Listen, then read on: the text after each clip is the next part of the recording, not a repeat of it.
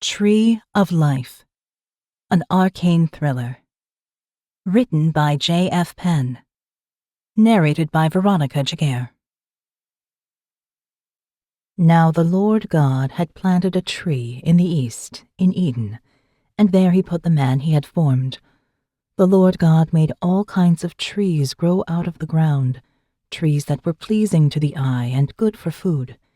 In the middle of the garden were the tree of life and the tree of the knowledge of good and evil. Genesis chapter 2, verses 8 and 9. Nature, red in tooth and claw. Alfred Lord Tennyson.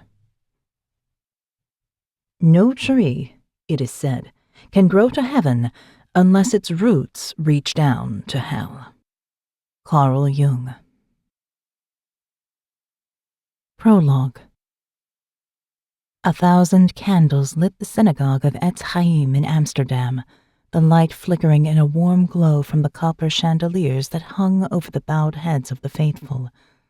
Some held candles in their hands, upturned faces full of hope and sorrow, and their prayers spiraled heavenward with the sweet smell of smoke. The fine acoustics of the synagogue resounded with the songs of the choir, unique to this community, sung in Hebrew with Portuguese inflection. The lack of electric light made the place seem timeless, the faithful engaged in a tradition stretching back across the ages. Words spoken by generations long dead, whispered behind closed doors during times of persecution, and spoken aloud with pride during times of freedom. Aaron Hirche usually loved Yom Kippur, the holiest day of the Jewish year, when the community came together to repent and atone for their sins. But this year it was a time of dread. He was about to have far more to atone for. Sweat dripped down Aaron's spine as he stood at the end of the wooden bench, his suit tight against his chest as he fought for each breath. His black top hat, worn by all men in the Portuguese Jewish community, sat like a heavy weight upon his head. He longed to pull it off, but he couldn't draw attention to himself. He wiped his brow and tried to calm his pounding pulse as the seconds ticked away. The cantor came to the end of his song, the final note lingering before fading into silence. Men from the community carried the Torah scroll from the Ark of Brazilian jacaranda wood, brought from Recife by Portuguese Jews returning to the safety of Amsterdam. The rabbi stepped forward to read.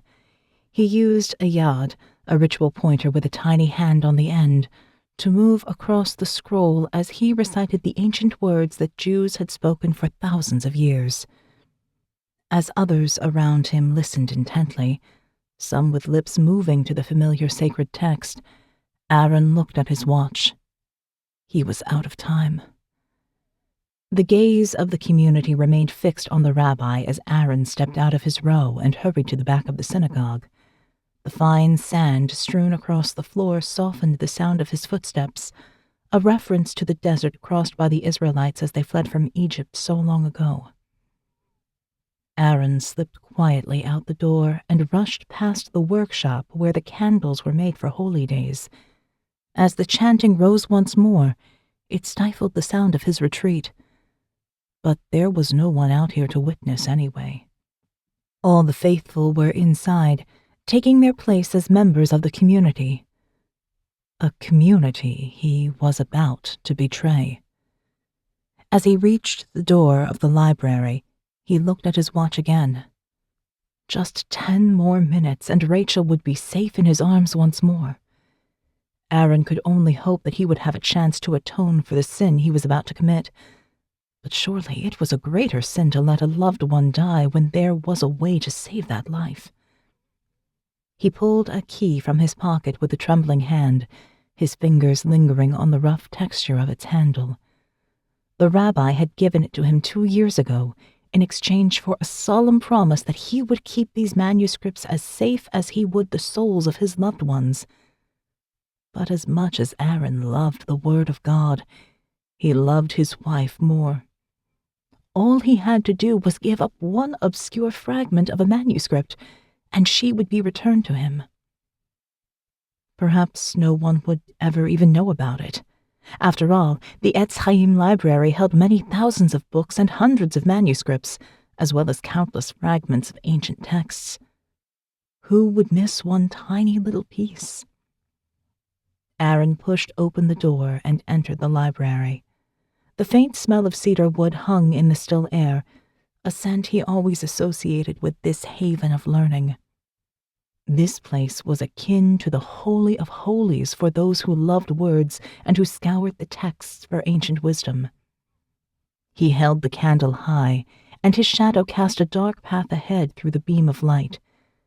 In normal times, he would never bring an open flame in here, but the candle was safe in its holder, and he dared not switch the lights on for fear of being seen. The beam glanced over his allotted seat, the leather cushion worn and dented into the shape of his bony frame.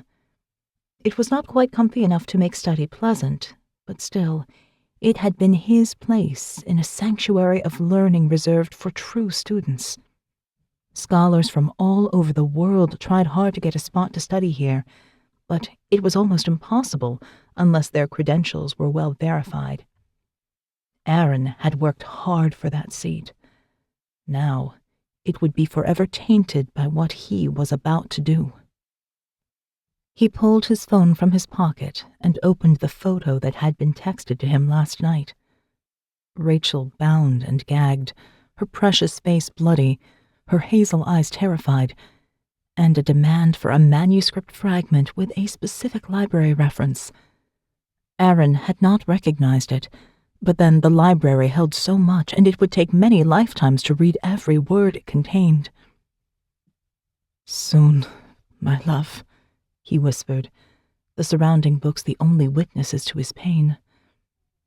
Aaron put away his phone and walked over to the index, a huge leather-bound tome with handwritten entries, added to over the years as ancient manuscripts were retrieved from communities around the world. He placed the candle holder down and pulled out the pair of white gloves he always wore to touch the texts before leafing through the pages. The entry he needed lay within an area of the library infrequently visited. It held not holy books, but fragments of texts that resisted scholarship because they were incomplete. This one was unusual, as it was marked with only one word, tun. Aaron frowned. It was the Dutch word for garden, and yet everything else was catalogued with Hebrew, or at least a mixture of Hebrew and Dutch. The sound of the cantor drifted across the courtyard, and his prayers gave Aaron pause. What was he really giving away this night? The seconds ticked away. He shook his head. Rachel was everything, and even the rabbi must agree that her life was worth much more than this fragment, whatever it might be. Aaron turned to a different part of the index, leaving it open at a new page to hide his search. He picked up the candle holder once more and hurried to the back section of the library beyond the furthest shelves he had been allowed to study. This area was not exactly forbidden, but the junior members of the library rarely accessed it. If he remained at Etz Chaim, Aaron could climb the ranks of scholars over the years, and as he progressed, he would be allowed to read more. Such manuscripts were a worthy goal for study, and right now he trespassed too soon. It was necessary, but his heart hammered as he took each step toward his goal. A huge rack of drawers stood against the back wall, etched with Hebrew letters and numbers, and some with strange symbols carved upon them. Aaron ran his fingers lightly over the wood, his lips moving in a prayer. The drawer he sought was near the bottom of the case, its number matching the ransom text. But there was something else next to the reference code. An ancient Jewish warning, a curse of some kind. Aaron frowned. It was highly unusual. These words were infrequently used, and he had never seen them in the library, only in ancient texts from pagan, superstitious places. Never here in modern Amsterdam. Perhaps it remained from some historical use of the wood, or... Aaron shook his head and pushed the doubts aside. He tugged at the drawer, but it didn't move. It was locked shut with no obvious place for a key. Panic rose inside as Aaron tried desperately to think where it might be, and a hot flush washed over him as he thought of the ring of keys that the rabbi carried at all times. Perhaps it was on his belt even now as he stood surrounded by the faithful in the hall. No, there had to be a way inside. Aaron raised the candle higher and examined the drawers more carefully. There was no obvious keyhole, and sometimes the cabinet makers created opening mechanisms in different places. He ran his fingers around the edge of the cabinet, feeling for any variation in the wood. There, at the back of the base, a tiny catch. He lifted it and heard a clunk from inside the drawers. Aaron knelt once more and pulled at the handles. This time, the drawer slid free, and he sighed with relief as he carefully eased it open. Some part of him expected to find something shocking or terrifying, something worthy of the curse protecting it. But inside there were only 3 manuscript fragments encased in glass fitting snugly into the wooden drawer.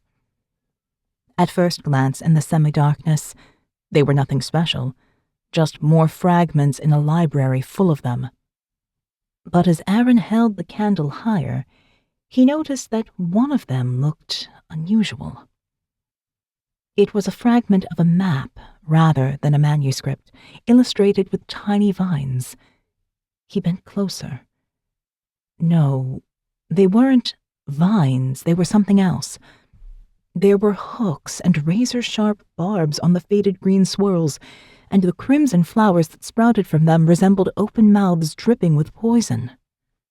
A tree stood behind the malevolent vines, part of its trunk visible on the fragment and intricately painted with strange symbols.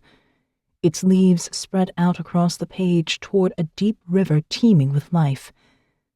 There were other markings on the edge of the map, but it was torn and ragged. This piece was perhaps 1/4 of the original. The tree gave Aaron pause. He stood within the Etz Chaim synagogue, named for the tree of life in the book of Genesis. Perhaps this image was the tree of which the scriptures spoke? But surely that was just a metaphor, and God did not cast mankind out of some physical Garden of Eden. The fragment was beautiful and mysterious, precious for sure, but it was the price of Rachel's life, and Aaron was more than willing to pay it. A sound came from outside the library, a scuff of boots on stone. It was time. Aaron lifted out the glass case with the Eden fragment and moved the others over to cover the space. He closed the drawer and stood up, spinning around and holding the candle high. Footsteps came from the outer library. A tall figure moved into the doorway just out of the candle beam, his features obscured by the semi-darkness. Aaron could see the immense size of the man. He filled the low wooden doorway, a looming physicality in a library built for men of a more studious stature. "Where is she?" Aaron stammered. "The manuscript first," the man replied, his voice low and hoarse as if he had sustained some kind of throat injury and had to force his words out. Aaron held up the glass case, his hand shaking a little. "It's only a fragment. This is all there is, I promise you." The man took a step forward, and his presence seemed to fill the room. Aaron shuffled away until his back rested against the shelves. They were in the furthest reaches of the library now. There was nowhere to run. The candle shook in his hand as the man reached for the glass case. "Tell me where she is, please." As the man stepped forward, the light of the candle revealed his face. The smoke turned his visage into something demonic with the hard planes of a fighter's chin, and underneath, a ravaged neck with the scars of one who had faced battle and emerged with no pity. Sometimes God sent an avenging angel. Sometimes his plan unfolded through the hands of violent men, and Aaron had a sudden sense that his own tree of life was ending. In Kabbalah, there was a moment when each spark of light was released back into the world as its physical container perished. As he looked into the man's eyes, Aaron understood that Rachel's spark was already free. Perhaps it was not the worst thing that he would soon join her. The man snatched the Eden fragment away with one hand, and with the other he raised a heavy golden candlestick high in his meaty fist. The sound of voices chanting prayers of atonement came from the synagogue beyond, and in that last moment, Aaron joined in. The sacred words smashed from his lips as the weapon came down. Pain exploded as he fell to the ground, palms raised in supplication. The candle in his hand rolled away, its light flickering as the man loomed over him. As Aaron sank into darkness, he smelled petrol in the air. The flicker of flame spread across the library floor toward the ancient books. What had he done? Chapter 1. Morgan Sierra stood on the edge of what remained of the still smoldering library. The community gathered for Yom Kippur had stopped the fire from spreading too far, but much was burned, and much more ruined by the water used to put it out. Smoke rose from the pyre and ashes danced on the morning breeze, a bitter sight for Jews whose collective memory still echoed with the horrors of the Holocaust. The rise of the far right in the rest of Europe seemed a long way from the open society of Amsterdam, but as she stared into the embers, Morgan couldn't help but wonder whether racial hatred had driven this attack as it had so many times before, and surely would again. She and Jake Timber had arrived an hour ago on a red-eye flight from London, swiftly organized when Director Marietti discovered the target of the fire. He hadn't said much on the phone, and his reticence was puzzling. ARKANE rarely became involved with hate crimes or terrorism of the everyday kind. The ARKANE Religious Knowledge and Numinous Experience, ARKANE, Institute, investigated supernatural mysteries around the world. They focused on religious and occult forces, relics of power, and ancient places of blood, rather than the more obvious terrestrial threats. Although the modern world might deny the existence of such things, Morgan had seen enough on her many missions to accept that not everything was as it seemed. Perhaps that was just as true today. The wind changed direction and whipped the smoke around in a mini tornado. Morgan tasted ash in her mouth, the charred and bitter remains of the precious books of the library. The smell of mourning would linger in her clothes, a reminder of what had been lost. On the flight over, she had read about the place in a hastily put-together dossier from the archives of the ARKANE databases.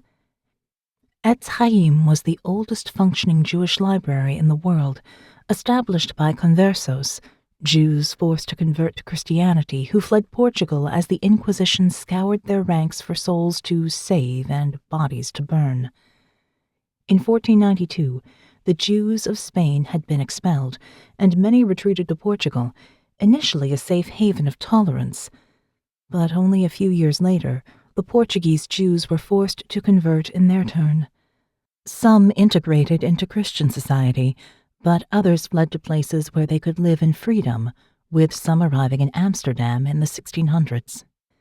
Bet Jacob, the first Jewish community in Amsterdam, was formed in 1602, and the library started with its first Torah scroll. Its literary prowess grew as the Dutch Republic became a center for printing and publishing in the 17th century. The Bookshop of the World used the distribution network of trade routes to ship books to all corners of the empire, and Amsterdam became one of Europe's leading hubs for Jewish printing. Over the years, thousands of Portuguese and Spanish manuscripts found their way to Etz Chaim, a trusted resting place for the written traditions of a persecuted people driven from their homes. The Netherlands had been a haven, But even this place had not escaped the Nazis, who murdered 75% of the Jewish population after the invasion.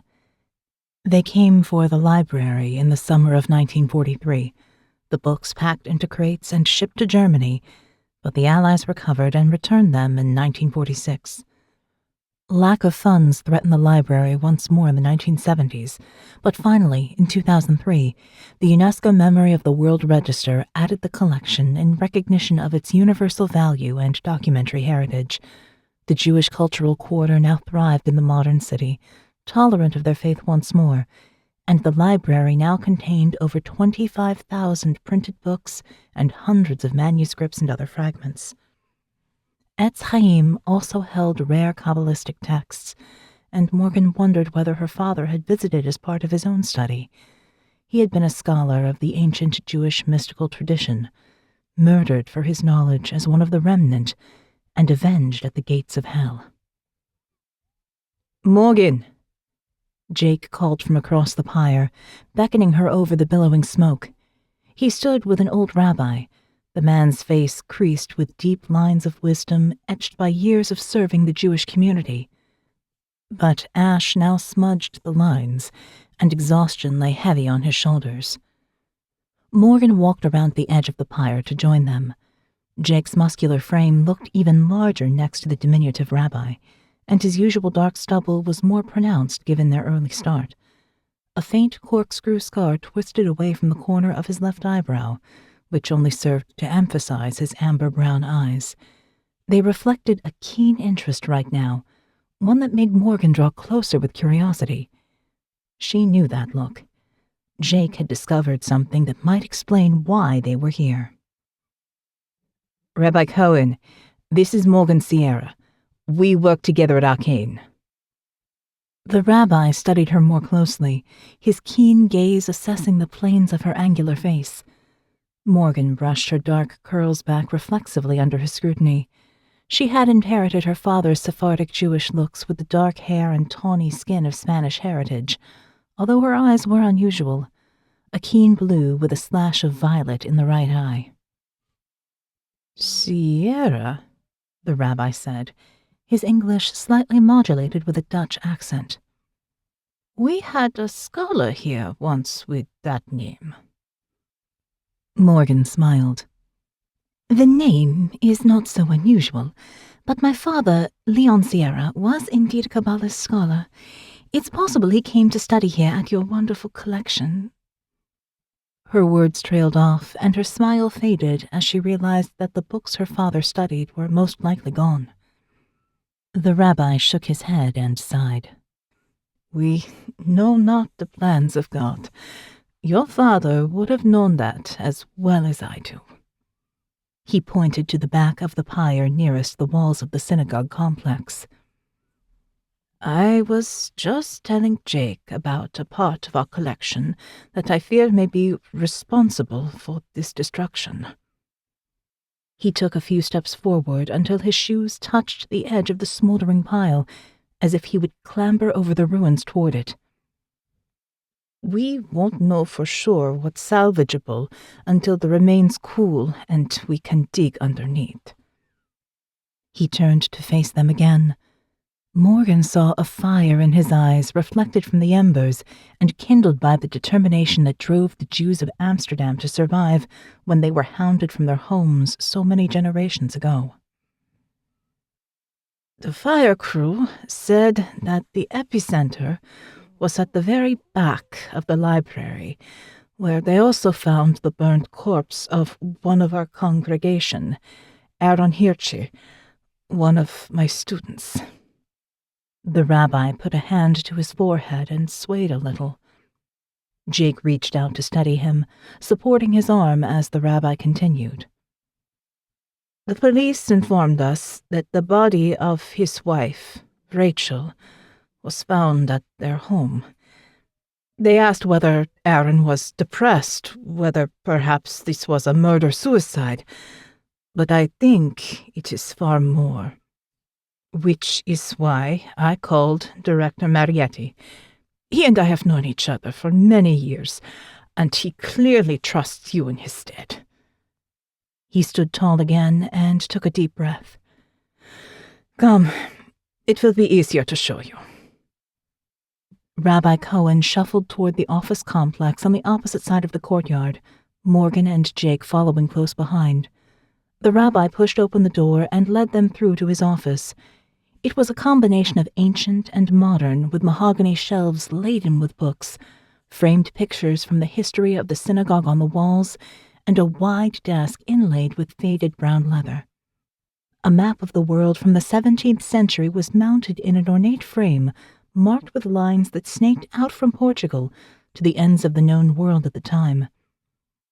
The rabbi opened a drawer and pulled out a slim laptop, its sleek modernity a sharp contrast to the time-worn surroundings. He placed it on the desk and opened it up, then beckoned Morgan and Jake to gather closer. He tapped a few keys and pulled up a list of manuscripts and an index of the library. "We keep to the old traditions, but we also use technology to enhance our lives. The Lord gave us quick minds for a reason." He clicked through to an image, a fragment of a map illustrated with looped vines with spiked leaves and crimson flowers in front of a spreading tree on the edge of a river. The vibrant colors were unusual in a tradition that studied the stark letters of the Hebrew alphabet shaped into the words of the divine, and Jewish scrolls rarely featured such images. There were symbols and words on the fragment, but it was clearly just a portion of the whole. "Et Chaim," the rabbi said, his voice wistful.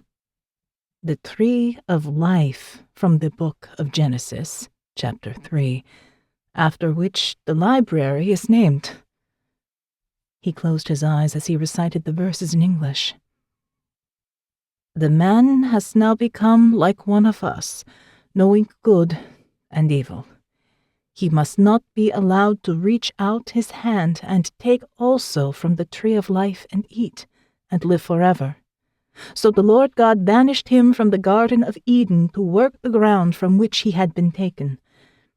After he drove the man out, he placed on the east side of the Garden of Eden cherubim and a flaming sword flashing back and forth to guard the way to the tree of life."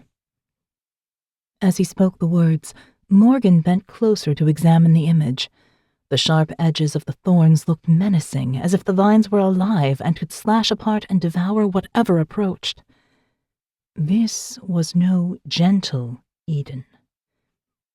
The rabbi opened his eyes once more. "Few knew of this fragment, but it was kept at the back of the library where the fire started. I didn't think Aaron knew of it, but perhaps he discovered its existence somehow." "So, what exactly is it?" Jake asked. The rabbi scrolled across the image to focus on the tree by the river, only partially visible before the torn edge. "This is part of a map that reveals the true location of the Garden of Eden, a place forbidden to us, and a knowledge handed down to a select few over generations. It was torn into 4 pieces when the Portuguese betrayed the Jews and allowed the Inquisition to tear the community apart. One piece came here, but the others are scattered, I know not where. Perhaps someone is trying to put them together again." Morgan looked over at Jake as he stood back to consider the rabbi's words. His brow furrowed as he studied the image, and his dark eyes were contemplative. Perhaps in the past, they both would have been doubtful that such a thing was possible. But such wonders filled the vaults below the ARKANE headquarters in Trafalgar Square in London, and she had seen things that dissolved her own doubts over time. If this truly was part of a map to the Garden of Eden, if the Tree of Life was even a possibility, then she and Jake had to find it first. The location of Eden was a powerful secret coveted by believers of Judaism, Islam, and Christianity alike. 3 powerful religions that would use any means necessary to take control of such a place. But more than that, it was every ecological warrior's symbolic home, a place where nature came first, and humanity created as an afterthought. Then there were those who pursued immortality at any price, the Silicon Valley billionaires who believed they could cheat death. She and Jake had encountered such people in the hunt for the hand of Ezekiel, the bones that would raise the dead, and they had vast resources at their fingertips. There were so many people who would seek the Garden of Eden if it truly was a place on earth. It was hard to know where to start. Morgan smiled to herself at the challenge ahead. In the last months since she and Jake had knelt together on the island of Alcatraz, she had immersed herself in the ARKANE archives during the day, researching and learning to increase her knowledge. By night, she had trained to her physical limits, sometimes alongside Jake in the state-of-the-art gym, but often separately with a Krav Maga coach to regain her former strength and skill in the Israeli martial art. The burns on her skin from the great serpent had faded now, and she had regained her focus. She was back in control and ready for the next mission. Jake walked around the desk and stood before the map of the Portuguese Empire, tracing the lines with a fingertip. The Jews of Portugal scattered all over the globe in the wake of persecution. How do we know where to start looking for the other fragments? The rabbi pushed back his chair with a creak and shuffled over. He reached up with a finger and pointed to a city on the ocean. You must start where it all began. Chapter 2. Aurelia dos Santos Fidalgo stood on the edge of the vast open pit mine, its levels exposed as it descended deep into the earth. Copper-colored rock strata stretched as far as she could see, fading into the distance and bleeding into the bright blue of the Brazilian sky above. The giant trucks that transported ore to the processing area looked like toys from this distance high above, but the din of their engines echoed up the canyon regardless, the sound of weapons wielded daily against the land. The roads they traveled were scars that deepened every day, marks that Aurelia imagined were etched upon her own heart. Mina de Fidalgo was her father's dream. Billions of tons of iron ore lay in the rock, along with gold, manganese, bauxite, copper, and nickel, and he had spent his life creating this place. He fought hard for the permits to excavate this area of protected rainforest, and once granted, he accelerated development. Each truck full of ore was another stack of dollars in his bank account. Each gouge from the land lined his pockets and those of the corrupt government he propped up with his growing wealth. Now, Aurelia stood in his bloated mansion on the edge of the mine. The house had been constructed far away from the original dig, but over the years the mine expanded until her father's grand dwelling sat right on the edge of the precipice. She put her hand against the glass window. Her brown skin looked almost translucent in the sunlight, and she spread out her thin fingers to try to blot out the wound on the land. If only she could erase the whole thing. But her father's recent death had not given her complete power over the mining company. It had only made her a figurehead with his name. The board retained decision-making power, and they had plans to expand into the national park on the western edge of the mine. It was nominally protected for biodiversity and conservation, but Aurelia knew it was only a matter of time before the company cut further into her beloved rainforest. She turned from the window and sat down at the long tigerwood table carved from a single piece, its rich grain oiled and polished to a bright sheen. She wished it still grew in the forest, a living being, pulsing with sap, every ring a memoir of its long life. But her father had hacked it down himself and made the table back in the early days of his marriage when he dreamed of a vast family. He wanted strong sons to carry his name and beautiful daughters to marry off to wealthy landowners, an ever-expanding empire. This grand house had been but a dream back then, when the rainforest was thick and lush, and his plans for the mine were just stakes in the ground. The years passed, and wealth flowed in abundance, but her father's goal of a huge family remained out of reach. Her mother miscarried over and over, her womb barren even as the ground gave up its lifeblood. As her father told it, Aurelia was a child given by God as a reward for his years of dedicated service. But her mother had whispered the truth as she lay dying from lung cancer a few years back, the same disease that had carried off her father in recent months, both of them killed by toxic fumes from the very mine that had enriched them. The truth of her birth was a secret that could end Aurelia's position in the mining company, and she could not risk that until everything was in place. A gentle knock at the door, and the maid walked in with a breakfast tray. Her eyes remained lowered as she put it down at the only place setting and hurried out. Aurelia didn't know her name. She didn't know any of the local staff whose livelihood depended on the mine. There were thousands of people employed here: manual laborers, truck drivers, ore processors, scientists. The newly created wealth benefited all levels of society, but at the expense of the land. Aurelia didn't need to know their names, because all of this would disappear soon enough. All these people would die, and her own time would inevitably come. One human life was a mere brief flicker of light against the dark expanse of the world, but some could flare brighter than others, and she intended to leave a legacy far greater than her father's.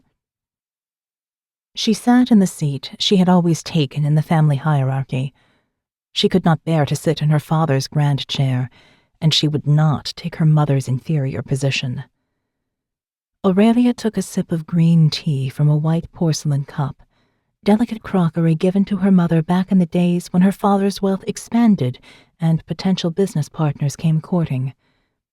Her mother had never liked the crockery, or even much of her life out here, but she had done what she had to for her husband and eventually learned to tame her wilder nature.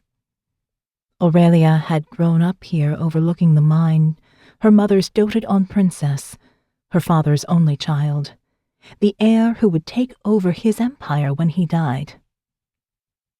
"This is all for you, Anzina," he would say. "Never forget it. This is your inheritance." Even on his deathbed, her father still urged Aurelia on to greater things, but he had never noticed, or perhaps never cared, how she always gazed toward the rainforest instead of the mine. Aurelia checked her breakfast plate carefully. Sometimes the maid put on too much, but today it was correct. 10 almonds, 10 small pieces of her favorite white melon, Maleo Branco, cut into perfect squares, a tablespoon of lentils. She slowly picked up one almond, placed it in her mouth, and forced herself to chew, wishing as she did every day that she didn't have to eat. Every calorie of energy she took from the world was one less for nature's own survival. Her family had already taken so much from this land, and she hated to be the cause of yet more destruction. She closed her eyes and forced it down. It was important to sustain herself for the journey ahead, but perhaps it wouldn't be much longer. Perhaps this time they would find it. Aurelia glanced at her phone, but the screen lay black and dormant. No word yet. She picked up a square of melon and placed it on her tongue, letting sweetness flood her mouth. It was almost too much pleasure, and she longed to spit it out. She did not deserve such joy, but she had to eat. Her bones were brittle, her joints ached, and her skin lay tight against her frame. Whereas once she had been praised for her slim form, most would not even look at her now, crossing themselves as she passed as if to ward off the inevitable death that must come for all. But Aurelia didn't care for their opinion. She only had to sustain herself until she achieved her goal, and surely it was closer now. The cry of a harpy eagle came from outside, its wings outstretched as it soared on the hot air rising from the pit. Aurelia watched it with envy, wishing she could be as free. Did the eagle mourn the loss of its land as much as she did? She speared another cube of melon and raised it to her lips, smelling the sweetness before taking a dainty bite. As she lifted the fork, the crockery vibrated on the table as the excavation below shook the foundations. The board wanted to excavate directly under the mansion, to blow apart the rock beneath. In truth, Aurelia would be happy to see this place demolished, but she did everything in her power to thwart them, withholding permission for its removal, claiming emotional distress at the thought of losing her family home. They said they would rebuild it exactly as she remembered, but miles away from the noise and dust, so it would be even better. But Aurelia wanted to wake every day to the din of the mine, each clang a sound of the end of the world, for that is what it was. They would never stop. These voracious men clawed at the ground and sold truckloads of it for gold. They raped and stabbed and slashed and burned the earth that they had once seen as a mother, and yet still she lived. Enough. It was time to restore nature to her rightful place, and Aurelia intended to fulfill the promise of her birth. On her deathbed, her mother had beckoned Aurelia over. Her skin clung tight to her skull, the flesh hollowed out by cancer. She could barely speak for coughing, but she persisted, whispering between labored breaths. The Earth Mother punished me for the sins of your father. His polluted seed would not grow in my womb, and every child that began to grow died within me, until blood ran freely once more. Her eyes filled with tears. So many babies. She wiped the tears away as her gaze grew hard and determined. After each time, he would return in the dark, force himself upon me, even as the blood of the lost lay wet upon my skin. He would pray as he did it, asking God for a miracle to open my barren womb. But as the years went by and the wound in the ground grew deeper, I understood that the land scarred me from within. The Earth Mother was raped as I was, and she would never let me be fertile while her body was broken apart. She coughed slightly, and it turned into a hacking retch that convulsed her body. Aurelia held honeyed water to her mother's cracked lips. What then, my? Her mother took a deep breath and sighed. I went to the only place I could turn to, the rainforest and the shaman. She smiled, her eyes alive with memory. I traveled the old ways, unknown to your father, so he could not follow or send a man to track me. My people, your people, Aurelia, are rainforest dwellers who thrive under the green canopy. My soul died a little every day I lived on this scar, but as I walked into the forest, the call of the howler monkeys nourished me.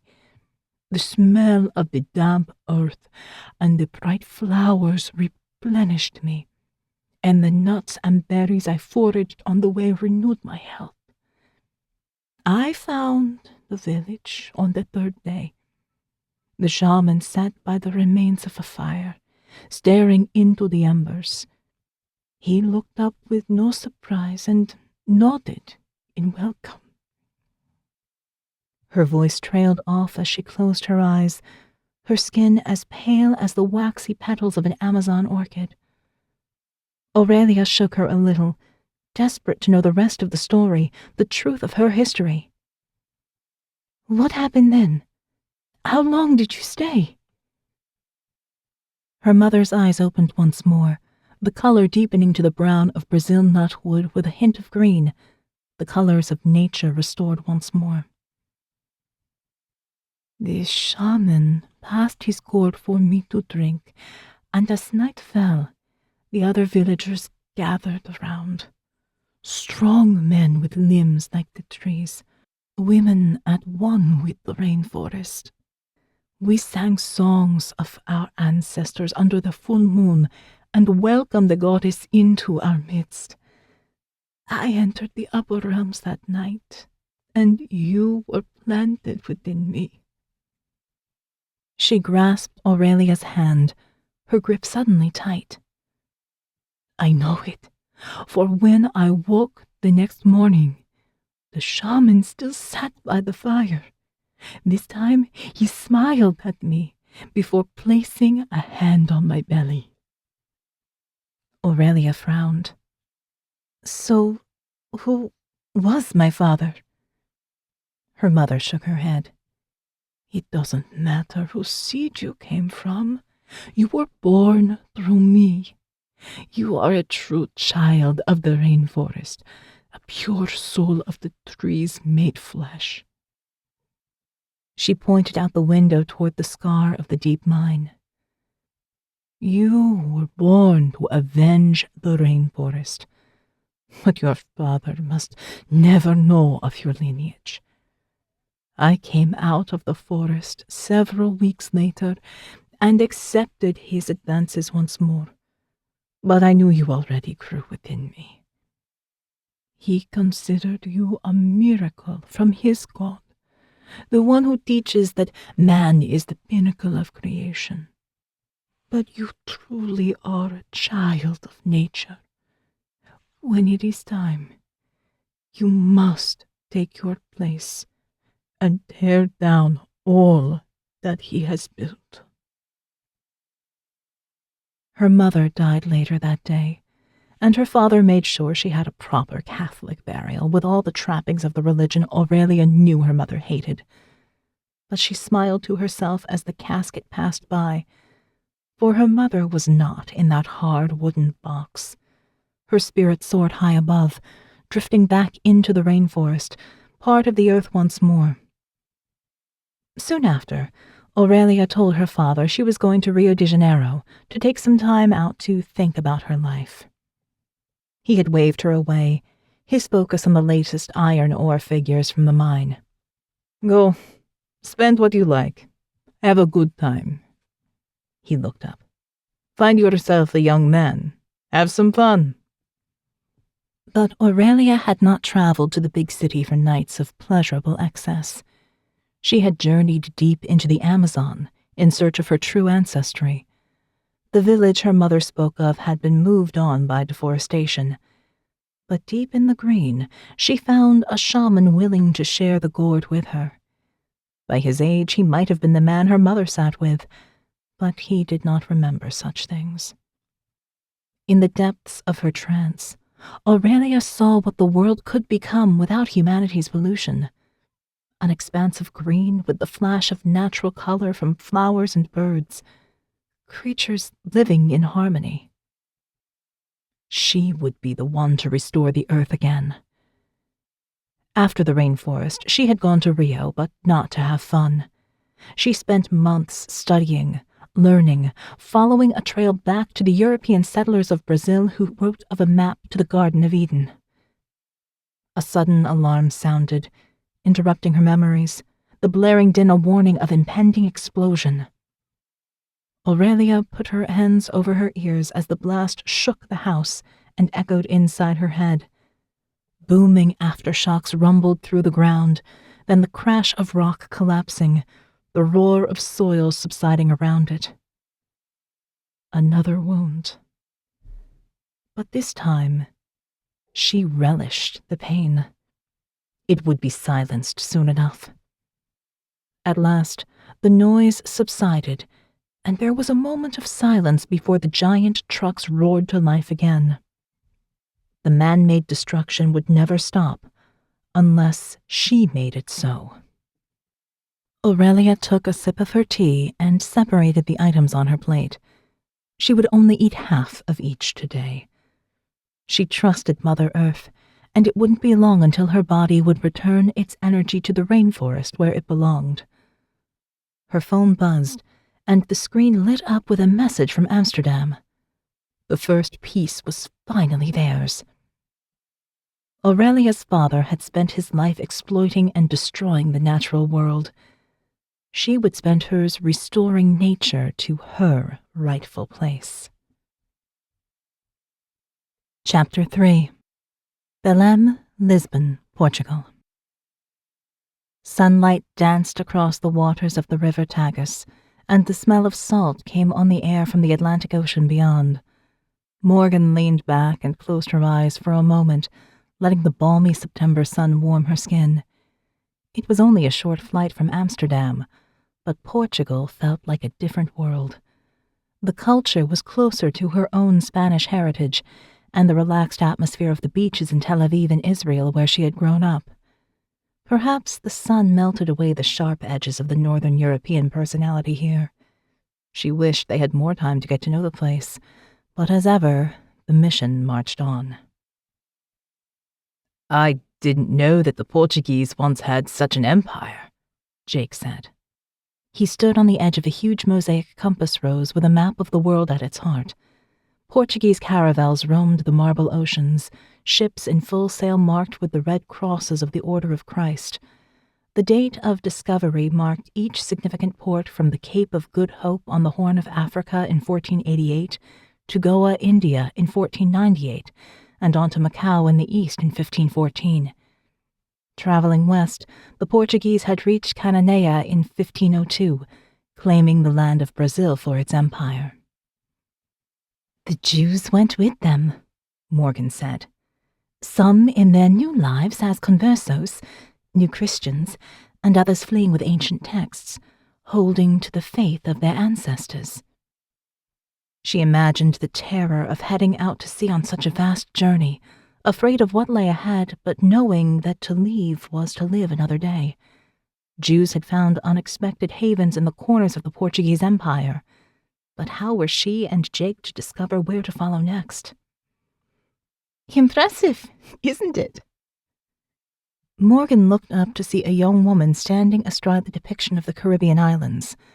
She had a long, dark braid woven with colorful silk flowers, and she held a cardboard tray with 3 takeaway coffee cups and a bulging paper bag.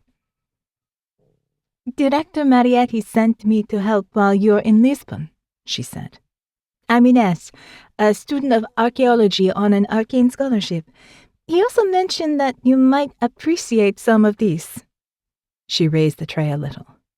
"Coffee, and the best pastéis de nata you'll find, possibly in the world."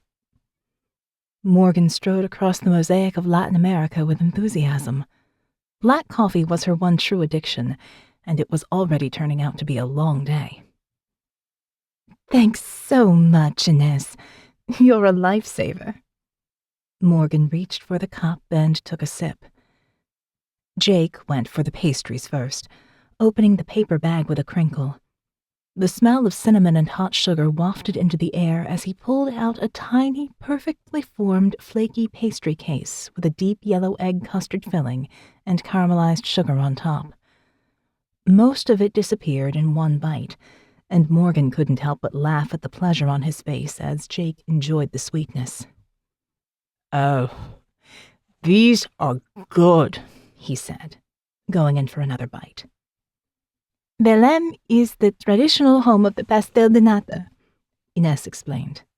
"But they've spread all over the world now, and you can taste why." Morgan turned to point at the huge Padrao dos Descobrimentos, the monument to the discoveries, which rose high above them on the edge of the river. "Is that how they spread?" Shaped like the prow of a caravel, the monument featured prominent Portuguese historical figures: Vasco da Gama, discoverer of the sea route to India; Ferdinand Magellan, first to circumnavigate the world; Pedro Alvares Cabral, discoverer of Brazil; and so many more, with Henry the Navigator at the prow looking out to sea. Every intricate carving had a distinct face, and each carried aspects of their lives: a sword, a cross, a manuscript, an astrolabe. Ines led Morgan and Jake closer to the monument. They carried our faith and our language. Over 250 million people speak Portuguese around the world now, and you can even get an excellent pastel de nata in Macau.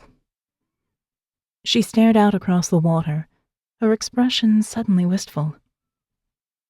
We have a word in Portuguese, saudade, considered almost impossible to translate as it has no exact English equivalent. It is part longing and nostalgia, a kind of homesickness, and also conveys a sense of loss. Imagine a caravel leaving this port. One lover stands on the deck, the other on the shore. Saudade is the tension between the departed and the left behind. That's beautiful. Morgan looked up at the famous faces of the explorers. It's incredible how far the Portuguese traveled. How does a nation go from ruling so much of the known world to being an almost forgotten corner of Europe? Ines shrugged. I know, it's crazy, but every empire must fall. You live in England, so it must be the same there. A once great empire reduced to architecture, forgotten books, and memory. Morgan nodded.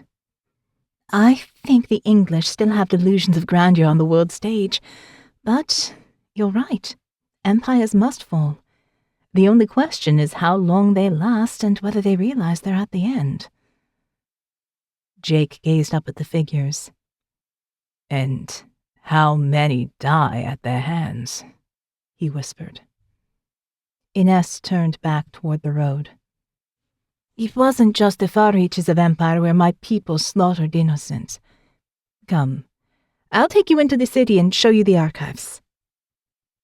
She led them away from the busy tourist buses to a row of tuk-tuks, the three-wheeled auto rickshaws used all over Asia but less common in Europe. Ines beckoned them over to one decorated with the same silk flowers she had wound in her plait. This is yours. Morgan climbed into the tiny vehicle. Jake squeezed in next to her, his muscular frame pressing against her leg.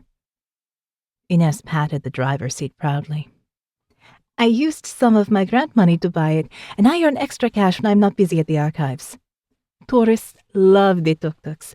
They're the fastest way to get around the city, that's for sure.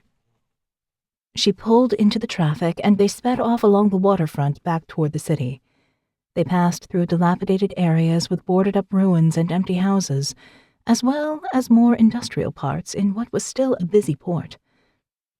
Morgan had second thoughts about Ines's seemingly gentle nature as she darted in and out of the traffic, turning around to point things out and weaving away from cars at the last moment with a liberal use of her blaring horn. Jake grinned as they sped past a colorful food market. This is awesome. Perhaps we could convince Marietti to get us one for the London office? They soon pulled up in the center of the old city and parked at the back of a rank of tuk-tuks. Ines went to speak with some other drivers, her lively chatter evidence of her place in the community. She returned to them a moment later. Come, it's this way. They walked the last few streets along the distinctive pavements of the old city, Calçada Portuguesa, a unique style of hand-cut and hand-laid stone in wavy patterns of dark and white, as if the river twisted inland. Bright hand-painted azulejos tiles dotted the facades of houses and shops above, brought to Portugal by the Moors of North Africa. Lisbon was truly an eclectic mix of cultures, modern evidence of the Portuguese Empire, which brought immigrants from former colonies in Asia, Africa, and Latin America. As they passed, the sound of fado drifted out of a bar, sometimes called the Portuguese blues for its blend of lyrical fatalism and resilience against the odds, a lament for an irrecoverable past. They rounded a final corner and entered a tree-lined plaza where locals sat drinking coffee in dappled light next to the walls of the convent of Our Lady of Carmel. Ines spoke to the clerk on the tourist desk, and she waved them all inside. They emerged into the medieval remains of a once grand house of worship. Morgan looked up in wonder at what remained of slender columns leading up to arches in the plain Gothic style. Somehow it seemed even more like a house of God without a roof, as the blue sky above formed the true vault of heaven. Faith could never be contained in buildings constructed by human hands, and no matter the beauty of the place, Morgan always felt closer to the ineffable in nature than in man's creation. This ruined convent combined the best of both worlds. The 1755 earthquake destroyed this, along with the Great Library, Ines explained. The military used it for a while, and eventually it was partially reconstructed, but then the 1969 earthquake damaged it further. Perhaps God prefers it this way, Morgan said softly. Ines led them on through the nave toward the far end of the convent, which housed the small archaeological museum. She pushed open the door and led them through the chapel of the Old Asp, explaining interesting things as they walked.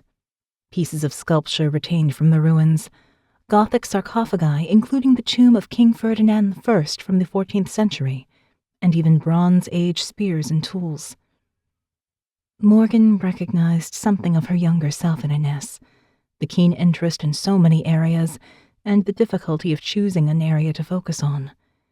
She had felt that way back in training for the Israeli Defense Force, but her husband Elion's death in a hail of bullets on the Golan Heights had focused her search for meaning.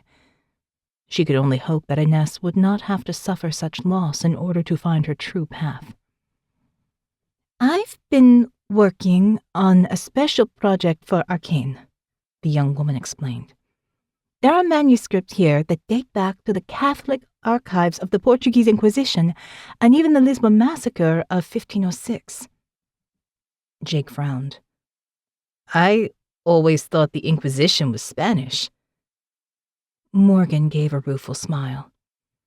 Fanaticism knows no borders. Ines led them into an unusual chamber. Wooden bookshelves densely packed with leather-bound volumes lined the high stone walls. An Egyptian mummy lay in a painted sarcophagus dated from the 2nd century BCE. 2 16th century Peruvian mummies sat entombed in glass cases, hunched over with bound legs and shrunken leathery flesh. It was a macabre room of vellum, bone, and parchment, a contrast to the sanctuary of stone outside in the fresh air. The chamber grew dark as clouds passed over the sun beyond the windows, and Morgan shivered a little at the dead flesh before her. It was nothing like the mummy crypt in Palermo where she and Jake had sought the Devil's Bible, but somehow this place had a truly grim atmosphere. Ines opened one of the glass-fronted bookshelves and pulled out a heavy tome. Jake helped her heft it onto the top of the Egyptian mummy case, and she opened it to a section on the Lisbon massacre. I wanted you to see this, the words of a monk who witnessed hundreds of Jews tortured, beaten to death by the mob, or burnt at the stake at Rossio Square, just down the road. Morgan walked over to the bookcase and stared in at the volumes. The ashes of the pyre of the library in Amsterdam were nothing to the number of Jews burned here in Lisbon, and those countless souls immolated all over Europe across the generations. Most knew of the Holocaust, but pogroms were common all over the continent as her people were blamed for everything from plague to economic ruin. She took a deep breath and turned back as Jake bent over the manuscript to look more closely at a page displaying a hand-drawn map. The illustration was similar to the Portuguese Empire on the wall of the rabbi's office. Many of the new Christians, or conversos, who survived left after the massacre, Ines explained. Any remaining escaped when the Portuguese Inquisition was established 30 years later. Of course, its influence spread throughout the empire, but some Jews found a haven in the colonies. We're looking for pieces of a particular manuscript, Morgan said. Why would this help? Ines pointed to the map. Look closer. Morgan walked to the other side of the sarcophagus and bent over the tome. Jake leaned back a little to let her see, and pointed to a tiny sketch next to a line of ships sailing away from the coast. Look familiar to you? It was a tiny illustration made by the hand of someone with great skill, depicting curled lines with sharp spikes and crimson flowers. The word next to it, Ines said softly. hortus. The Latin word for garden, Morgan finished for her as she looked down at the caravel sailing east. Then we will follow the same path. They walked back outside together, and as a taxi pulled up, Morgan smiled at Ines. Come to the London ARKANE office sometime. I'd love to show you what we have in our archives. I think you would find it fascinating. Ines beamed with enthusiasm. I'd love that. Thank you. I'll put in a request after the summer break. Frick Versfeld pulled his baseball cap lower over his forehead, his eyes hidden from view by designer-mirrored sunglasses, as he gazed at the man who stood only meters away outside the convent walls. It took everything he had to rein in the anger that surged inside as he focused on the man's features. It had to be him. Jake Timber.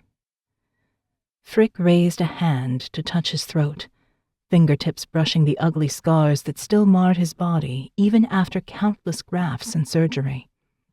He was a monster because of what Jake had done years ago, and he had dreamed of revenge for so long, but Jake had disappeared off-grid. What was he doing here now? Frick raised his phone and took several photos of the convent walls, as any tourist might do, but he made sure to get Jake and the two women with him in the frame. As Jake stepped into a taxi with the older woman, Frick followed the younger one as she walked away. His fingers itched to wrap around her slim neck.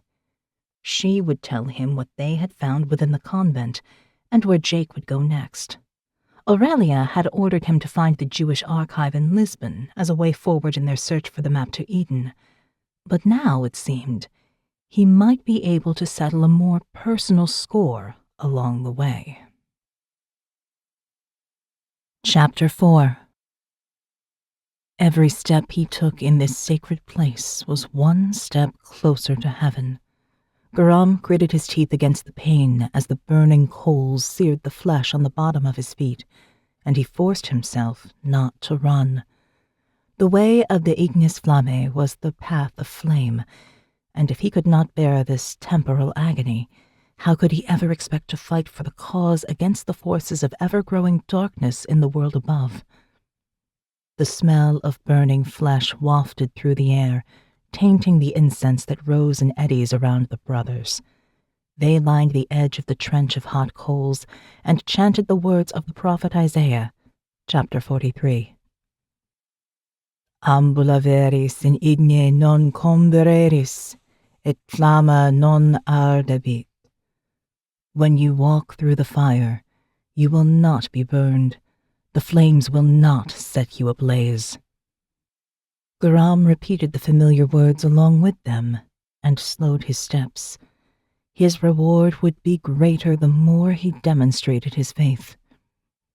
Each of the brothers wore a forest green robe woven through with thorns to remind them of the violence of nature, each movement bringing a prick, a cut, a slice of pain, so they would never forget the true nature of Eden. 5 men were chosen from each generation to become warriors of the ignis flammae, to carry one of the flaming swords after which they were named.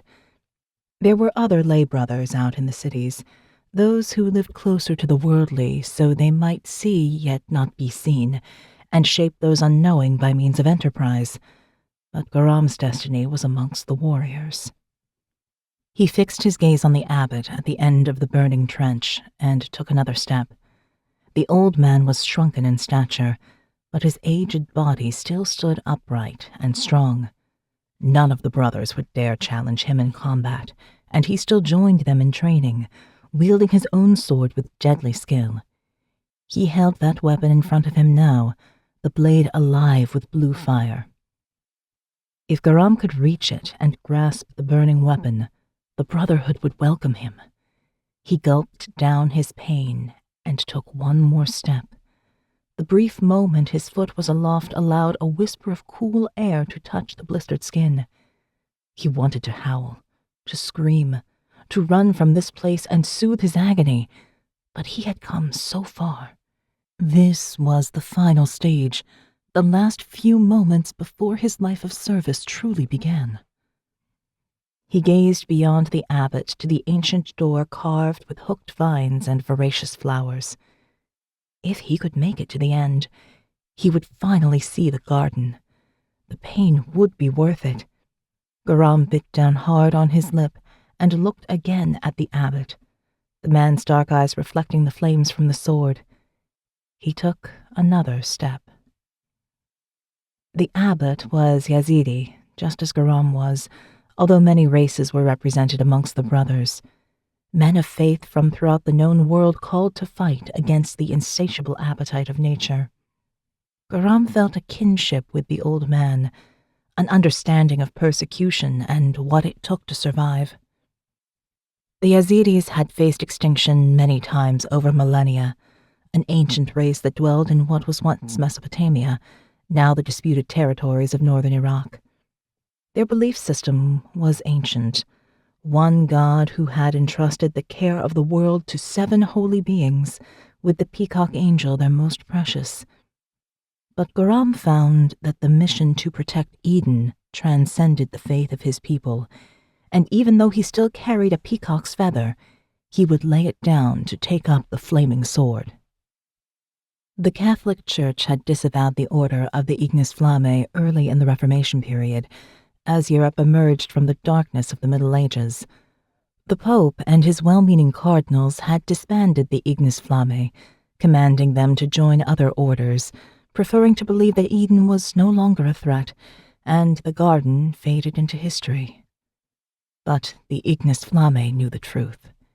They had gone underground, the monks more aware than ever of the danger that humanity faced from Mother Nature, the sworn enemy of civilization. The chanting of the brothers rose in volume as Garam reached the end of the burning channel and stood before the abbot. The old man stared down at him, a challenge in his eyes. If there was any sign of weakness, of desperation to escape the burning torture, Garam would be cast out. He had seen many novices leave here broken in body and spirit when they failed the test of fire. But he would not falter. He stood his ground, his feet searing on the coals, pain lancing up his legs. He stared up into the abbot's eyes, biting his lip again until the metallic taste of blood flooded his mouth. A few more seconds. Just when the screaming in Garam's head reached a crescendo, the abbot thrust the flaming sword out in front of him. "Take it, brother. Step into your new life." Blue flames licked the folded steel, the mottled effect like ripples on the surface of a deep pool. The sharp blade reflected the hooded brothers around him, and Garam could see his own face there too, his brown skin covered in sweat, and his crooked nose broken in an Iraqi dungeon. But there was a new pride in his eyes as he reached for the blade with his left hand. His fingers closed around the sword, and he let the flame lick his skin. The hot metal cut into his palm, and blood bubbled up around the wound. The abbot nodded and reached for his other hand. "Rise, brother. You are now a warrior of the Ignis Flammae. Welcome to the garden." The brothers rushed forward and pulled Garam from the fiery pit. He tumbled into their arms, blinking back tears, not from the pain, but from a sense of being uplifted, finally blessed and accepted into this holy place. The abbot knelt by him as the brothers tended to his wounds. "Let us heal you, my son." One monk applied a cool balm and fresh bandages around Garam's burned feet. Another dabbed salve on his palm and wrapped it with linen. The abbot himself lifted a cup to Garam's lips. Drink this down. The garden's poison can also be its cure. Garam took a sip and almost gagged on the bitter juice, but as it trickled down his throat, a fire ignited inside. He gulped it down and his pain melted away, even as the cavern grew hazy around him and his mind lifted away from his wounded body. Smoke from the fire merged with incense and whirled into shapes of skeletal figures, dead brothers come to honor the new member of their ranks. He nodded to them, and they parted before the ancient wooden door. Its carvings writhed, and looping vines with hooked claws squirmed over the wood as if to escape their prison. The flowers bloomed into gaping maws, sharp spines emerging like tiny teeth ready to shred any prey that came near. The abbot bent close. You see it, don't you, brother? The truth of the garden is right there on the door. But only the chosen see Eden as she really is. The most dangerous foe mankind can ever face, never resting in her desire to take back the land that once belonged only to nature. We perish and die in ever greater numbers to hold her back, and yet our blood only nourishes and strengthens her. He reached inside his robes to grasp a silver pendant that hung around his neck. He tightened his fist around it as if gaining strength from the metal talisman. He sighed before speaking once more. The Lord placed an angel with a flaming sword east of Eden to stop mankind finding it again. We are the last in that line of defense. Now you are one of us. It is time for you to see what we protect the world from. The abbot stood and beckoned two of the brothers over. They laid a woven green blanket on the ground and helped Garam onto it, then lifted him as if in a cradle. The abbot slowly walked to the ancient door, his footsteps slowing as he approached, as if a great weight settled over him. When they reached the door, he turned to face the brothers. Hide your eyes, lest you be taken in by her treachery. The two brothers laid Garam down and pulled green rags from their robes, tying them around their heads so they could no longer see. Garam's heart beat faster as he considered what might lie behind the door. What could be so terrifying that brothers who had been inside themselves must not witness what lay beyond? The abbot faced the door once again and turned the huge key in its ancient lock. A click, and it swung open with ease. The smell of wet earth and pungent flowers wafted from inside. It was dark at first, but the light from the fire pit cast a beam that illuminated the thick trunk of a gigantic tree in the depths of the garden. A writhing vine shot out the door and wrapped itself around the abbot's foot. He slashed down with his flaming sword, and the plant jerked back inside, leaving a piece of itself on the stone. The abbot crushed it with his heel, grinding it to a pulp, his face contorted with hatred. Now we go in, brother, and I will stand beside you as you face her. The abbot walked inside, his flaming sword held high as he advanced. The two blindfolded brothers picked up the blanket again and walked after him. Garam clutched the edge of the material, his knuckles white with terror as they entered the garden, blood seeping from his wounds as he readied himself to face what lay ahead. The brothers placed Garam on a patch of earth and retreated out of the door quickly, closing it behind them. The click of the key resounded ominously in the cave, and terror rose in Garam's chest at the thought of being trapped here. The abbot stood next to him, flaming sword held high, eyes fixed on the darkness beyond. Whatever you see, brother, hold steady. His voice wavered as if they faced some terrifying foe, but only the gentle sound of rain came from further back in the cave, a peaceful note of water refreshing the soil. Garam remembered sitting with his mother on their veranda during monsoon season, watching raindrops ripple in the puddles, listening to her prayers of thanks to God for sending much-needed water. The memory filled him with a calm peace, and he wondered how the garden could be considered so terrifying. He turned his face up to the roof, seeking drops of rain to cool his burned skin, but nothing came, except the sound in the distance and the smell of damp earth. A tendril of vine slowly emerged beside him, a tiny green shoot, a symbol of hope in every culture. Garam watched as it pushed out of the ground and fragmented the surface of the soil. It seemed harmless, perfect in its creation. He frowned in confusion. Was the garden actually a sanctuary? The sound of rain intensified. Garam glanced up. The abbot clutched his flaming sword more tightly as he stood in a fighting stance and faced the darkness beyond. A roll of thunder and then a flash of lightning illuminated the cave. Garam gasped to see its true expanse, an underground rainforest with green of every shade and flowers of every hue. A gigantic tree rose in the center, its branches spreading out like the heavens, and somehow it maintained its own weather system deep underground. He felt a tightening around his wrists and looked down to see the tiny vine was now as thick as his palm was wide. It wrapped around his limbs and pulled him tight against the earth, oozing poisonous sap onto his skin. "Help!" Garam screamed, but the abbot could only slash at the ferocious vines attacking his own legs, the fire of his sword fading as the heavy rain reached them and hammered down from above. The abbot fell to the ground as the vines wound up his frame faster than he could cut them away.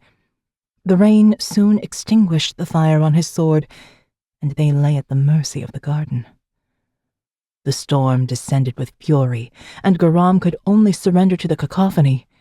In the howling of the wind and the hammering of the rain, he heard the agony of those drowned in her floods and ocean rage, whose bodies were smashed apart by tornadoes or crushed by earthquakes, who convulsed as they ate her poisonous plants. He listened as she burned humanity in wildfires and volcanic ash, and even with the rays of the blistering sun. She released noxious fumes to suffocate her enemies, plagues to decimate the population, and starved the rest when she withheld her bounty. Ultimately, she consumed their flesh and bones, devouring life and using it to grow more of herself. Garam screamed as the truth of the garden was revealed to his fragmented mind, and he wept at the futility of fighting such a powerful foe.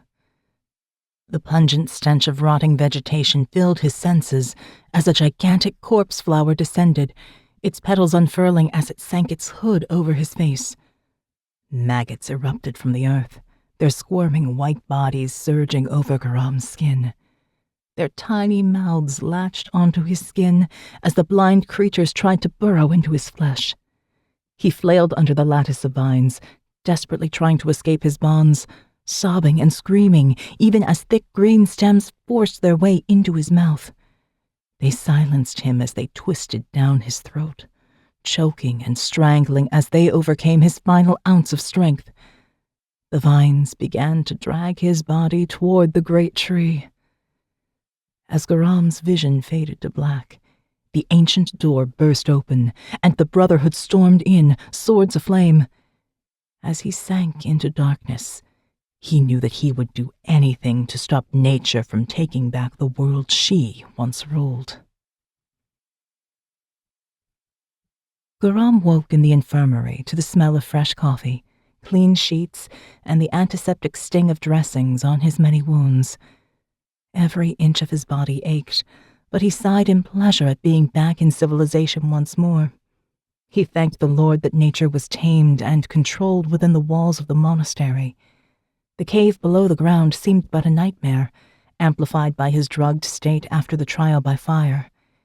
Yet he couldn't deny the proof on his skin, the raised welts around his wrists from the poisonous vines, the ache in his throat from the violation of its thorny stems. The abbot came into the room and limped over slowly, every step clearly an effort. He sat on the side of the bed, his face gaunt, his flesh covered with tiny cuts. You did well, my son. You faced her and emerged with knowledge that few possess. Only warriors may enter the garden, and most in the Order do not even know the location of the sanctuary. He reached for Garam's sword hand and took it in his gnarled palm. We are all in danger in these modern times. I fear discovery of the garden and the release of her power by those who don't understand what it means. He shook his head. But I cannot face her again. She grows stronger, and those who seek her out will release her power into the world if they can. The abbot clutched at the silver pendant around his neck. The tree of life was never meant for us, as the Lord himself said in Genesis. We were expelled from the garden for our own good. His piercing gaze looked deep into Garam's soul. Recover quickly, my son. Then ready yourself to go into the world and stop those who seek to restore Eden. Chapter 5. Morgan breathed in the tropical air of Macau, an island city in the Pearl River Delta across the bay from Hong Kong and Shenzhen, a region of China that had expanded rapidly in the last decade of staggering economic growth. It was good to be out in the open air after 15 hours flying on a cargo plane. She had slept easily, a trick picked up during her years in the Israeli Defense Force, but Morgan was grateful that the journey was quicker than the many months of open sea that the Portuguese traders would have faced.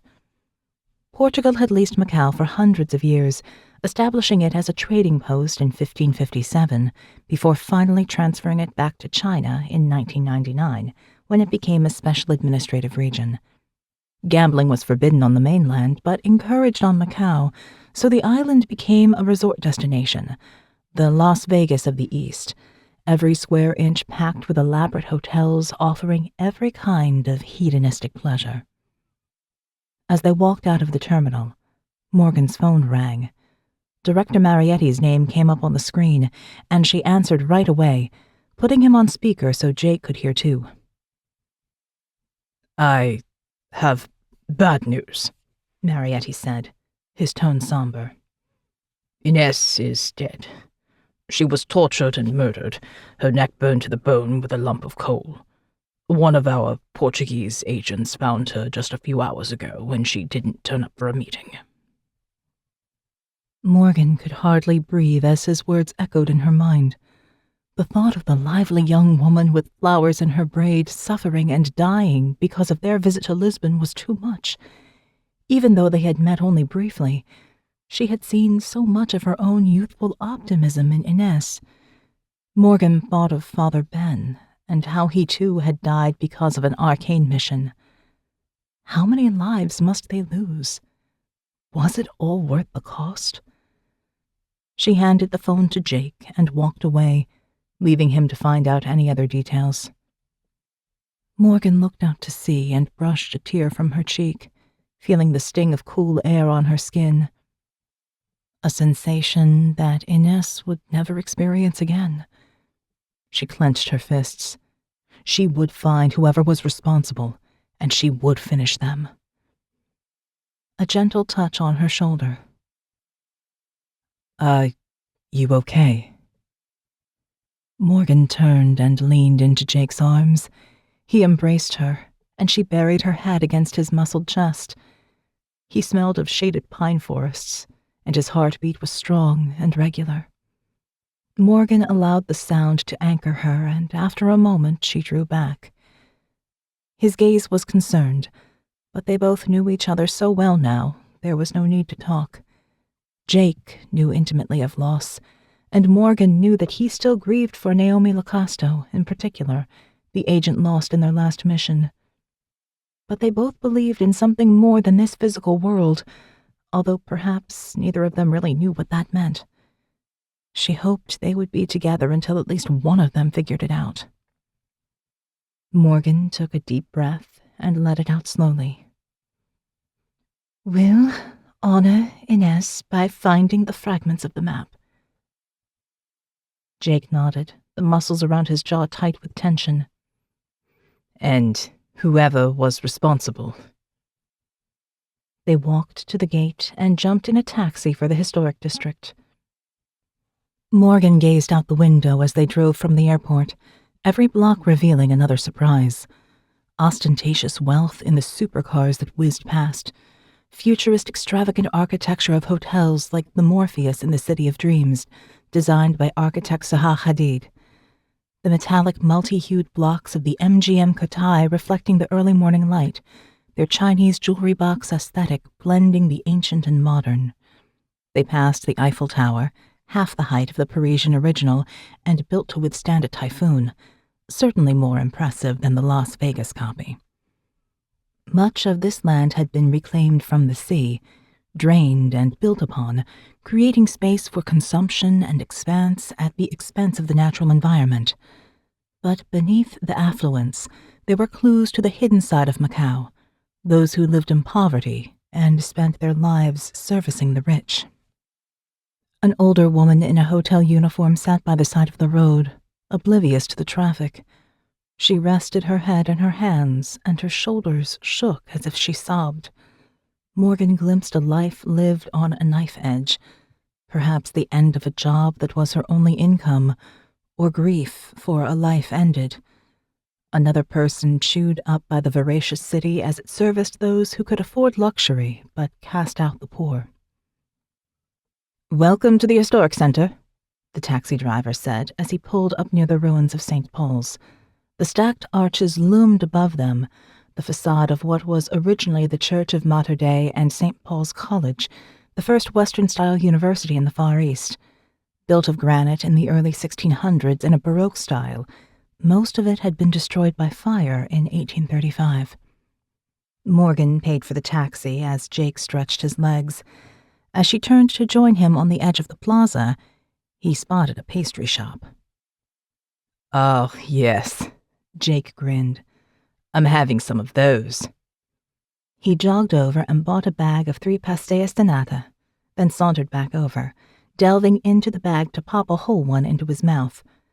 Morgan couldn't help but laugh as his cheeks bulged and he swallowed the sweet pastry down. She pulled another out of the bag before he could finish them all, and took a bite, allowing the delicious flavor to rejuvenate her after the long trip. Not quite as good as Belém, but tasty enough. Morgan looked up at the facade in front of them. At first glance, it was a Christian monument with Mater Dei, Mother of God, inscribed upon the lintel, bronze statues of the Jesuit saints and the Virgin Mary in alcoves, and Jesus with a dove, representing the Holy Spirit. But the mix of cultures made this monument starkly different to anything Morgan had seen before in ecclesiastical architecture. 7-headed dragons danced amongst the angels next to the Portuguese merchant ships. Chinese characters engraved in stone pronounced, "Holy Mother tramples the heads of the dragon."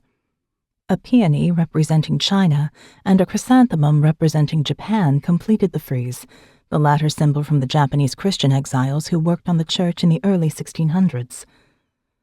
Jake pointed at the center of the third tier of columns. "Is that what I think it is?"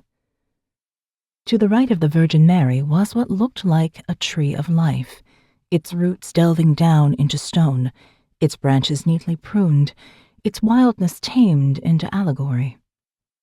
Morgan squinted up. It seemed too much of a coincidence, but yet it was really there, carved by the faithful hundreds of years ago. History never ended, and symbols persisted through the ages, pointing the way to those who could read the signs. "You're right. It's definitely a tree. We must be on the right track." She pulled out her phone and retrieved the information that Martin Klein, ARKANE's archivist, had sent on their way over. 300 Converso families settled here in the first wave of immigration, and in 1579, the Jesuit Francisco de Menezes wrote of the existence of a Jewish community. Jake frowned. The Jesuits didn't have a great reputation for dealing with Jews. Morgan shook her head. No, but the closest inquisitors were in Goa, India, and it seems that this community managed to survive. In 1842, when Hong Kong was ceded to Great Britain, they moved over there, and the first synagogue was established in 1857. But it's far more likely that any manuscripts were retrieved by the Jesuits and held in the library. It's not far from here. They walked away from St. Paul's along the pedestrianized streets toward the Church of St. Dominic. Morgan found herself fascinated by the cultural mix of the city. This part of the historic district had clear signs of its colonial past, now enshrined as a UNESCO World Heritage Site. Signs were trilingual, with directions in English, Portuguese, and Cantonese.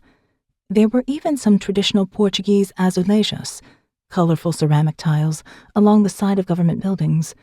But it was also totally Asian, with Chinese lanterns hung above the pavements, the smell of delicious, spicy Macanese food, and the sound of Chinese spoken by most of the surrounding tourists, along with the blare of horns from the busy traffic.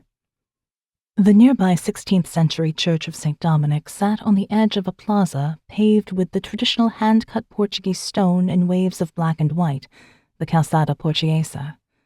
The church had 3 tiers in an elaborate Baroque style, painted in shades of ivory and mustard yellow, with forest green shutters and doors. Morgan and Jake walked inside and up into the bell tower, which now held the Museum of Sacred Art. It was a relatively small collection, arranged in groups of sacramental objects. Religious statues, chalices for mass, liturgical vestments, and 2 large bells. Morgan frowned. This is nothing special. We need to find the library or somewhere the Jesuits might have kept the manuscripts.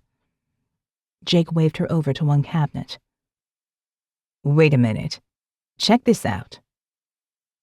Morgan walked closer to the glass case. There was a piece of a manuscript inside, similar to the image the rabbi had shown them in Amsterdam, with part of a tree in hues of brown and green, a blue river, and words etched in Hebrew and Portuguese. They had found the second fragment.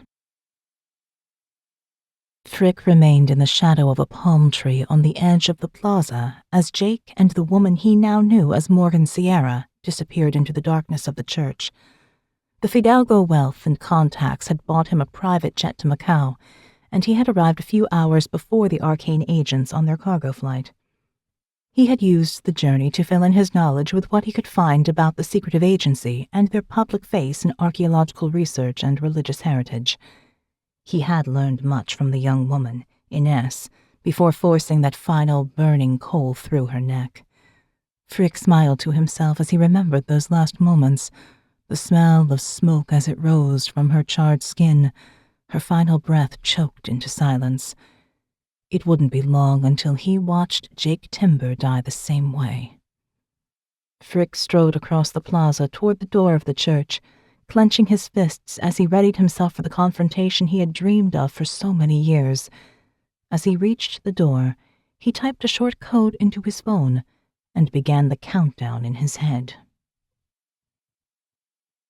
Jake bent to the glass to examine the piece more closely. It certainly looked like part of the Tree of Life, but it still made little sense as a map. They would need help to figure out what it meant and whether it led to an actual physical location. His own faith was rooted in the Christian tradition, with the Bible as the literal word of God. But violence had shaken Jake's belief after the massacre of his family in a drug-fueled frenzy by a gang in Walkerville, near Johannesburg. He had spent years in the military as part of the struggles of the nations of Africa to escape their colonial past, but also to free themselves from internal rivalry, tribal allegiances, and corruption. As a white South African, Jake understood the struggle of race. The color of his skin made many people dismiss his love of Africa. Yet his blood ran with the dust of the Great Karoo and the salt of the Cape. His lungs took their first breath in the rarefied air of the Drakensberg, and he only felt truly at home when he touched the soil of his great continent. As Morgan leaned in closer to examine the fragment, he smelled the coconut scent of her shampoo, and part of him longed to brush the curls from the nape of her neck.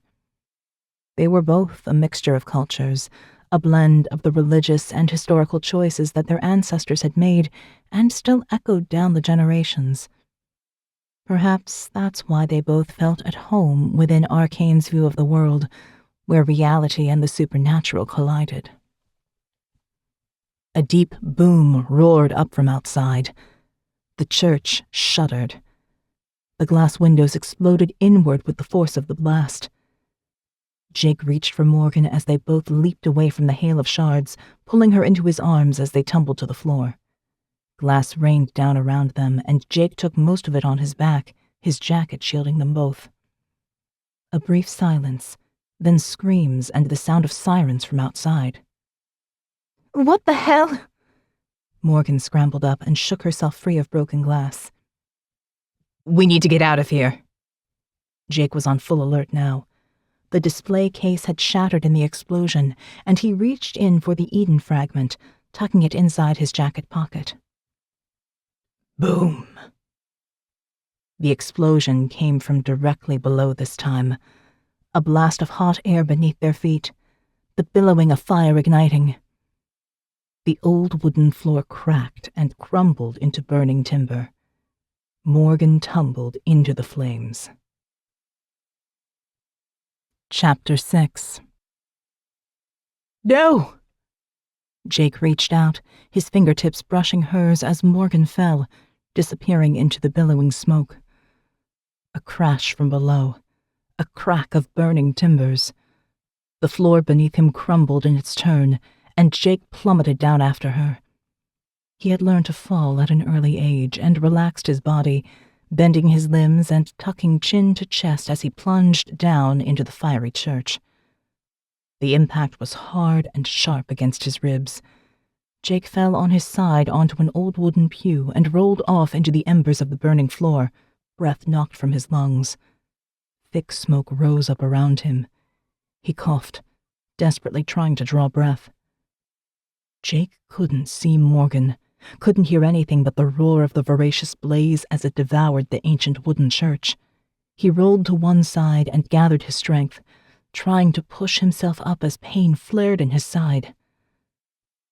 An enormous man strode out of the smoke. A figure of nightmare. His neck burned into layers of scars and puckered skin, his features twisted with hate. He wore a heavy leather jacket and fireproof gloves, clearly prepared for the blaze. Embers whirled around him as he took 2 quick steps forward and kicked Jake hard in his damaged ribs with a steel toe-capped boot. Jake saw it coming and tensed his stomach muscles, curling into the kick to absorb the blow. But it wasn't enough. It knocked the remaining breath from his aching lungs and left him gasping as pain ricocheted through his body. He tried to get up. Another kick, harder this time. Jake couldn't help but moan with the pain.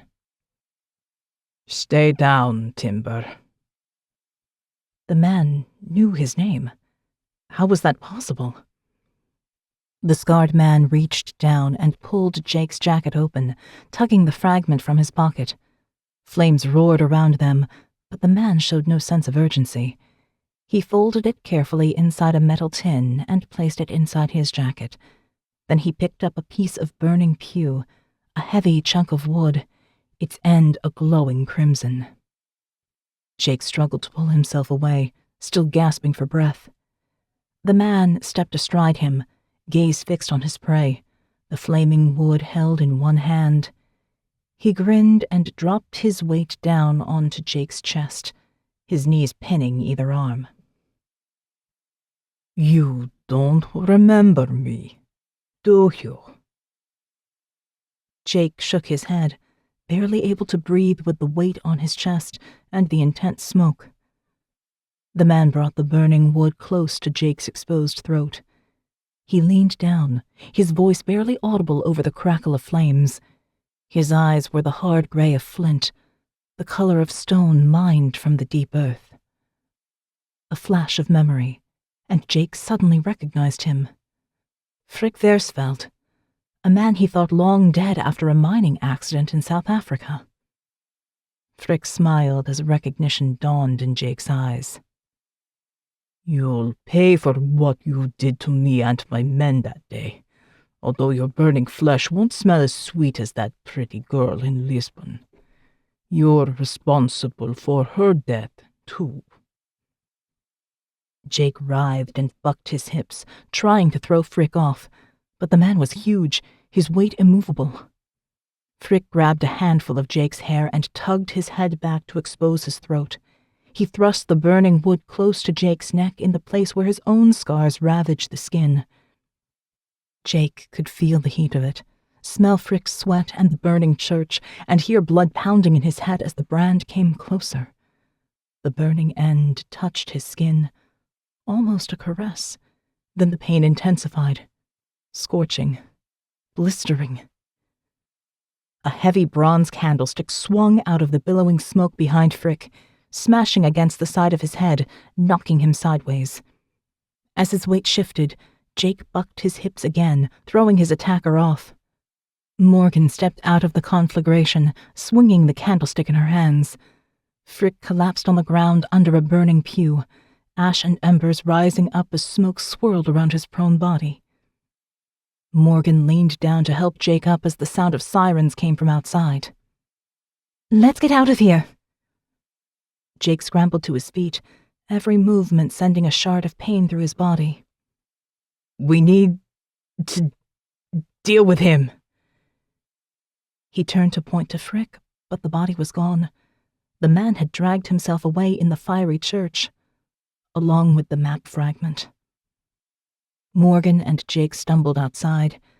The fire brigade unrolled their hoses and soaked the church, evacuating the area and holding people back from the flames. Paramedics ran to the emerging survivors and helped them to an ambulance. As Jake sucked in oxygen and a medic tended to his burns, he drifted off into memory. It was the summer after his parents and his sister had been murdered. The only way Jake could deal with their deaths was to join the military, but he had a few months before the next intake, so he took a job at one of the remote coal mines in South Africa as a security guard. The punishing heat, long hours, and dangerous work meant that he fell into an exhausted, dreamless sleep every night. Thoughts of his family's butchered bodies kept at bay by extreme fatigue. The camaraderie amongst the men helped too. A tough masculinity that allowed for no emotional breakdown, no sense of vulnerability, no chink of weakness. Jake was in peak physical condition that year, eating only to fuel his muscles, and in the hours he was off duty, he worked out at the gym on the edge of the veld, punishing his body into submission. Other men joined him during those sessions, their grunts and heavy exhalation punctuating the sounds of the mine site. Frick Versfeld was one of them. He had been at the mine for a year already when Jake arrived, and initially he had been friendly enough. But when Jake was promoted to run the team, Frick undermined him. In subtle ways at first, waiting a beat too long before following an order, then spreading rumors about Jake's inability to make decisions. But when someone sabotaged the workout equipment and a heavy weight almost crushed Jake's foot, he knew he had to have it out with Frick. The confrontation was loud and almost came to blows, but Jake clenched his fists and let the other man vent, before he ordered Frick to take his security team to the deepest part of the mine for an inspection. It was routine. It had to be done, but not on that day. It could have been left until the weather was cooler, when tempers were not so frayed. But truth be told, Jake wanted Frick and his men out of the way. They went to the bottom of the mine. They did their job, but while they were down there, a coal seam ignited. The fire spread quickly. The alarm rang out and the mine site activated emergency protocols. They fought back the flames and reached Frick's team, pulling them back to the surface. But of the 4 who went down, only 2 were alive when they reached the hospital, both badly burned, both expected to die. One of those was Frick. Jake was cleared of responsibility, but he still resigned his position, throwing himself into the military, salving his conscience with dangerous missions, until he met Elias Marietti that fateful night in the Sudan and joined ARKANE. Since then, Jake had taken lives and seen many others die. He had also saved thousands of people and possibly altered the fate of humanity for the better with the recovery of powerful artifacts that could have been used for destruction. He had not thought of Frick or the mine in years, but now a personal agenda threatened the mission. Jake thought of Ines. Was he responsible for her fate? Or would Frick have taken her life regardless? And if he sought the other fragments, who did he work for? Frick Versfeld was not a man of deep faith or deep pockets. He had to be hired muscle for someone else.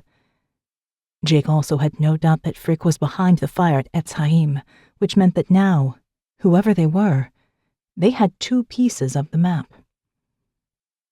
Morgan put a hand on Jake's arm and pulled off her oxygen mask with the other. "Are you okay? You look more than just dazed. Should the paramedics check you for concussion?"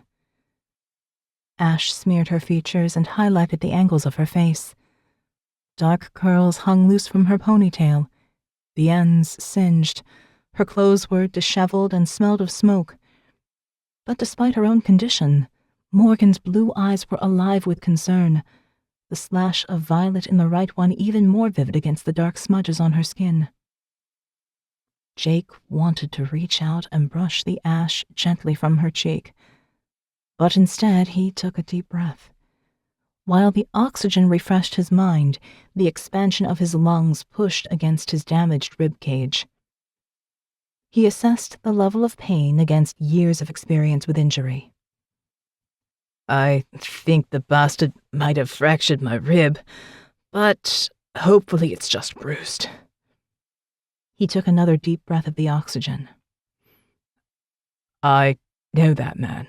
He worked for me in a mine in South Africa. There was an accident." His words trailed off. The fire had been an accident, and he could never have controlled its path, but he had sent Frick and the other men down there for no good reason that day. Jake's anger and frustration and inability to manage the situation had caused the death of 2 men and the brutalizing of another, who had now become a dangerous foe. He breathed in once more and slowly exhaled, relishing the pain in his ribs. He deserved it, and he welcomed it. Pain meant that he was still alive, and whatever their past entanglement, he would not let Frick derail this mission. In fact, the man may have helped them by revealing himself. He pulled up his mask. "Tell Martin to look into Frick Versfeld." He spelled it out for Morgan as she tapped into her phone, sending the message back to Martin Klein, the head archivist back at ARKANE headquarters. Martin's nickname was Spooky because of his uncanny ability to discover obscure secrets within the interlinked databases he had constructed from accessing the world's knowledge, sometimes with permission, and other times through his alter ego as a white hat hacker.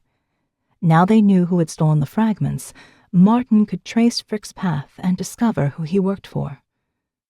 Jake was more determined than ever to find the pieces of the map and reach the Garden of Eden first. Chapter 7. Martin Klein sat in the footwell of his desk, the wooden panels around and above him forming a kind of cocoon. He folded his tall frame into the tiny space, his knees up by his chin as he etched into the mahogany with a Swiss pocket knife, the blade kept sharp over the years for just such occasions. Martin could have had one of the largest offices within the ARKANE headquarters underneath Trafalgar Square in the heart of London. He certainly deserved it in his role as head librarian. He was unofficially known as the brain of the Institute, responsible for the digital powerhouse of knowledge that ARKANE relied on for research. But while Martin easily lost himself in the technological world accessible through his fingertips and manageable with code, he sometimes found himself overwhelmed by the physical realm. This tiny space below his desk enabled him to enclose the vast universe in temporary walls, while he focused on etching the lines that made life controllable, at least for a short time. The geometric constants of the square, the circle, the triangle, over and over again. A low beep came from his phone on the desk above. Martin tilted his head to one side as the sound drew him from his concentrated reverie. It was the tone he had programmed for Morgan and Jake, the two ARKANE agents he considered closest to what some might call friends. They appreciated his way of being in the world, and he had followed them into danger many times with a trust born of experience and faith in their ability. But something had changed in the last few months, and he wondered whether even they could manage what was to come. Martin's job as archivist and librarian was far more than just managing the vast information storehouse. It was also seeking patterns in the material. His algorithms trawled the darknet as well as the various social media platforms. His bots burrowed into databases that governments thought to be unbreakable. His natural language processing engine, powered by the latest artificial intelligence, gathered words and phrases from diverse scanned images, ancient Sanskrit manuscripts in India, medieval biblical prophecy from plague times, banned books of the occult. In recent weeks, many of them pointed to something wild emerging, something savage on the horizon, something that could not be tamed by human endeavor. That was why he had been driven under his desk once more. Martin rarely came across things he could not eventually understand, but this seemed beyond even his comprehension. He wanted to take his research to Director Marietti, but he didn't have a complete handle on it yet. It was as if there was some collective intelligence beneath it all, communicating across vast distances, slipping through his net of understanding. The low beep came again. Martin crawled out from under the desk and stood up, running his fingers through his shock of rough-cut blonde hair. It was particularly unruly today, spiking in all directions as a physical manifestation of his mental turmoil. He picked up his phone and checked the message from Morgan. Tracing this Frick Versfeld would distract him for a little time at least. He sat down at his desk and dived into a world he could control. Times Square, New York. Aurelia turned the corner of Broadway into the famous plaza at the heart of the city. The din of the crowd assaulted her senses, amplified by the honking of horns, the shouts of street vendors, the stink of fast food, and the bright lights of the oversized digital screens beaming consumerism to the masses. Eager tourists flocked here from around the world, but Times Square was Aurelia's idea of hell. Her heart beat faster, her pulse raced, and she had to clench her fists to stop herself from running away from this cesspool. She stood on the edge of the seething mass of humanity and closed her eyes, conjuring up the peace of the rainforest, the sound of birdsong, the scent of flowers after rain. The vision helped her to breathe more easily and strengthened her resolve. Today was important for the cause, the public face of it anyway. Aurelia glanced at her watch. It was almost time. She pulled up the hood of her sweatshirt to hide her face and hurried toward the stand of seating, where tourists watched a trio of live acrobats spin around and run up and down multicolored poles. Their ability to move like monkeys across the branches of trees was such a contrast to the oversized tourists munching on fast food, oblivious to the damage they did to the world with every bite, unable to walk even a few blocks without a snack. They would not last long in a world without these comforts, and Aurelia couldn't help but smile at the thought of their suffering. After the way they treated nature, it was time for payback.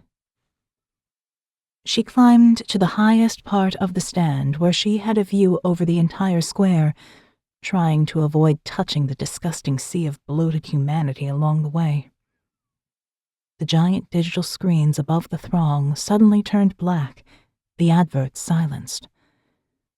Tourists looked around in confusion, and even the street vendors and performers glanced up at the curious sight. Nothing usually prevented the constant flow of advertising in this area. The screens flashed into life again. Images of wildfires, gigantic megastorms, ice sheets tumbling into the ocean, bloated animal corpses, and sprawling cities pumping out toxic smoke and fumes into the atmosphere. Destruction, annihilation, extinction, humanity ravaging the earth. Aurelia watched with approval. Her wealth paid for the production and screen time, and while she appreciated the expertise of the organization, it was good to see they were spending it well. The video would now be dropped online, and within minutes it would spread around the world. While she instinctively hated the obtrusive control mechanisms of social media, Aurelia understood its power for spreading emotional messages to those who would never dream of doing their own research. All around the square, people started dropping to the ground. They lay on the pavement, bodies limp and unresponsive. One woman screamed as all those around her fell to the ground. She looked around in desperation, clearly thinking there was some kind of attack. Others dialed for the police as people around them continued to fall to the concrete. The screens high above changed to display the logo of Gaia Insurgent over the images of continued destruction. A deep voice rang across the square. Earth faces an existential crisis. If we do not stop this together, extinction threatens the entire planet. Today we perform a die-in across the world. Members of Gaia Insurgent lie prone in public as a demonstration of extinction. Join us. Together we can save the world. His voice faded out, and the clamor of the crowd grew louder, even as bodies remained lying on the streets. Some bystanders nodded up in agreement at the images. Some sat down cross-legged to join the protest. Others walked around the fake corpses, trying to pretend they did not even exist.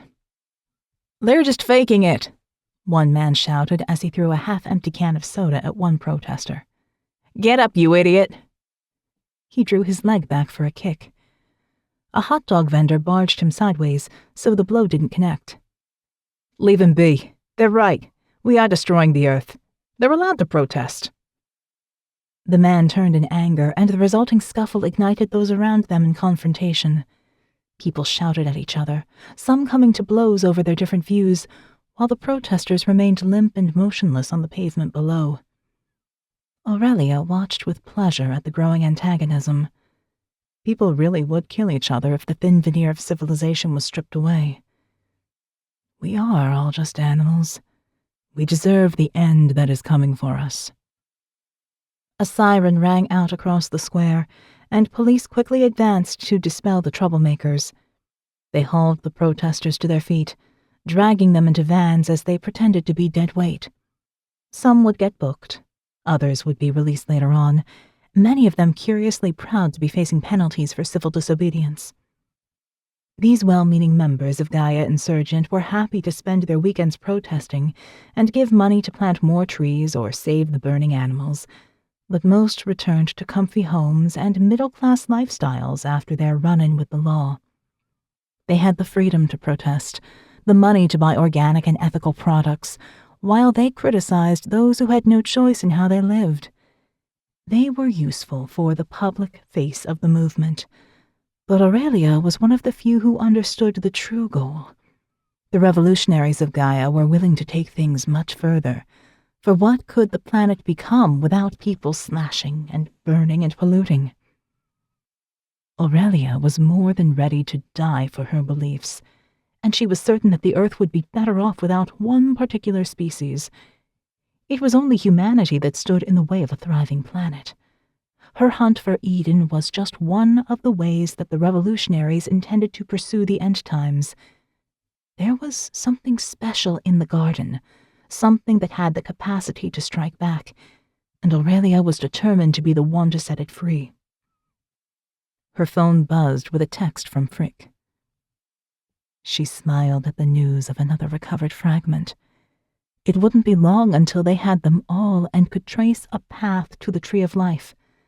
Aurelia looked out across the abomination of Times Square and imagined it full of bodies. The roots of trees grew over the corpses, and flowers bloomed from their remains as nature ruled this land once more. Chapter 8. It didn't take long for Martin to find Frick Versfeld in the web of information at his fingertips.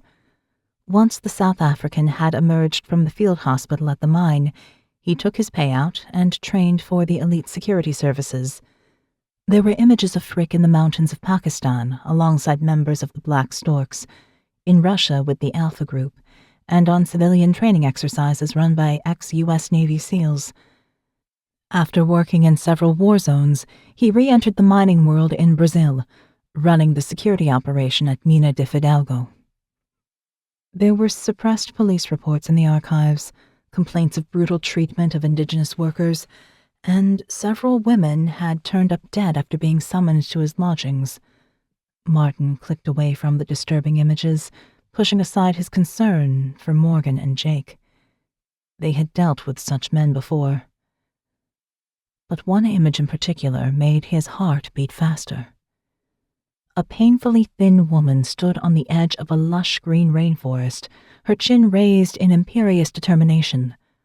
One of her hands lay flat on the bark of a tree, fingers spread out as if she were part of the forest. Aurelia dos Santos Fidalgo, the daughter of the mining magnate who had recently inherited his empire. The article spoke of her determination to end the destruction of the rainforest by the mining industry and restore the damaged earth. Frick worked as the head of her personal security, so she must be the true force behind the search for the map to Eden. Martin frowned as he stared at Aurelia's face. He struggled to read people in the real world, often confused when the words they spoke did not match their actions or physical gestures. But this woman's singular purpose was clear. Her words matched her deeds, and her tenacity in her quest would not be stopped. The rainforest behind her looked wild and sinister, not the imagined haven that many considered it to be. ARKANE had faced religious fanatics before, but Aurelia was something different, and Martin didn't quite know what to do with that. He turned to his happy place, using the keyboard to enter a world of code. He was the master of this domain, and the hours passed quickly as he delved into an ever-widening web of possibilities for the location of the remaining fragments.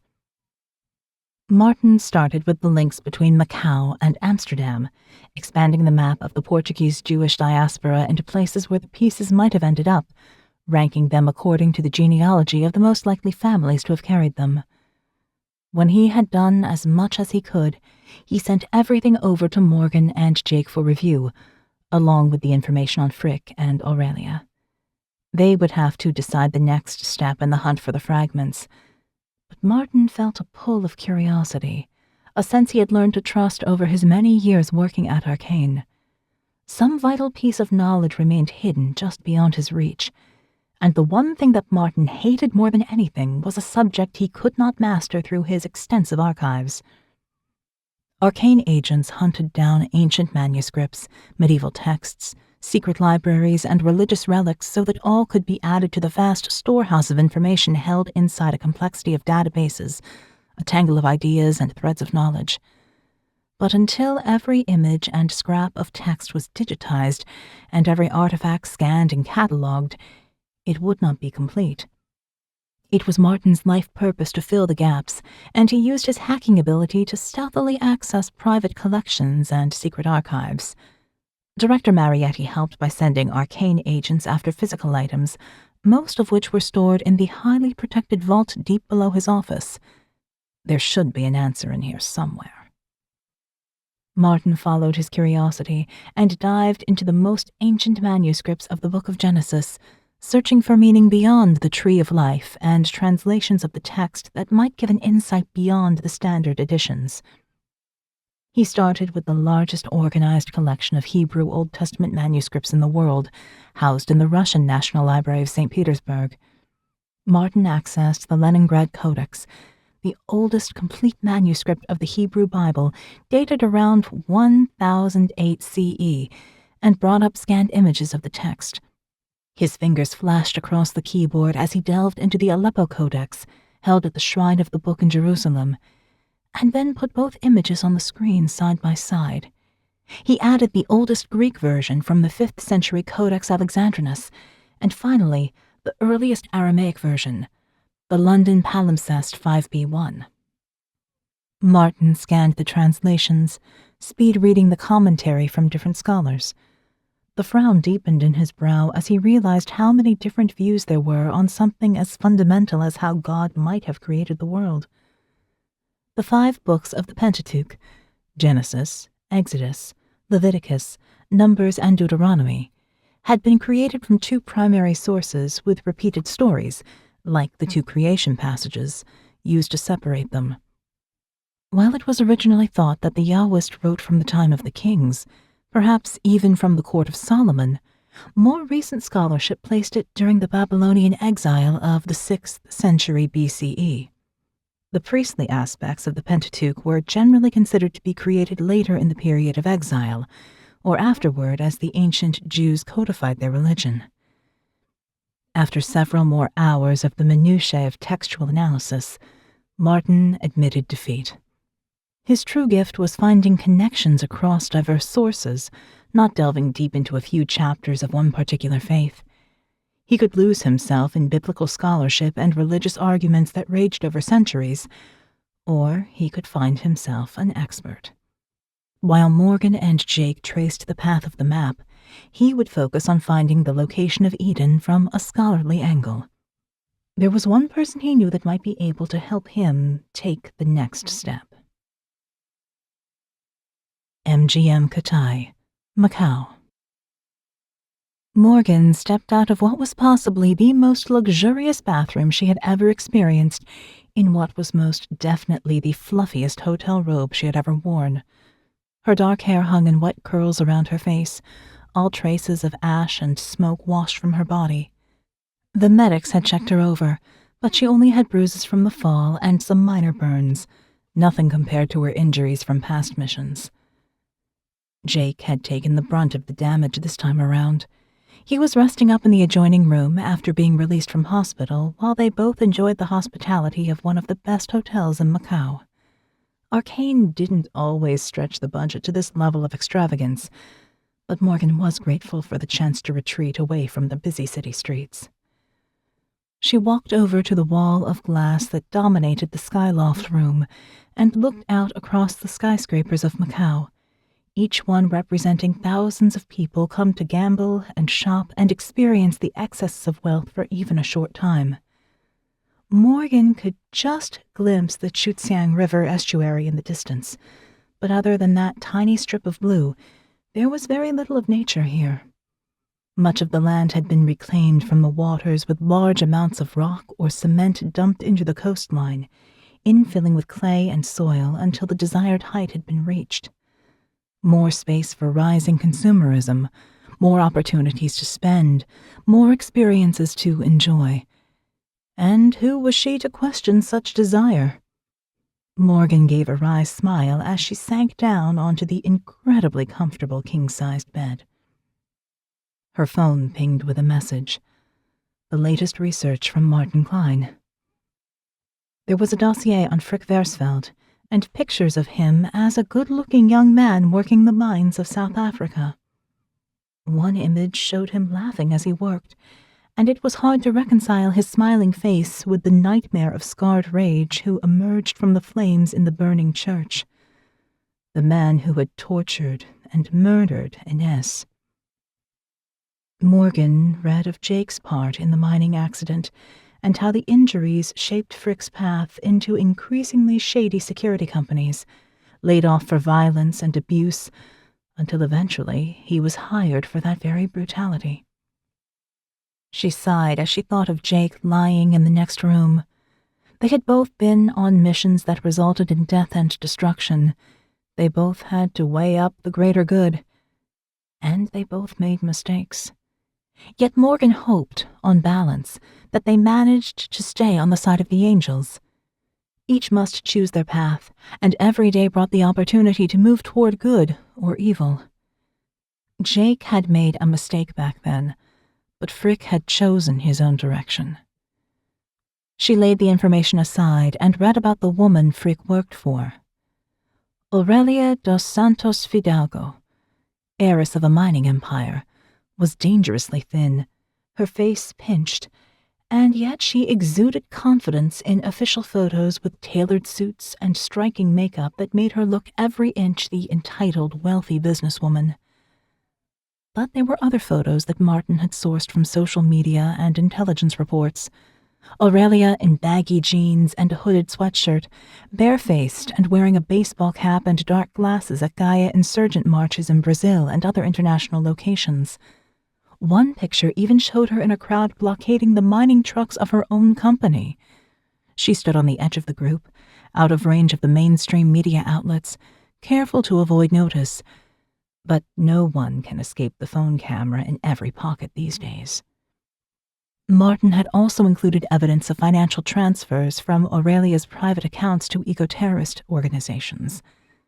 Morgan wondered what the board of the Fidalgo Mining Company would think of Aurelia's true allegiance. It would surely be enough to remove her from the company, and that was powerful information to have. She put the pictures aside and read about the incredible journeys of the Portuguese diaspora and the other possible locations for the pieces of the Eden manuscript. One particular report caught her eye from a most unusual place. Truth, it seemed, was even stranger than fiction. She would have Martin lay a false trail to keep Frick off their scent for now. It would slow him down and give them time to find the next fragment. As Morgan read on, she knew that it wouldn't be long until they left the luxury of this hotel. She reached over and dialed room service. Might as well enjoy it while it lasted. John Soane Museum, London. Martin walked into the grand square of Lincoln's Inn Fields, a little wet after his brisk walk from Trafalgar Square at the tail end of a rainstorm. He shook out his umbrella, grateful for both its protection from the weather, but also for keeping his fellow Londoners from walking too close. The busy city was his home, but he preferred the quiet solitude of his office and control over his personal space. He stopped in front of a terraced house with high arched windows, its white facade enhanced by partial columns in the Grecian style. Statues on the third-level balcony looked out over the square with contempt for modernity, as if they could see back to when the painter J.M.W. Turner came to call on the architect Sir John Soane. But Martin was not here for the past. Sir Sebastian Northbrook was the curator of the John Soane Museum, and also its heir, although the fortune had been gifted to the nation in 1833, so he couldn't touch the vast resources except to maintain the grand house and its collection. Martin had met Sebastian on the night Morgan searched the Grand Lodge of England for a piece of the Ark of the Covenant. He shuddered as he remembered the dense smoke and how the flames had lit up the night sky. Sebastian had risked his life to save Morgan and almost died in the conflagration, but somehow Martin had found the strength to pull him out. A few weeks later, Sebastian had emerged from intensive care, and Martin visited him in the day ward. He felt responsible, somehow, like a piece of his soul entwined itself with Sebastian's that night. Since then, he had found himself walking over to the museum at odd hours to check on the hardy old man, and to pick his brain. While Martin had mastered the art of querying databases and linking together ideas across space and time, he still marveled at how one human brain could encompass so much seemingly useless knowledge and still pull out astounding facts or an opinion on possibilities that his own machine creations could not fathom. Sebastian's unique perspective often helped with a conundrum, and he was also very well connected. Martin was in need of a new perspective on the puzzle of Eden, and he hoped his friend could help. It was out of hours, and the museum was closed, so Martin rang the bell with a series of jabs, a code they had agreed on. Sebastian did not like cold callers, and Martin certainly agreed with that. A minute later, the door opened, and Sebastian beckoned him in. His thin, angular frame seemed more gaunt than usual in his tailored Savile Row suit, his white hair combed into a neat side parting that he had likely worn since his early days at Eton and Oxford. But Martin saw beyond the exterior of the British aristocrat. Sebastian had a wicked sense of humor and a fondness for cognac that he only revealed to those he considered friends. "Come in, dear fellow." Sebastian walked ahead of Martin down the hall. "I just put together a cheese platter with more than enough for two. We shall dine in the company of the gods." The museum was a strange labyrinth of unusual treasures collected over John Soane's career. The son of a bricklayer who rose to become a professor of architecture at the Royal Academy and an official architect to the Office of Works, Soane was knighted for his services in 1831. He had redesigned the interior of this building to house his collection, and in the daylight, sun streamed in through light wells, reflected in a series of mirrors into even the most hidden nooks and crannies. Sebastian led the way to the gallery, where a small round table sat underneath the watchful gaze of the lion-headed goddess Sekhmet. Casts of classical figures lined the walls, each a representation of an ancient god. They overlooked the pride of the museum, an Egyptian sarcophagus of Seti I from 1370 BCE, purchased by Soane when the British Museum declined it for lack of funds. The translucent alabaster shone under artful lighting, revealing traces of a carving within. The goddess Nut who ruled the sky and the night, protecting the dead as they entered the afterlife. Sebastian sat down at the table and pulled a perfectly folded napkin onto his lap, indicating that Martin do the same. The cheese platter was a thing of beauty. 3 perfect wedges sat upon a Chinese circular porcelain dish inlaid with midnight blue engraving. Cornish yarg wrapped in wild garlic leaves, Tunworth camembert, and Stickleton blue lay next to an artfully arranged selection of crackers and a sliver of quince paste. 2 glasses of port sat in the correct glasses next to dainty plates. There was no rushing Sebastian when it came to cheese, so Martin waited until they had eaten a little and toasted the health of the monarch before explaining why he had come. "The Garden of Eden," Sebastian said, with wonder in his voice. "You truly think it might exist?" Martin shrugged. "Honestly, I don't know, but there are archaeological records of ancient gardens in the Middle East. Perhaps it is not so far-fetched to imagine some ancestral Eden." Sebastian stood up and walked to the edge of the gallery, his slim fingers clutching the edge of the parapet. By his rigid pose and white knuckles, Martin could see his friend was conflicted, so he waited in silence. That was the best way he knew for allowing people time to process. Sometimes he could sit in silence on his own for many hours, and he was patient enough to do it for a friend. When Sebastian finally turned, his jaw was set with determination. "There is someone who might be able to help. I haven't seen her for many years, but perhaps it's time I return to Paris." As his words trailed off, Martin saw a trace of concern pass over his friend's face. Whoever they would meet on the next step of the journey clearly had some hold over him, and Martin could only wonder what that might be. Chapter 9. Adana, Turkey. As the sun reached its zenith, Garam entered the agricultural complex. He had recovered from his injuries, and his mornings were once again spent in prayer and study. There was much to learn in his path through the ranks of the Brotherhood, But the order was not just about books and learning, it was also about practical work and commerce. Today's meeting could be lucrative indeed. He pulled thick gloves from his pocket, the leather well-worn and molded to his hands. He would never dare to enter without these and other protection against her many ways of stinging, pricking, or poisoning.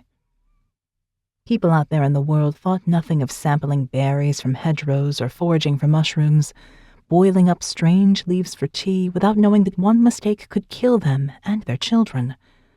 A crimson seed might stop the heart.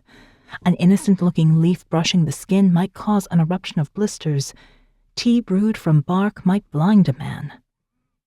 Those who considered Mother Nature to be gentle and loving, cradling humankind in her bosom, did not understand all the ways she could kill.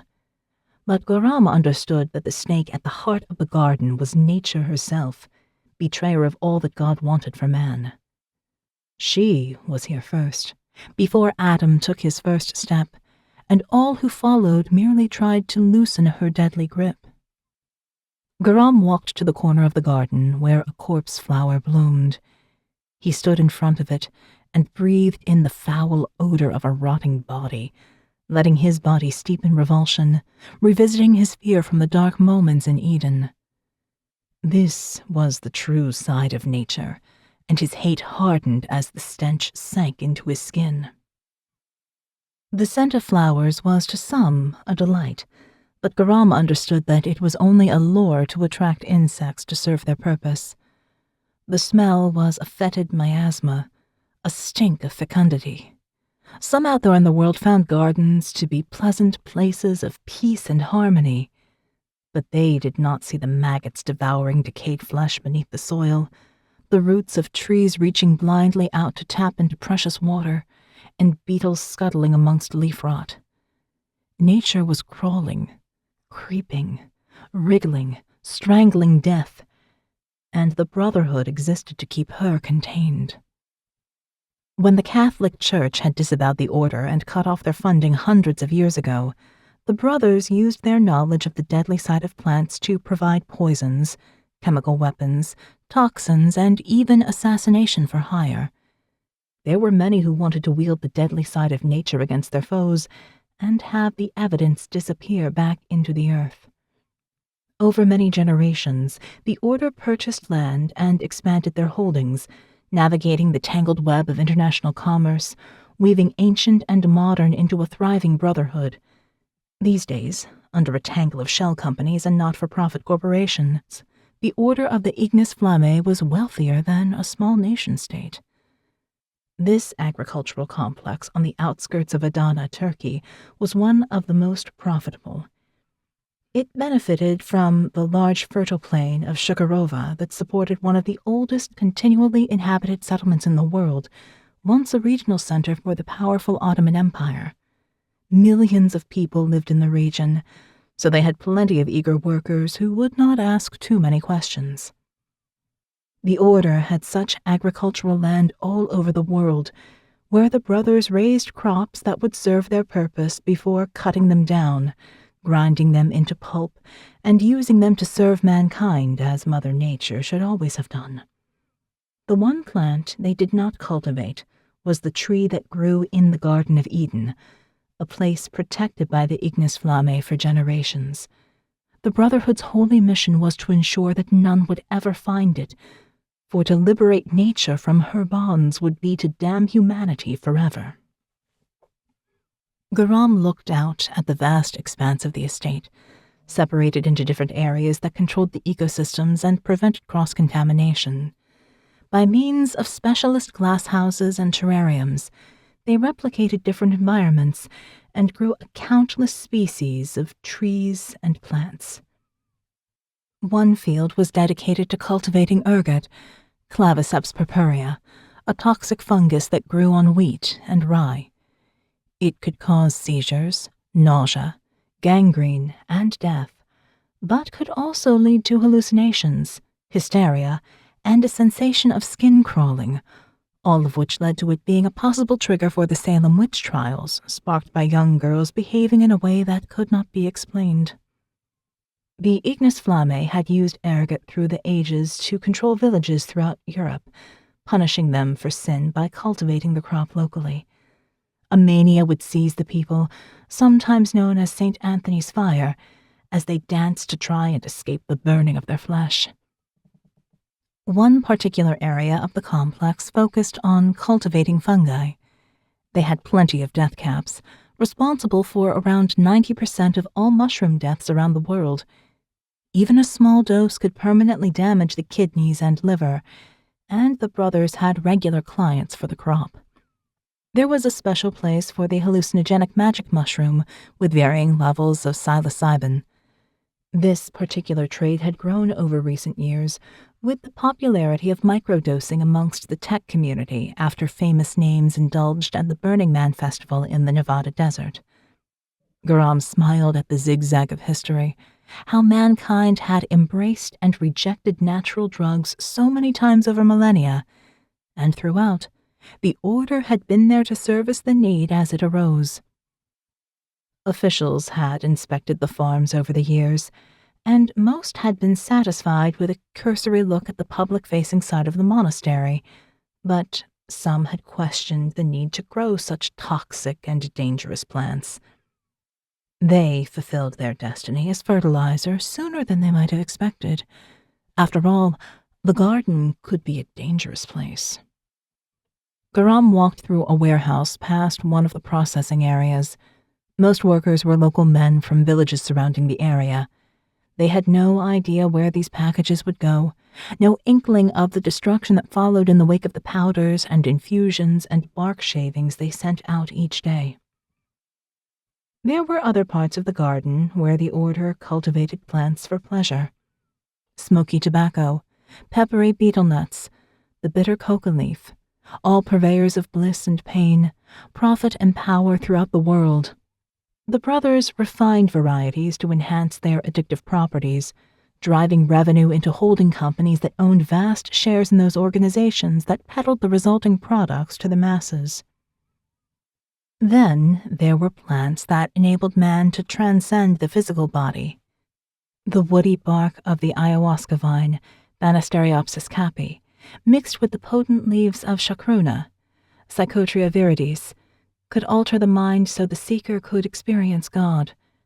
But it was not the God that Garam knew, merely the trickster herself playing with their minds.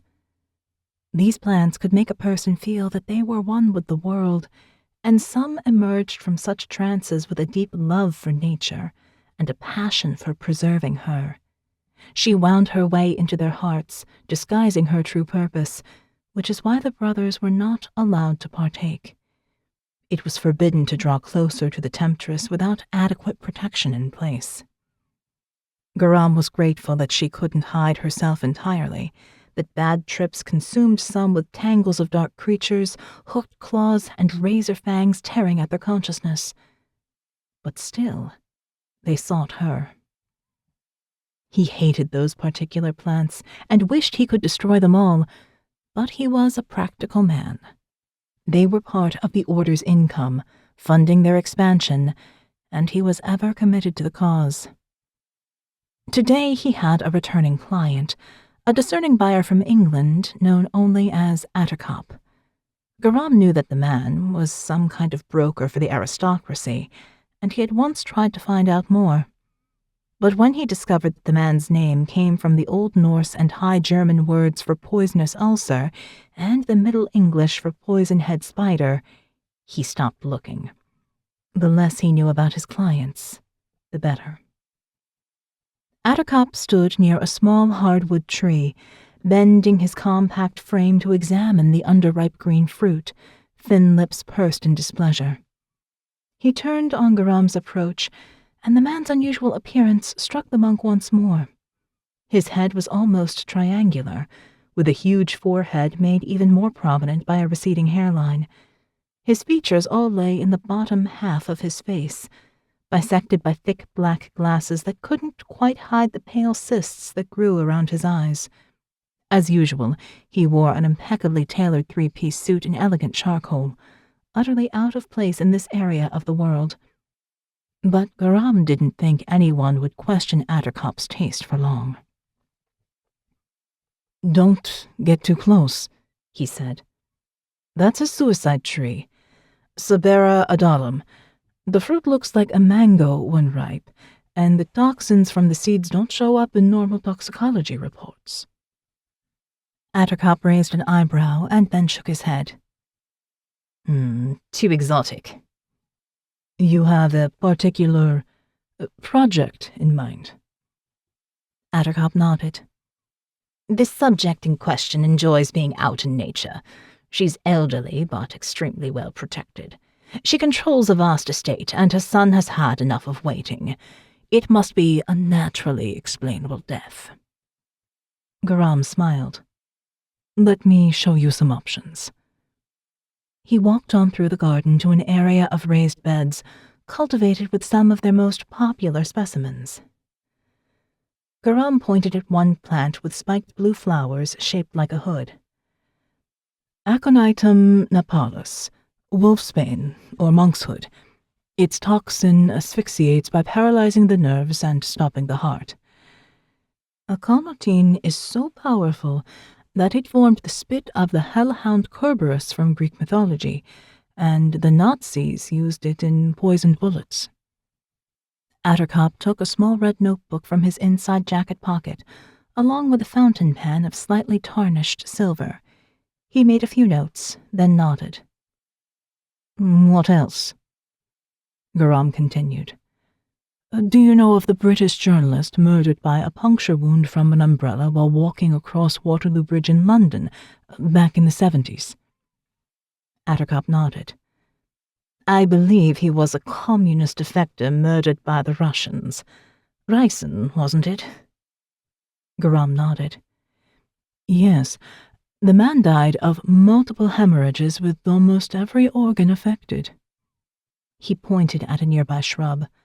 Splashes of burgundy highlighted its leaves, and prickly seed pods rose in bulbous globes. "This is the castor bean plant, Ricinus communis.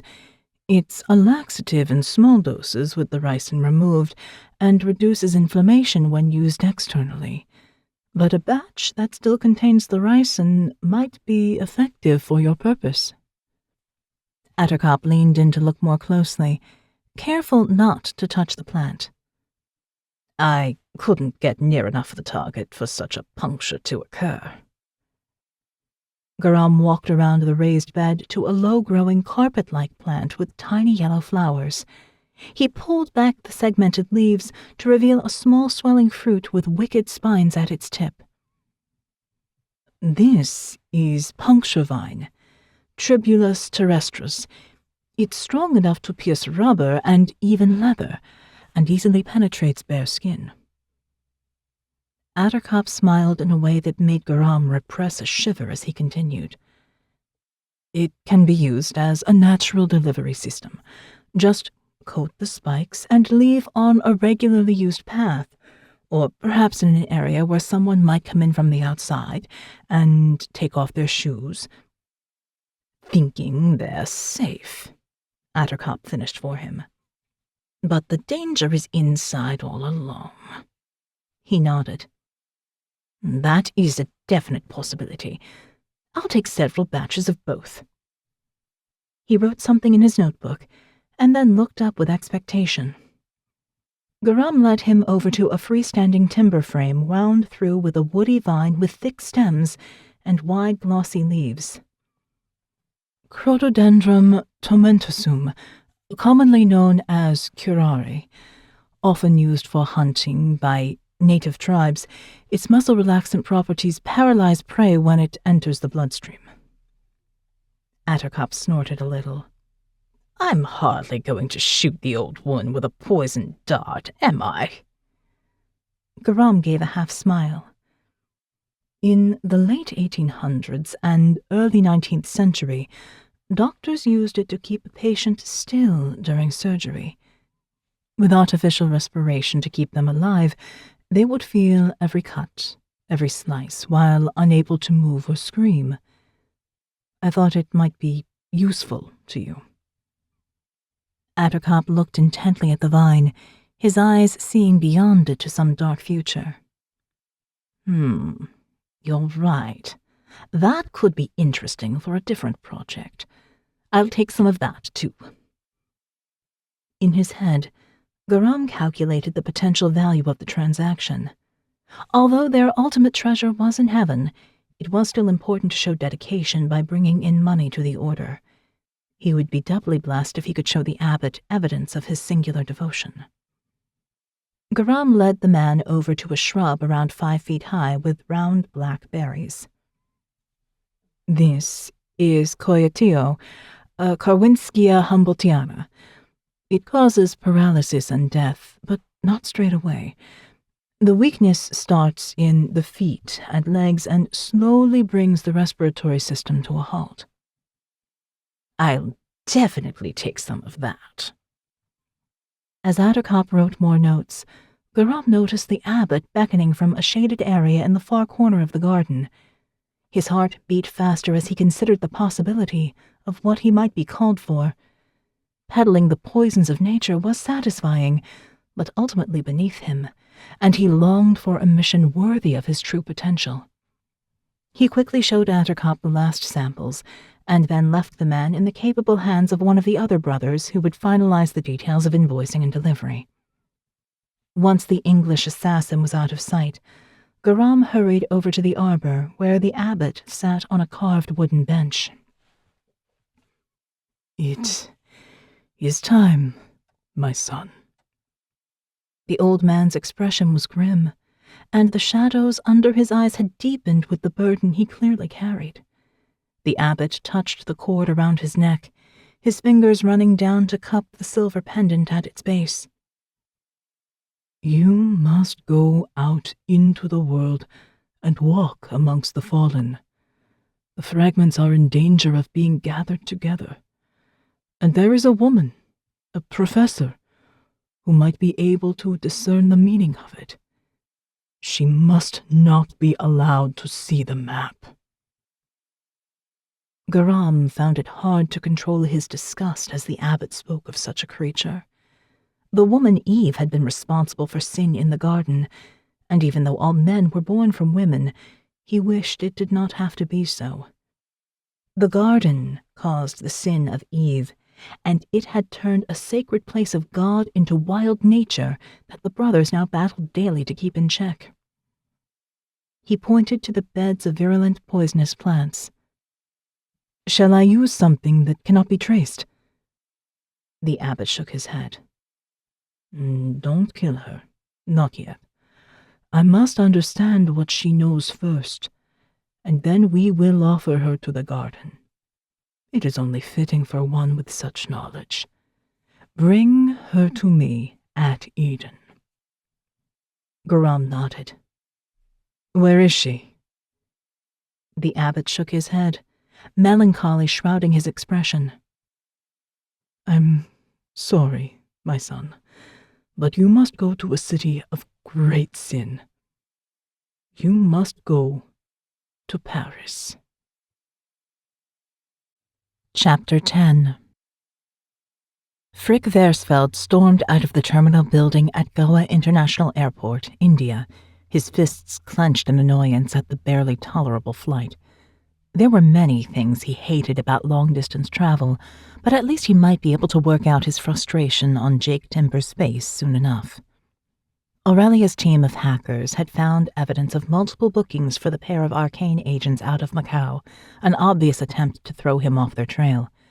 But one route had been booked under fake names, and Frick had decided that Goa was their most likely destination, since it also fit with the history of the Portuguese in this area of the world. The other options were Jamaica in the Caribbean, which seemed ridiculous as it wasn't even a former Portuguese territory, and Luanda in Angola, which Frick remembered with some fondness.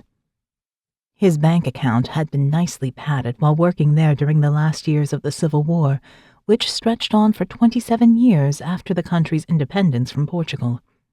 The lack of oversight from his oil company employers allowed Frick the freedom to experiment with new methods of torture, and the women were desperate enough for his dollars that they endured his particular brand of pleasure. Luanda was one of the most expensive cities in the world, but there was a stark division between the rich in their luxury-gated compounds and the poor in the stinking slums. The place was still chaotic in the wake of the conflict, and Frick could see no reason why a relic of the Jews would be kept somewhere so desperate. Goa had to be the place. He jumped in a taxi and headed for Goa Vela, the old city and former capital of Portuguese India.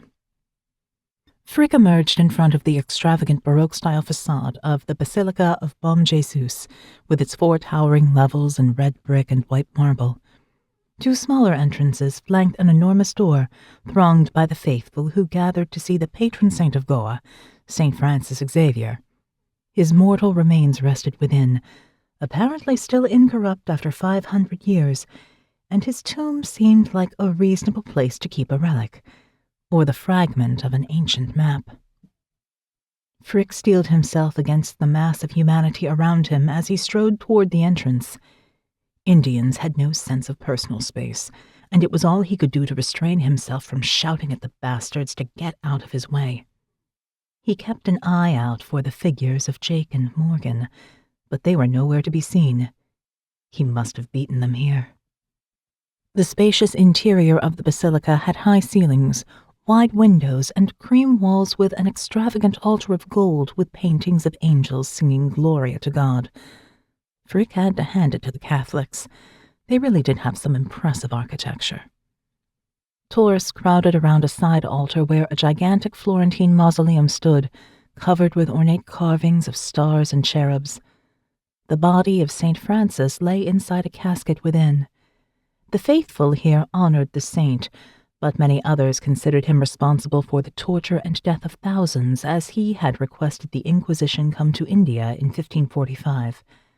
The records had been conveniently lost over time, but many died here, burned alive in the fires of the auto da fe. Frick had no personal faith in God, but he did have an appreciation for the various branches of the Inquisition. They had perfected the art of torture and the merciless killing of those they considered less than true believers, and they were certainly right to consider women inferior beings. Frick sometimes grated at working for Aurelia, but she had starved herself into looking nothing like a real woman, and she was as ruthless as a man on behalf of her cause. She might even have made a good inquisitor. Frick smiled at the image of the gaunt heiress with a red-hot poker in her hand, advancing on those she wished to wipe off the face of the earth, and there were many of those, that was certain. He also had great respect for the Portuguese explorers who headed out to conquer foreign lands, who had reshaped the world in their own image, transforming the territories they possessed, and whose heritage still resounded in the modern world. Frick rejected those bedwetting commentators who thought that reparations should be paid for past atrocities. Couldn't they see how much the Europeans had done for these cesspools of humanity? He finally made it to the front of the pack of believers and stared at the ridiculously ornate casket containing the remains of the saint. Frick realized that there was no way he was getting into that thing without a serious amount of explosive. As much as he enjoyed blowing things up, there was something not quite right about the situation. As he walked away from the basilica, Frick wondered where the hell the ARKANE agents could be. There were few other places that made sense here in Goa. Perhaps he had made the wrong choice after all? No matter. Aurelia would find out where they were soon enough, and he would go beat the hell out of the smug bastard who had scarred him. Jake Timber would leave the world looking a lot less pretty than he did now. As the cargo plane banked over the azure waves of the Caribbean, Morgan considered how small the world felt when you could cross it in a day. The Portuguese explorers on their ships would not have been able to travel both east and west from their home ports as she did so easily. Most of them died far from their homelands in countries they claimed for their king, disregarding the people who already lived in the lands they conquered. There were so many incredible things about the modern world, so much to discover and experience. Some thought there was little mystery left, that everything could be found through the portal of an internet search, online video, and social media, but that was merely a curated and edited version of the real world. To understand a place or a people, you had to walk the streets. If you wanted to know the truth behind the facade, you had to dig much deeper than what could be found through a screen. Morgan was grateful for this because, let's face it, if Martin and his vast digital power could solve all ARKANE's problems, then she and Jake would be out of a job. Then, what would she do with her life? The shores of Jamaica came into view, the green mountainous regions of the inner island visible across white sand beaches and the modern city of Kingston. The plane flew in over Port Royal and bumped a little on landing.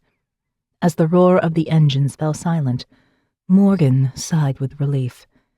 Cargo planes were the most efficient way of getting from Macau to Jamaica, but they were not designed for a pleasant flight.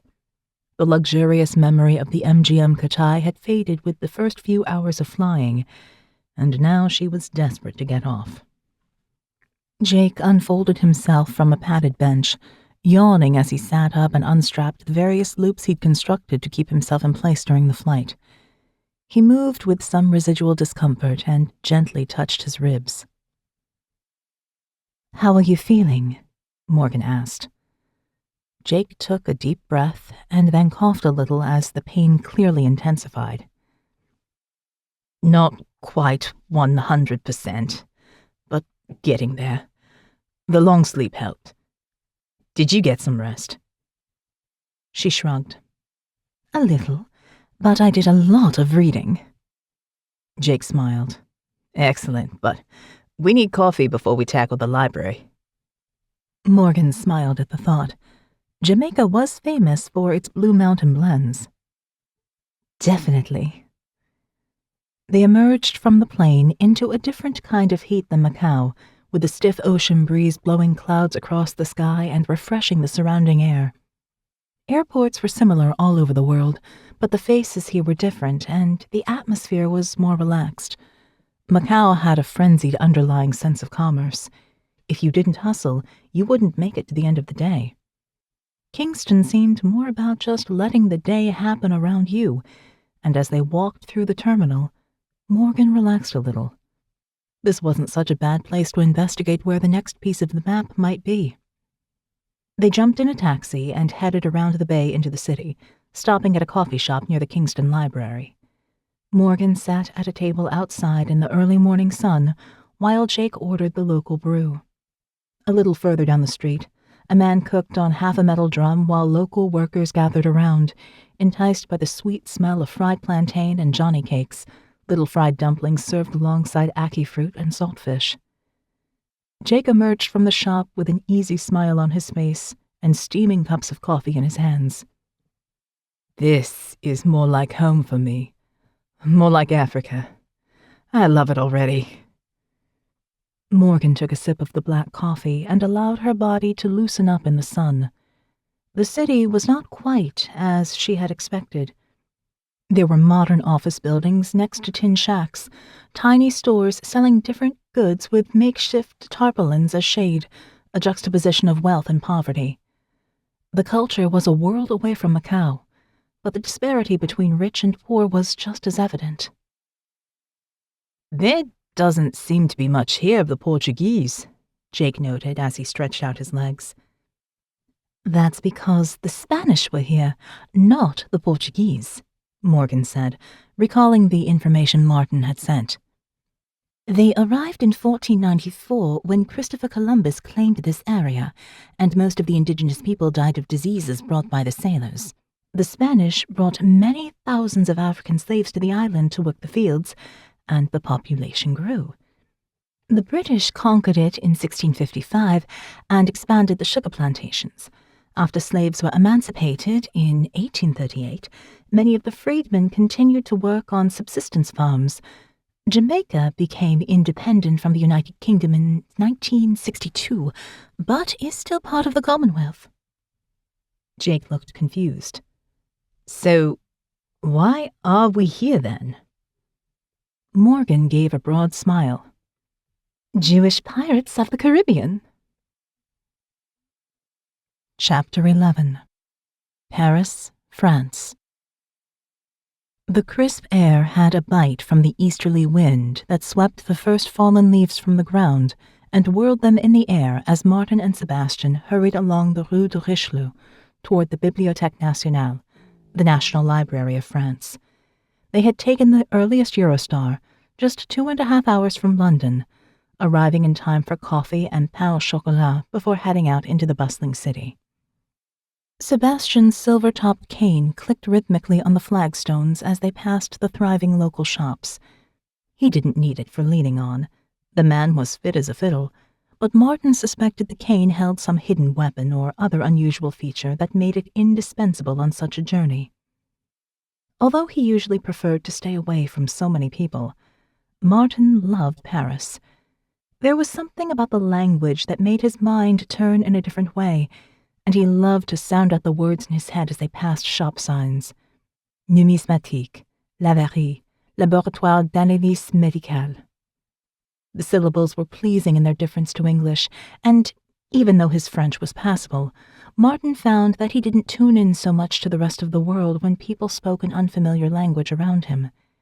He could relax and walk and experience the morning.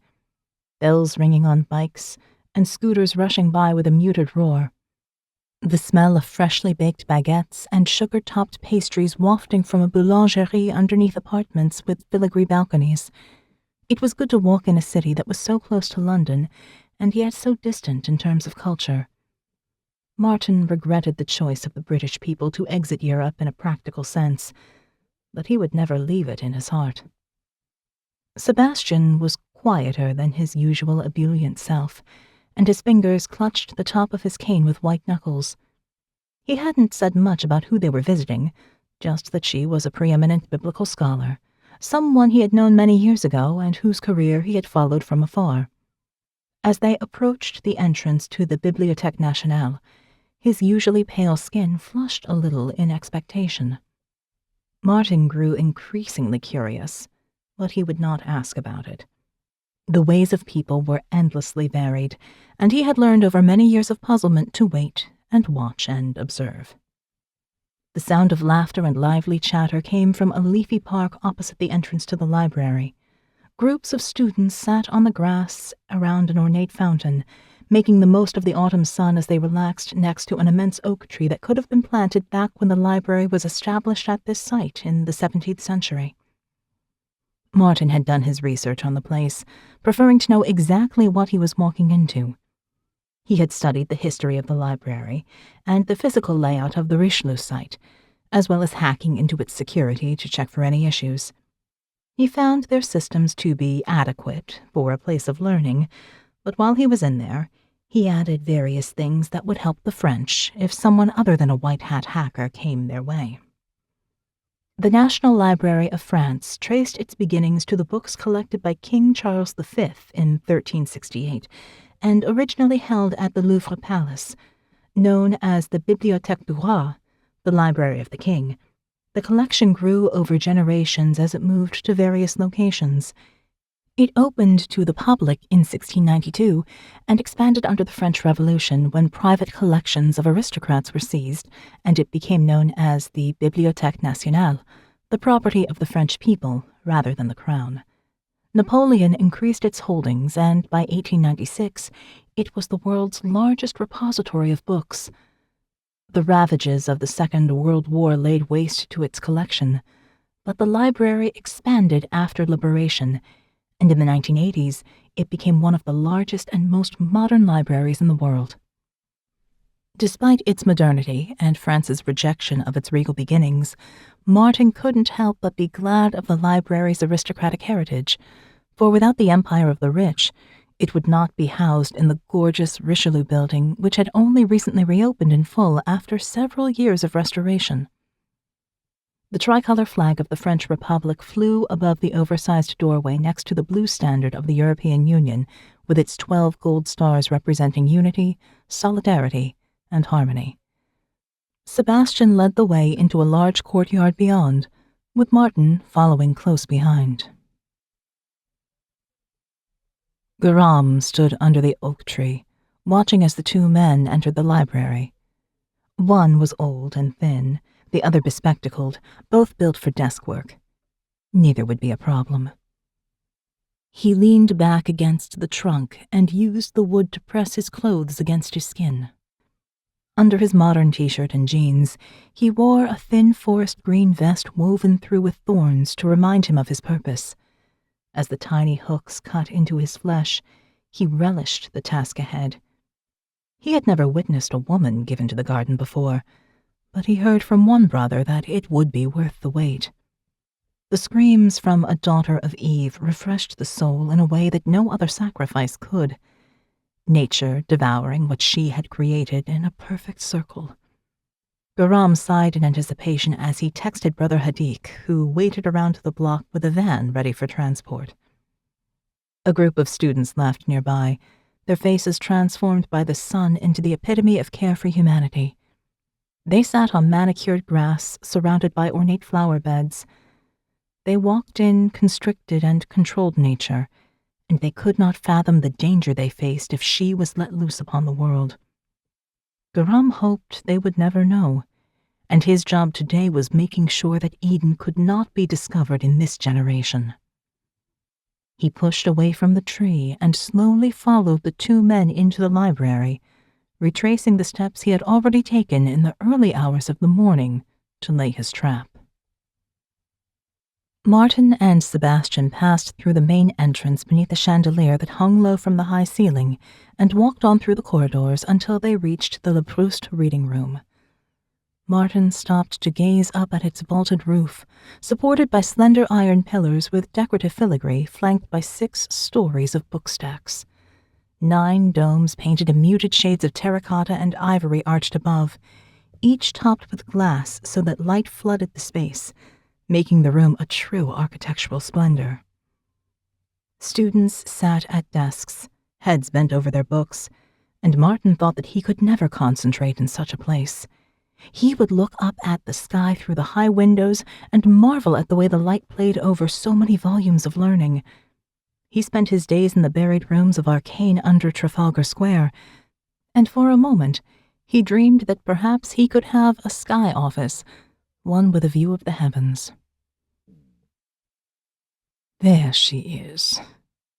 Sebastian's words were soft, almost a sigh. They captured a sense of unspoken history, as if he had been waiting for her all his life. Martin followed his gaze across the library. A woman stood under one of the arches wearing a tailored gray suit and towering stiletto heels that only served to emphasize her trim figure in a way that French women mastered from a young age. Her profile was regal, like an African matriarch used to commanding armies, her makeup perfectly applied to highlight her petite features.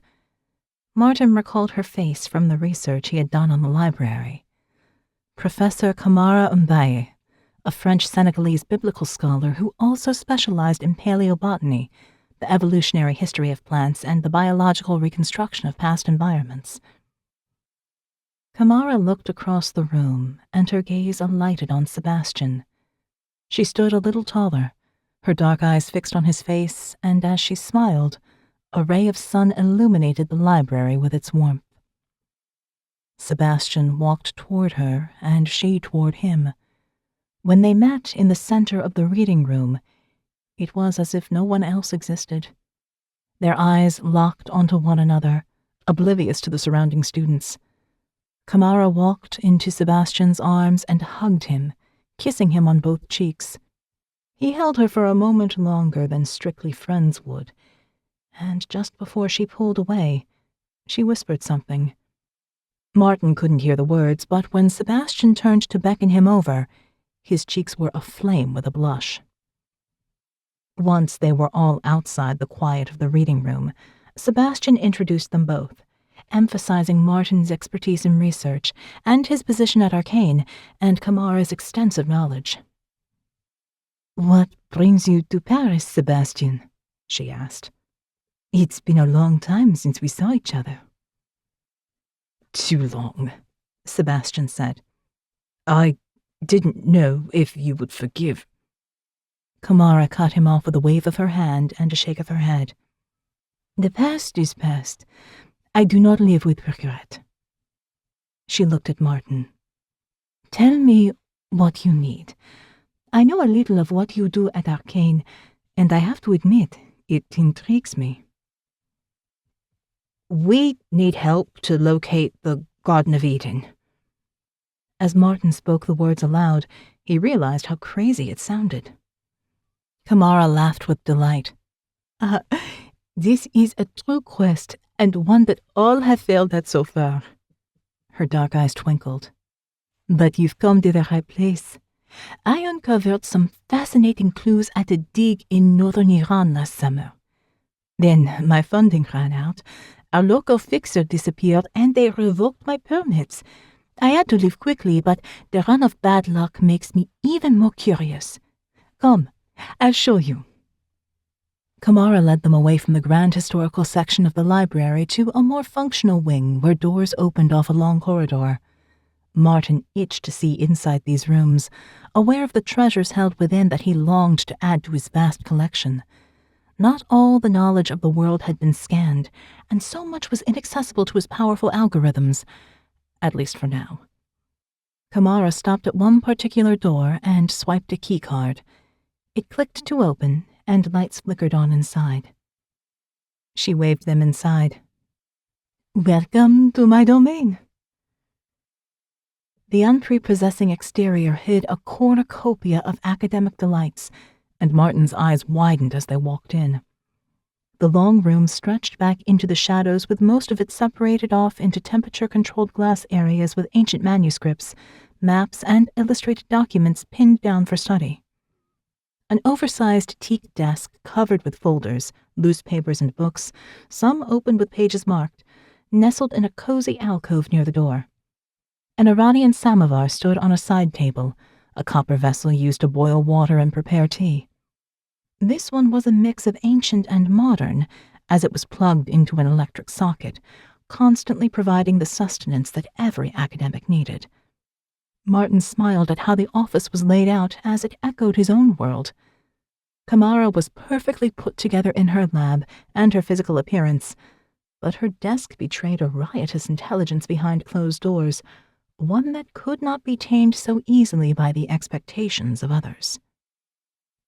Flowering plants in rich, vibrant colors surrounded the desk, and above them, a wall of maps from different eras, all depicting the Middle East.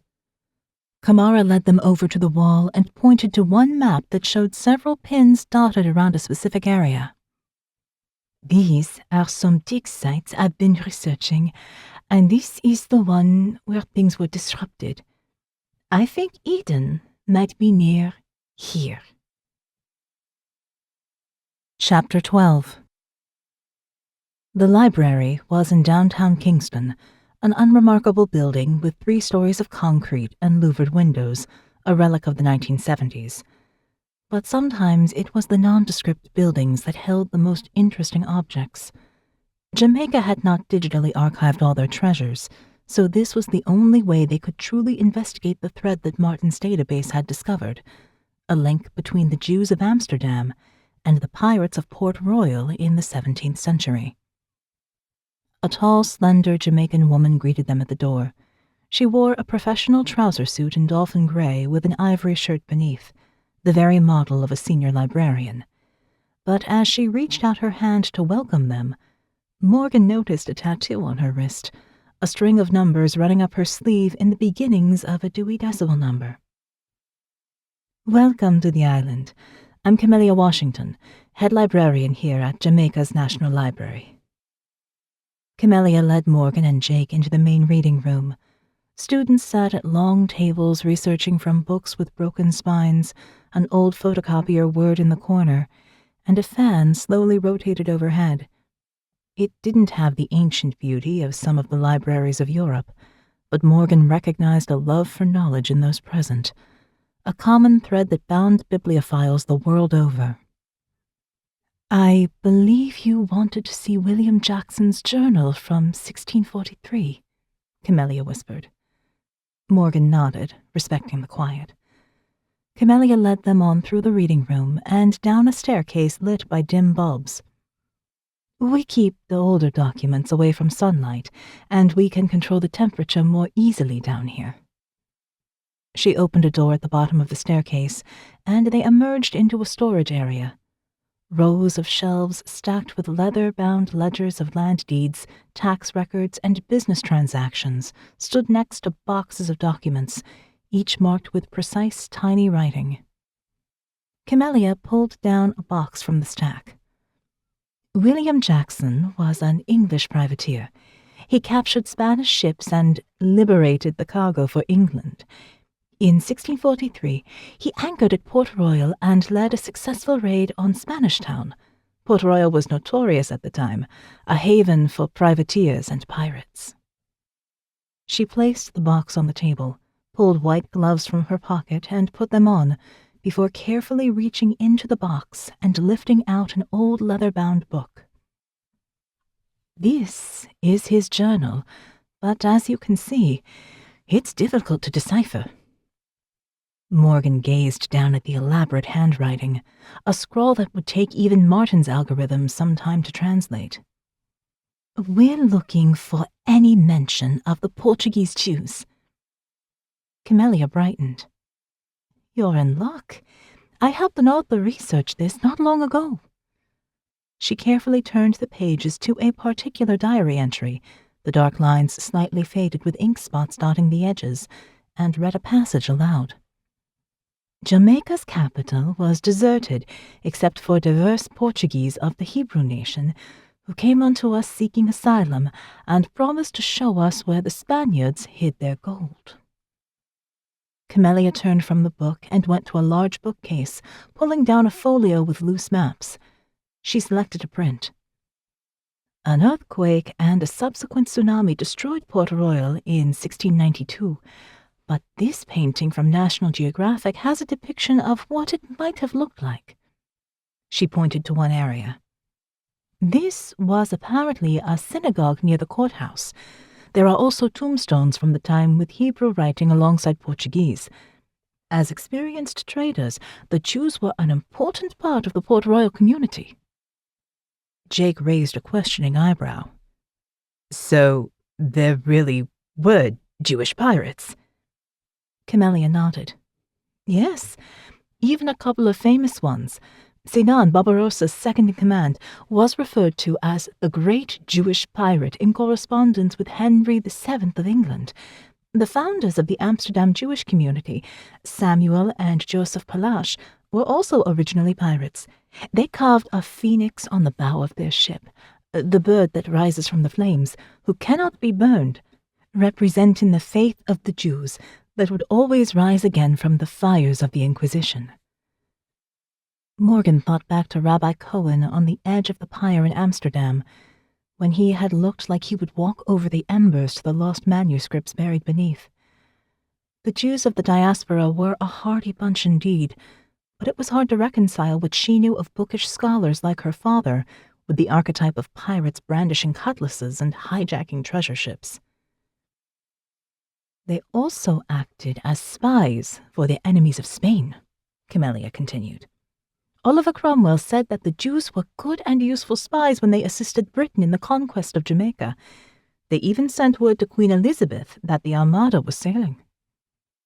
"But how did the Jews come to be here?" Jake asked. "Many came from Recife, in Brazil." Camellia pulled out an older map showing trade routes from South America into the Caribbean. "The Portuguese settled in what became known as Brazil in the mid-1500s, and the Jews kept their faith a secret. But when the Dutch took some of the northern region and founded New Holland as a base for the West India Company in 1630, Jews were allowed to practice their faith openly." Morgan imagined the freedom that suddenly opened up for people, and it made her smile to imagine them finally saying their prayers aloud. "But it didn't last long," Camellia continued. "The Spanish recaptured Recife in 1654, and the Jews left along with the Dutch. Some went to New Amsterdam, which eventually became New York. Some returned to Dutch Amsterdam, and others sailed here to the Caribbean. They were successful traders, and by the 1660s, there were Jewish settlements across the islands." "Do you have any Other documents from the time? Morgan asked, walking over to look at the boxes more closely. They seemed to contain only land deeds and other historical documents, but she knew how much could be hidden. Books inside books, manuscripts inside tax records. The fragment of a map could be concealed anywhere. Camellia nodded. Of course. What are you looking for in particular? A fragment of an illustrated manuscript, part of a map. It might have plants on it, or a tree, and maybe some words in Hebrew. Camellia shook her head. I've seen nothing like that, and we have no illustrated works of that kind. But the Sharei Shalom Synagogue has an archive of Jewish material. It's just a few blocks from here. Bright sun glared off the stark white exterior of the Sharei Shalom Synagogue as Morgan and Jake walked inside its gates. They passed palm trees and a well-watered garden as they headed toward the giant door. It opened on their approach, and an elderly black man walked out, wrinkles belying his age, even though he moved with the sprightly ease of a younger man. He wore a kippah over his close-cropped white hair and beamed in welcome, holding out his arms wide. Shalom, friends. I'm Desmond. Come on in. The synagogue had 2 levels of dark wooden seating either side of a central area where the Torah Ark stood on a raised dais. There was sand on the floor, echoing Etz Chaim in Amsterdam. Desmond noticed Morgan glance down and explained the custom. It's not a memento of the island's beaches, as some think. It's to remind worshippers of the sand used to muffle footsteps back in the days of the Inquisition when we hid our faith. Others say that until we are back in Jerusalem, we must walk through the desert. He grinned. But maybe it's just to keep out the snakes and insects. He led them on to a less formal area for community events with plenty of plastic chairs, children's art, and pictures of local festivities. We're a Reform synagogue, with prayers in Hebrew and English, and we encourage people of other faiths to visit. The more we understand each other, the more we can live together in peace. Desmond stopped in front of a board of pictures and pointed to an image of a black man in glasses and a skull cap, shaking hands with a rabbi. That's Louis Farrakhan, the leader of the Nation of Islam. He came here in 2002 in his first ever visit to a synagogue in an attempt to rebuild his relationships with Jews. Jake pointed to a colorful picture, a group of people singing together against the backdrop of the white synagogue. Some had long dreadlocks tied back with green, yellow, and red bands. Others tucked their hair away in tams, round crocheted caps. Desmond smiled. That's a Neabinki we had here in 2012, a gathering of Rastafari people. They are not so far from the Jews, you know, singing songs of freedom in a strange land. Their Zion is Africa, and ours is Israel. He looked off into the distance. Funny, though. Most of us have never been there. This is our home. He led them on. So, I understand from Camellia that you want to see the museum. Morgan nodded. Yes, and in particular any documents or fragments that might have been brought here by the Jews who came from Recife or even Portugal originally. Desmond nodded. We have some manuscripts stored in the archive. Have a look around, and I'll go get them for you. He pushed open the doors of the museum and waved them inside with a smile. I'll be back soon. Jake walked over to the nearest display case, which contained several open prayer books. He bent to look more closely while Morgan walked to the back of the room. She noticed something, an illustration of some kind in one of the glass cases.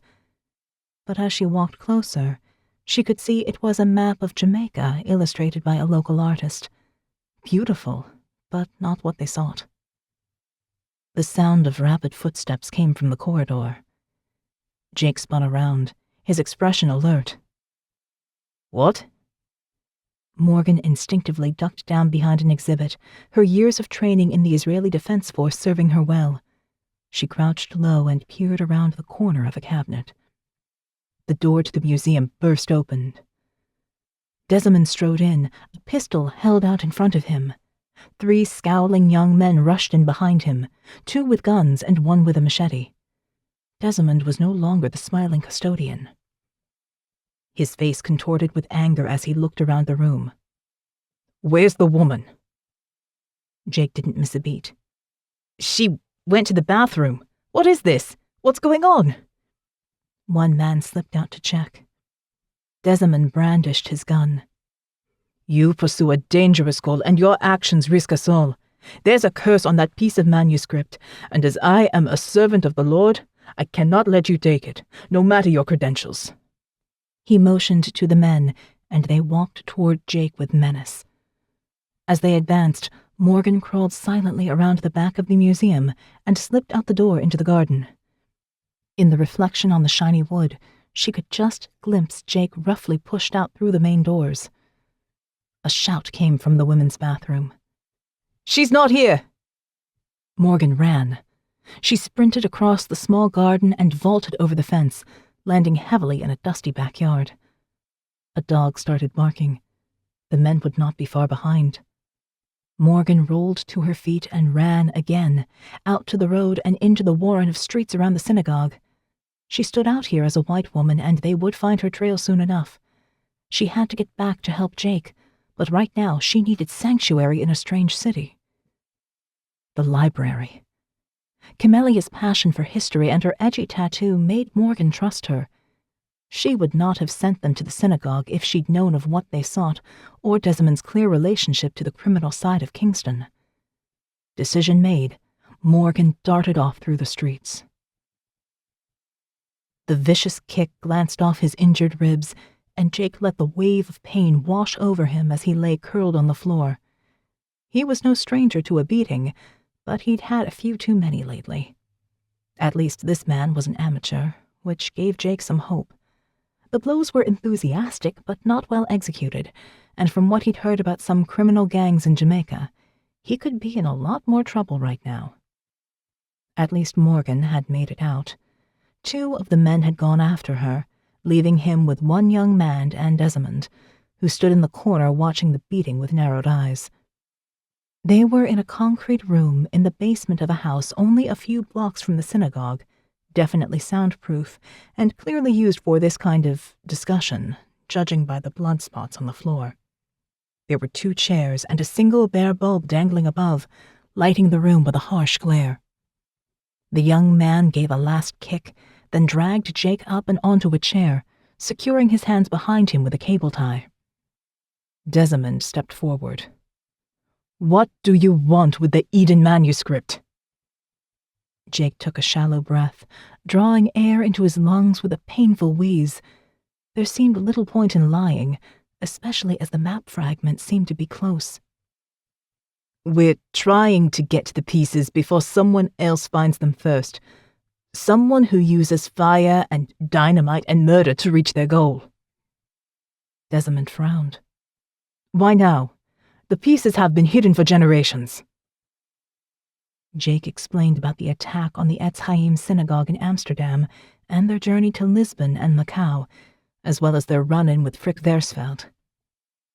Desmond paced back and forward, his shoulders slumping more as he learned of the stolen pieces, until he finally turned to the young man.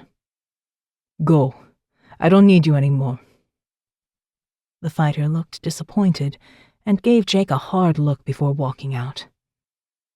Desmond wrung his hands together and wiped sweat from his brow.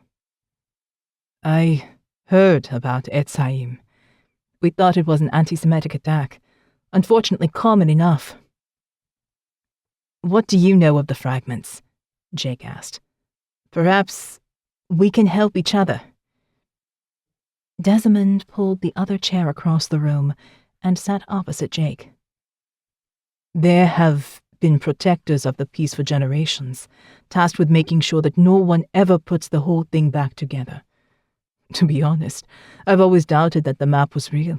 After all, Eden cannot possibly exist, and even if there was once a garden, how could that be a danger to us now?" He shrugged. "But There is much about my fate that I don't understand, so I didn't question this task. No one ever asked about it until you arrived. That's why I reacted as I did." Jake tugged at his bonds. "Any chance you want to take these off me? And maybe tell your men to go easy on my partner." Desmond narrowed his eyes. "Not so fast, my friend." Morgan jogged along the street, staying in the shadows. A blue sedan sped past, then shrieked to a halt in the road just meters away. They had found her.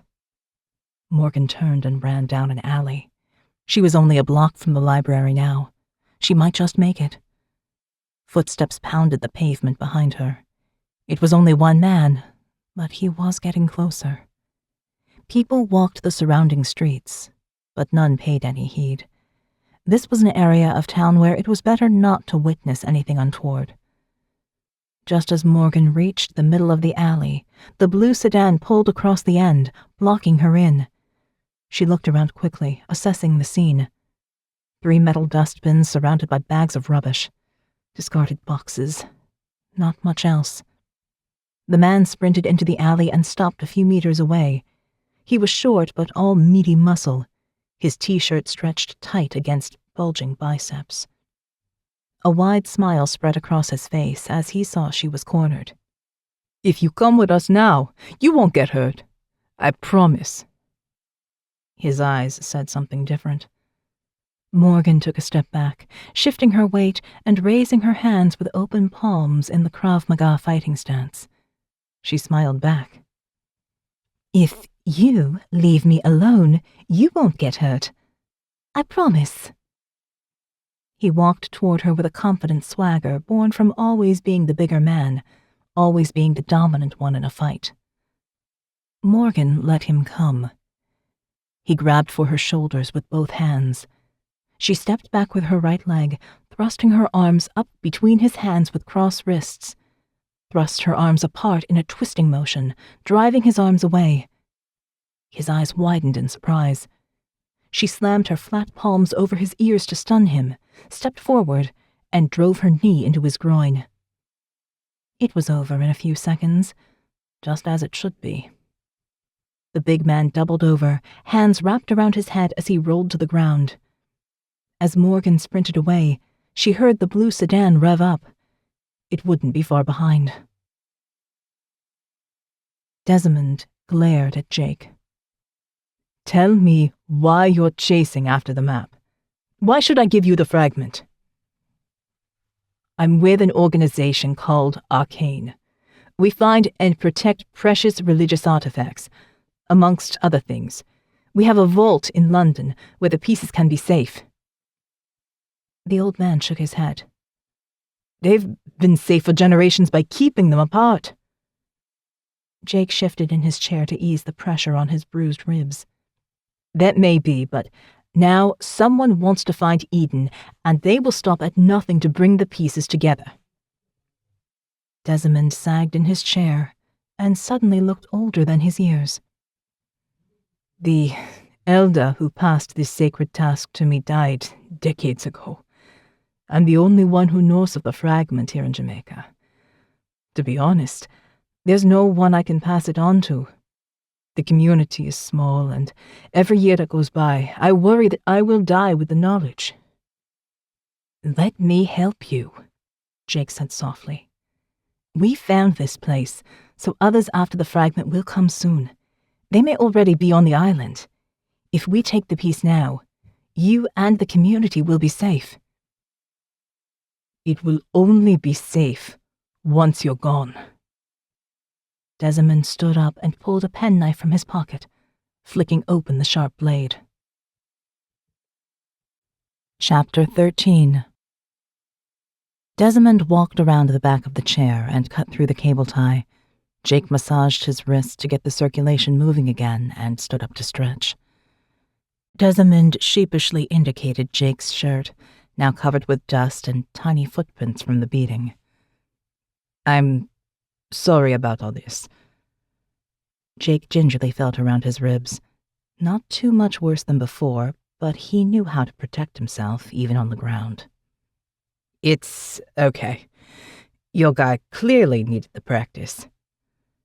He thought of Frick back in the burning church on Macau. These amateurs were lucky that they picked on the right South African. Can you call off the men looking for Morgan? A flash of concern crossed Desmond's face. Of course. Come, we'll return to the synagogue. You should tell her to meet us back there. As soon as they got outside, Jake called Morgan. The phone rang and rang before she eventually picked up, her breath ragged. "You all right?" she asked, her voice more concerned for him than her own safety. He should have known she'd be fine. Sometimes Jake wished he could help his partner more, but Morgan had a core of strength that he couldn't even find in himself some days. After all, he was the one beaten to the ground, and she was out running around the city. I'm fine. Jake glanced over at Desmond. Just a misunderstanding. Can you come back to the synagogue? On my way. Morgan turned from the call to see the blue sedan pulling up across the street. This time, she stood her ground. The man she had beaten looked out the window, his face mottled with rage. He mouthed some swear words at her, recognizable in any language, but clearly they'd been told to leave her alone. The driver pulled away. She turned and jogged back to the synagogue. Whatever Jake had done, he'd managed to turn the situation around, whereas she'd resorted to violence. Morgan wished she had the even temper and sense of humor that Jake brought to every mission, despite the dire circumstances they sometimes found themselves in. She was lucky to have him as a partner. They complemented each other's abilities, most of the time at least, and he watched her back as she watched his. This time, though, she worried about his personal history with the hitman, Frick Versfeld. Would their shared past jeopardize the mission? She rounded one last corner to find Desmond standing just inside the gates of the synagogue, Jake sitting on an ornate bench beside him. Her partner looked a little green, and he clutched his ribs over a dirty shirt. He hadn't escaped completely unscathed. Jake stood up when he saw her, his hands dropping from his rib cage. She smiled at his attempt to hide his pain, but they had worked together long enough that she knew his tells. The tightening of the corkscrew scar at his temple, the tension in his jaw, the way he moved in a slightly jolted fashion. Desmond's got something to show us, he said. Morgan smiled. About time. The old man led them into the museum, and this time he didn't hesitate. He opened a large sea chest at the back of the room and pulled out several knitted blankets, a pile of baby clothes, and what looked like lost property from the community. A ragtag collection of unwanted objects, and underneath it all, a small metal safe. Desmond pulled it out with a haunted look in his eye.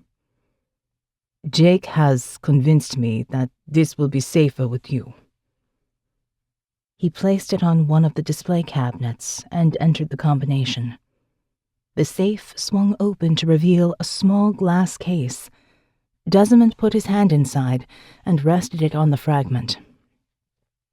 He looked up at Jake. I'm entrusting you with my sacred duty. The Lord knows I've carried it long enough. He pulled out the glass case and looked down at its muted colors. You must not let the pieces touch one another again. The risk is too great. Humanity was expelled from Eden for a reason, and we must never try to return there. Jake nodded. I'll keep it close to me. Morgan noted that he did not actually promise anything, and for that she was grateful. This Jewish community had such a rich history and traced its lineage back to Brazil, to Portugal, and to Amsterdam. She wanted to honor their origins, but they still needed to find the next piece. She bent to look at the fragment in Jake's hand. It showed 4 rivers swirling around a Hebrew word. Arar. Cursed. A sense of foreboding rose within her as she examined the ancient writing, but she pushed it aside. Do you know the origins of this piece? Which community did it come from originally? Desmond nodded. It's from Recife, in Brazil. Paris, France. Kamara pointed to a mountainous area east of the Tigris and the governorate of Nineveh. Sebastian bent to look more closely until his cheek almost brushed against hers. The professor didn't move away, and for a moment, Martin thought perhaps he should leave them alone to catch up. A second later, Kamara stepped away, her face slightly flushed. She switched on the samovar, and as the water boiled, she gathered 3 tiny glasses and placed a sugar cube at the bottom of each. If we are going to talk about the Middle East, then let's do it with traditional hospitality. As she siphoned the tea from the samovar, the smell of mint and herbs filled the air. Martin took a sip of the dark green liquid, grateful for the sugar as it tasted like some kind of foul medicine. Sebastian drank it without comment, so Martin sipped at his glass, determined to give it a try. Kamara placed her tea down to cool a little before drinking, while she shuffled aside some books on her desk until she found a particular one, a battered copy of the Bible in French, its brown leather cover soft from use over generations. The location of Eden is complicated by the names of the rivers in the book of Genesis, chapter 2. She opened the Bible and translated for them.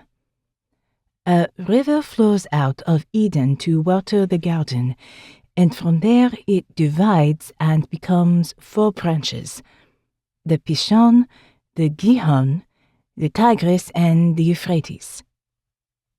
So we just trace the path of the rivers, right? Martin followed the Tigris on the map from the mountains of southeastern Turkey through to the Persian Gulf, and then the path of the Euphrates to the west. Together they framed the ancient land of Mesopotamia, the land between the rivers, now modern Iraq, Kuwait, and eastern parts of Syria and Turkey. He frowned. Where are the Pishon and the Gihon? Kamara smiled at his dawning realization. Exactly. That's where scholars differ in their interpretation. Martin turned from the map. Can it be discerned from historical documents? Many have tried, and all have failed. Kamara put down the Bible and pulled an oversized tome from a shelf behind her desk, a folio of maps and documents collected over a lifetime of study. She opened it to a black and white print of a Mappa Mundi, a holy map of the world from the Middle Ages. There are different ideas. The Jewish historian Josephus identified the land of Cush that borders Eden in Genesis with the African kingdom of Cush, south of Egypt. A 12th century theologian, Honorius of Autun, writes of the 4 rivers going underground in Asia, then surfacing far away, the Gihon as the Nile, the Pishon as the Ganges. Martin frowned. But Eden would need to be at the source of all 4, and that's geographically impossible. Sebastian finished the last of his tea, put down the glass, and pointed at the map on the wall. What about Armenia? If you follow the rivers back, they could start in the southern slopes of the Taurus Mountains and split into 4 streams lower down. Kamara nodded. That possibility is favored by some scholars. She paged through the folio to a map of a verdant green paradise.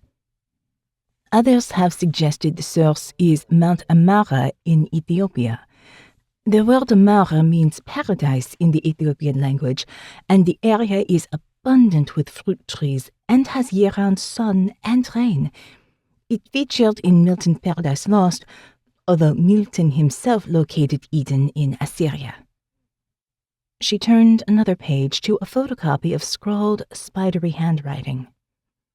Then there are the words of Christopher Columbus, who claimed to have found the four rivers emptying from the Orinoco River into the Gulf of Paria, just off Morton de Venezuela. A rugged mountain rose above it with an unreachable summit. He said, "If this river does not flow out of the earthly paradise, the marvel is still greater, for I do not believe that there is so great and deep a river anywhere in the world." Martin shook his head. "Oh, these possible places. If there's evidence for so many, how are we meant to find the most likely location?" As he looked at the image, the map undulated, the green expanding and contracting like some kind of mutant lung. He felt a little woozy and placed a hand on the wall to steady himself. Sebastian sighed. "Or is Eden just an allegory? Was there ever really a physical garden?" He leaned against the wall, his body sagging as if he had reached the end of his energy reserves. Kamara lifted her glass of tea and turned to one last page. "If you think of Eden as an actual garden, the same one that bloomed at the beginning of time, it cannot possibly be true. But I am of the same mind as John Calvin, who included this map in his commentary on Genesis and put it east of Babylon. The Gihon was the western branch of the Euphrates, and the Pishon the southern branch of the Tigris." She took a sip of the tea and grimaced. "This tastes strange. Did you—" Kamara's voice faded as the world dimmed. Martin's vision narrowed to the lines on the wall in front of him. He fell to the floor, his limbs immobile, his skin clammy, his mouth dry. The last thing he saw was Kamara's terror as she ran to help. Kamara bent over Sebastian's prone form and tugged at his shoulders to turn him onto his side in the recovery position in case he vomited. His face was pale, and a cold sweat formed on his brow. His breath was fast and ragged. His colleague, Martin, lay on his side with the same affliction. The tea. Someone had doctored it. But with what? She had only taken a sip of the bitter brew, but both men had drunk a full glass. It could be any number of poisons, and many dangerous plants were even grown here in the lab. Possibilities ran quickly through her mind, a litany of toxins and their terrible effects. Although her life's work revolved around the wonders of botany, Kamara understood that nature was not her friend. Now, it might kill the only man she had ever loved. Despite his betrayal all those years ago, Kamara couldn't help the rush of excitement that flooded her as Sebastian had stood in the library. The years had marked them both, but she still saw glimpses of the man she had known underneath. She would not let him go so easily this time. She reached for her office phone to call the emergency services. It was dead, not even a dial tone. She grabbed her mobile. The network was gone. Something blocked it. Kamara darted to her office door. It opened before she could reach it. A young man stepped inside, dark curls cropped close to his skull with a neatly trimmed beard and mustache. He wore a t-shirt of a local band and jeans that stretched over a muscled torso. Just a student she had never seen before. "Please, help me," Kamara said. "We need to call an ambulance. My phones aren't working."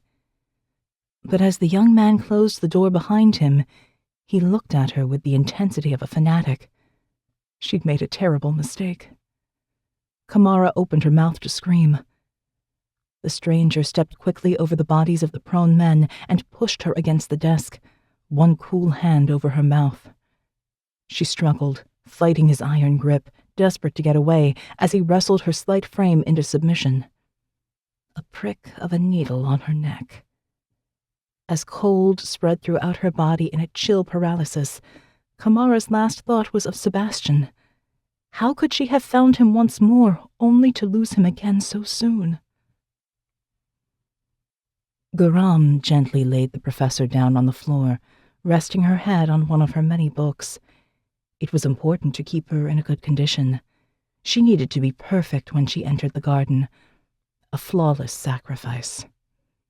He looked down at the bodies of the two men. The professor's next appointment was only minutes away, so he didn't have enough time to deal with them properly. Garam dragged them behind the huge desk. They would be found, but not immediately, and by then it would be too late. He went inside one of the glass labs and wheeled out a trolley used to transport samples and equipment. It was easy enough to fold the professor's petite frame into the bottom and cover her with a tarpaulin before placing several small bushes on top. Garam opened the door and wheeled the trolley out into the busy corridors. No one gave him a second glance as he pushed his precious cargo out into the loading dock at the back of the building.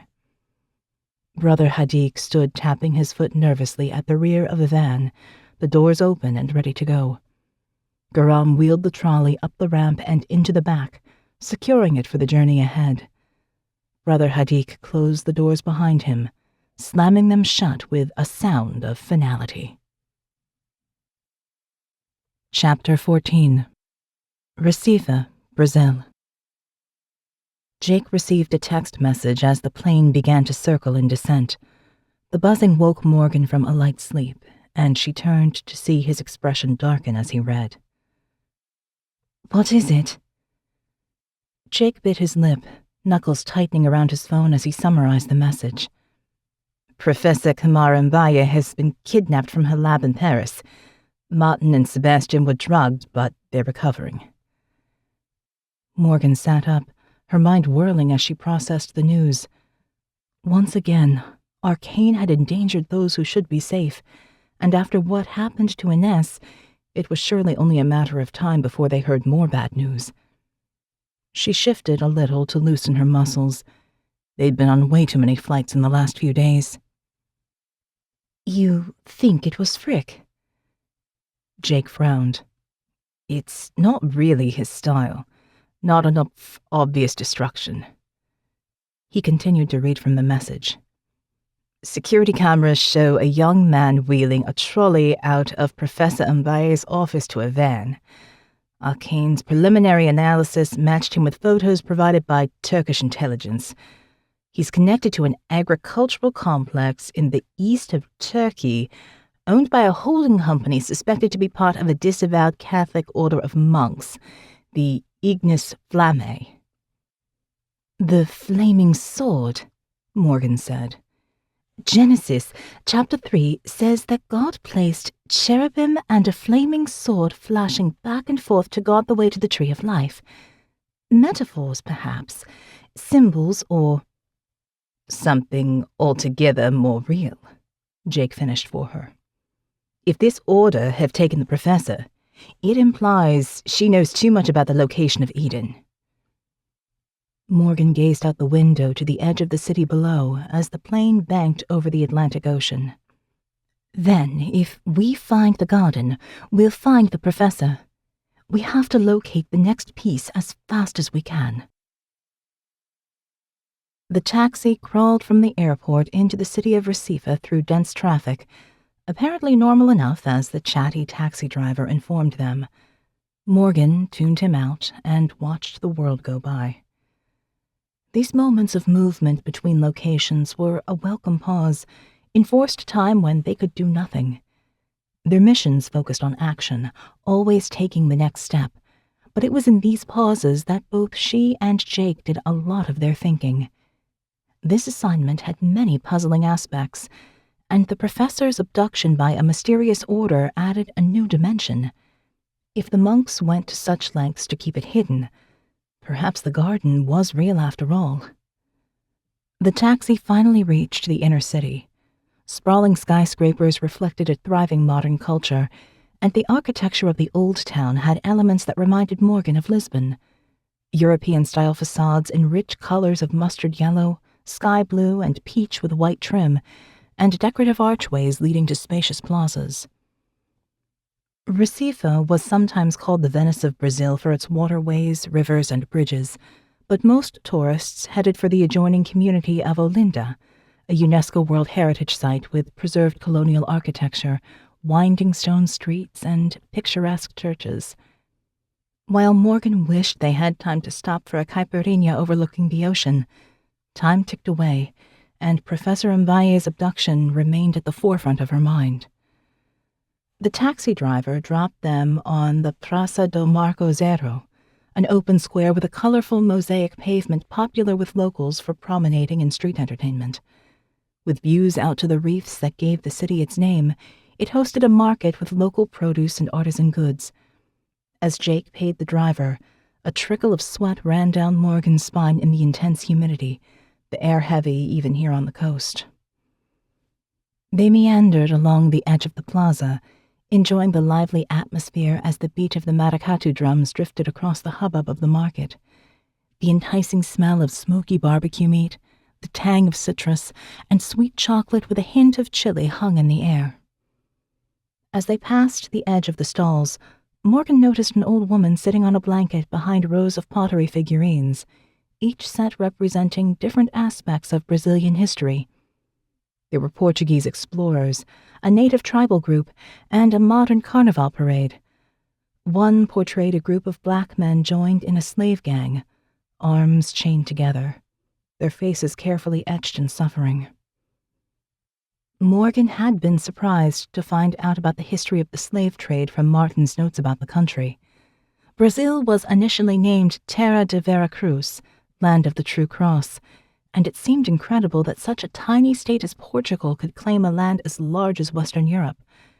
There were so many riches to harvest, and yet the Portuguese did not have enough people to colonize and do the work. So they brought slaves. Over 300 years, the Portuguese transported 4 million slaves from Africa to Brazil in what some considered to be the largest forced migration in history, 10 times the number taken to North America by other countries. The slaves worked the gold and diamond mines as well as sugar plantations, cattle ranches, and coffee fields. Brazil was the last country in the Western world to abolish slavery in 1888, many years after England in 1807 and the U.S. in 1865. Racial tensions and socioeconomic inequality still remained in the country today. As Morgan bent to examine the pottery figures more closely, the rhythmic beat of percussion drifted across the square. Jake walked toward the sound and joined a gathering circle. Morgan went to stand with him, watching as a group of young people warmed up with flowing movements. Musicians began to play on one edge of the circle. One held a berimbau, a single-stringed percussion instrument with a gourd at the bottom. Another tapped on the pandeiro hand drum, while 2 more sat with larger wooden atabaque drums. As they struck up a rhythm, 2 of the young people moved opposite each other in low rocking steps, as others clapped and sang around them. As the music speeded up, the movements became more aggressive, with rolling and sweeping, spinning kicks and cartwheels. Somehow the pair avoided touching, even though their limbs passed within millimeters of each other in graceful acrobatic moves. "It's capoeira," Jake explained. "A martial art developed here in Brazil by enslaved Africans. They practiced it like a dance or a game to avoid detection, but it could also be used to defend themselves." As the capoeiristas finished playing, the crowd erupted with applause. Morgan and Jake weaved their way back through the crowd and into the streets behind the plaza, eventually emerging outside the modest Cahal Zur Israel. With its cream facade and terracotta red shutters, it looked like any other building on the block, except for the prominent name on the side. Synagoga Cahal Zur Israel had been established in 1636, the first synagogue erected in the Americas, even though Jews had been living in Brazil since the Portuguese arrived in 1500. Recife was the first slave port in the Americas and experienced a rare period of religious freedom when the Dutch took the city between 1630 and 1654. But it didn't last long. When Portugal reconquered the area, many of the Jews left, some heading for Amsterdam and Holland, some for New Amsterdam, later called New York, and others for Jamaica, where Port Royal fell under British protection. Morgan marveled at how the roots of the diaspora wove their way back and forth across the world, following trade and religious freedom, tying cultures together in unusual ways. This intermingling was both a blessing and a curse, a way for people to understand those they considered other, but also provoking conflict. Jake knocked at the door of the synagogue, and a homely woman opened it, her ample curves hidden under an oversized t-shirt and jeans, her gaze piercingly intelligent. "I'm Fernanda," she said warmly, "custodian of the Synagogue Museum. Desmond called me to vouch for you both. Our congregations are linked on some Jewish diaspora online communities, and he and I share an interest in ancient manuscripts." She raised an eyebrow. "I hear we have that interest in common." Jake nodded and pulled the fragment encased in glass from his pack. "We're looking for something similar to this." Fernanda took it from him and inspected it with the enthusiasm of a scholar. A moment later, she frowned and gave it back, taking a step away as if it held some terrible disease. "You recognize the curse?" Morgan asked. Fernanda shook her head. "It's not that," she sighed. "We have something similar, and it marks a dark time in our history. Come, I'll show you." She led them through the synagogue. It was stark with plain timber flooring, hard wooden benches, and stone walls, a functional house of worship designed to keep the place cool. The museum section beyond was well laid out with informative panels about Portuguese Jewish history and ritual objects in glass cases. Fernanda stopped at a nondescript door at the end of the gallery. "This leads to another museum, accessible to the public through a different entrance. We like to keep some separation. It's no good to dwell on the past, but this is truly a cruel history." She pushed open the door into the Museo da Historia da Inquisição, the Museum of the History of the Inquisition. As they stepped over the threshold, Morgan felt a sense of heaviness descend, as if the very air thickened around her. She understood why the synagogue would want to keep this place separate. It was important to remember, but the past did not define everything about the present, and the Jewish community thrived in the diaspora now, despite every attempt to stamp them out. "New Christians, also known as Esperandos, hopeful ones, came to Brazil, seeking a new life," Fernanda explained as she led them through the gallery. "They became traders and ship owners, a merchant class who set up sugar factories and cultivated tea and coffee plantations. They traded with New Christians on the Iberian Peninsula, and later with Amsterdam and London. But the Jews were not safe in the New World either. The Inquisition arrived in 1591, their primary role to seek out the New Christians who hid their true faith and forcibly convert any Jews who dared to live openly. Many people have heard of the violent excesses of the Spanish Inquisition, but the Portuguese were just as bad." They walked past panels with historical information and engravings of torture and broken bodies at the stake. A list of names etched into marble hung on the wall nearby, dedicated to the victims of the Jewish Inquisition. Joseph Benveniste, Isaac Cabal, Mosé de Azuedo, and so many more. Morgan recited the names in her mind, sounding out the syllables of lives ended in agony. The screams and the crackle of flames had been silenced by the years, but still resonated in the memories of those who remained. A plain wooden table made of thick planks stood in the middle of one room, with shackles at either end to hold a body down, and a central winding handle to stretch the victim. At the foot of the rack, a double-ended saw with wicked teeth, next to neck screws and blades for flaying flesh. Just a few of the replica torture instruments held in the museum. "The Inquisition was finally abolished in Brazil in 1824. Fernanda shook her head. "It's hard to believe that they dominated for several hundred years of misery. Of course, anti-Semitism has not gone away, but at least we don't face the auto da fe anymore." "You said you Recognize the fragment, Jake said, a gentle attempt to bring the conversation back to their mission. Morgan understood the need for haste, but part of her wanted to learn more about the Jews of this part of the world. Her own heritage was Sephardic with the Sierra family, part of the Spanish diaspora. Her father had been a Kabbalah scholar, always fascinated by history. She imagined his enthusiasm for learning about something new, and a little of the heaviness lifted as she thought of his smiling face. He had passed on like all these dead around her, but a part of them lived on in their descendants. So it had always been. So it would ever be. Fernanda walked on into a small annex off the main gallery. We keep documents here. Handwritten letters in white frames lined the walls alongside tax and financial records, written in Portuguese and Hebrew. A wide chest of drawers took up most of the space, with a glass display case on top containing illustrations of Inquisition torture. Fernanda pulled open one drawer to reveal a manuscript fragment.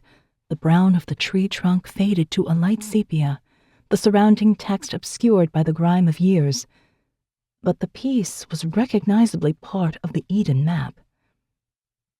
That's it, Jake said. Can we look at it more closely? Maybe borrow it for a while?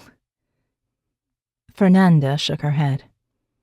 I'm sorry, but we don't let any of these items out of the museum.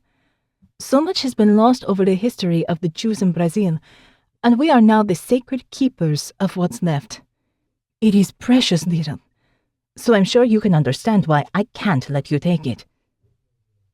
Her steely gaze matched the note of finality in her voice. There was no way they were taking the fragment. Chapter 15. Of course. Jake smiled, but Morgan noticed that it didn't crinkle the corkscrew at the corner of his eyebrow. She knew his tells, but she couldn't see how they were going to get the fragment out of here, and to be honest, Morgan wanted to respect the community's wishes. But if they left the fragment here, Frick Versfeld might come and take it, and he wouldn't be so polite. The community was not safe while it remained in the museum. Could we at least take some photographs? She asked. Fernanda nodded. That would be fine. She pulled out the fragment and laid it on the glass. Both Morgan and Jake took pictures on their phones from all kinds of different angles. It would have to be enough for now. They had one physical piece and pictures of two more. That just left the final quarter, stolen by Frick in Macau. It might be enough, but then again it might not be, and they were running out of time. As they walked out of the synagogue, Morgan considered the photos Martin had sent previously. Aurelia dos Santos Fidalgo covertly photographed at an eco-terrorist event, and evidence that the heiress had siphoned funds from the mining empire to those who wanted to destroy it. Despite their differences, they both sought a common goal. Perhaps together they could find Eden and rescue the professor. It was time to reach out to their enemy. En route to Turkey. Kamara drifted in and out of unconsciousness, slowly becoming aware of a continuous droning sound and an occasional jolt beneath her. She could smell oil, the tang of metal and stale sweat. Her hands were bound in front, her legs tied together at the ankles, and as she opened her eyes, she realized that she was strapped to a side bench in a cargo plane, surrounded by what looked like military equipment. She couldn't move. Nausea rose within, her stomach spasming as the stink of the aircraft, her own fear, and whatever drug the man had used mingled together in her system. Sebastian. Kamara remembered how he had looked on the floor of her lab in those last moments, his dear face pale, a cold sweat on his skin.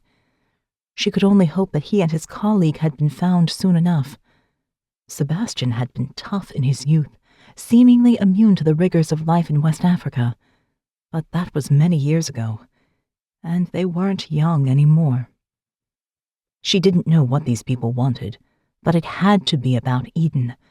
Perhaps she had located it correctly after all. Perhaps she would even see it before they... Kamara pushed the dark thoughts aside. Whoever they were keeping her alive for now, and that was something.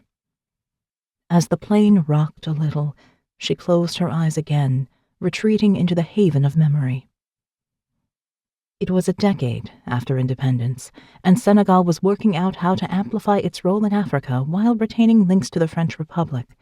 Like much of colonial history throughout the continent, there had been atrocities and human rights abuses, but there had also been a positive side to its ties with the former ruling country. Kamara had been a botanist at the University of Dakar in her first years of postgraduate study, with a grant to research the survival aspects of plant species in the Sahel, a transitory region between the Sahara Desert and the Savannah. It had taken weeks to put together a support team and gather the right gear to survive in the harsh terrain. The day before they were due to leave, Kamara repacked the Land Rover for the third time, checking items against her list once more. Could she possibly move things around to fit in a few more sample test tubes? Bonjour. The deep voice startled her, and Kamara spun around, dropping her clipboard into the dust. The man stepped forward and picked it up, his hand brushing hers as he handed it back. The sun caught his blonde hair, turning it to gold, and beneath his khaki shirt, Kamara could see he was slim and tanned. His eyes were a piercing blue with a hint of mischief, and he had a lively smile. Forgive me for disturbing you, Miss Mbaye. I'm Sebastian Northbrook. I hear you're going into the Sahel. Kamara nodded. Yes, we leave tomorrow. Why do you ask? Sebastian pulled out a letter with the seal of the Senegalese Republic. I'm researching the Ouagadougou, the ancient empire of Ghana, and you're going near the area I need to visit. Do you have room for one more? He opened his jacket, indicating a fat wallet of West African francs. I'm willing to pay, and I have generous backers. His money and his smile had been more than enough to convince Kamara. She'd sourced a second vehicle with his cash, so they had more than enough room for her extra equipment, and she expanded her team to include another research assistant and driver. Sebastian joined them the next morning, a military pack on his back with his own gear, and they set off into the Sahel. It was a magical time. Kamara and her assistants gathered samples by day, working to understand the unique biogeographic realm and how plants survived in such a variable climate. Sebastian headed off every morning to photograph remote buried villages and catalog stories from tribal elders. In the evenings, they sat together by the fire, talking of their various discoveries. One night, after the others retired to their tents, Sebastian beckoned Kamara to join him on the top of the Land Rover. The stars were bright diamonds in the velvet sky above, and he named the constellations in English, while she told him the French words and some African tribal expressions. When she shivered with the cold, he opened his jacket, and with only a moment's hesitation, Kamara moved into his arms. Their fingers entwined, their lips met, and as the stars of the southern hemisphere shone above, they both found something that transcended culture and history. During that precious time in the Sahel, Kamara was truly happy. They made the most of every moment, exploring the landscape by day and each other by night. She wished that time would stand still and they could stay far away from the city forever, but life moved on regardless, and the research trip was soon over. On the day they arrived back in Dakar, Sebastian went back to his lodgings, promising to visit her in the evening. When he returned far later than expected, he was distant and a little cold, his gaze fixed beyond her on the horizon. Then he kissed her, and all was forgotten as she melted in his arms once more. The next morning, Kamara woke with the dawn and turned over, a lazy smile on her face, expecting to see Sebastian asleep beside her. But he was gone. She lay there for a while, expecting him to walk back in the door with his aristocratic smile, a pot of fresh coffee in his hand. But when he did not return, Kamara began to worry. There were many things that could befall an Englishman known to have money in the capital of Senegal. By the time she made it to his lodgings, the sun was high overhead. The guest house manager looked at her with pity. Sebastian had left for the airport earlier, his final bill paid in full. There had been a letter from England waiting for him. Perhaps that had been the catalyst for his departure.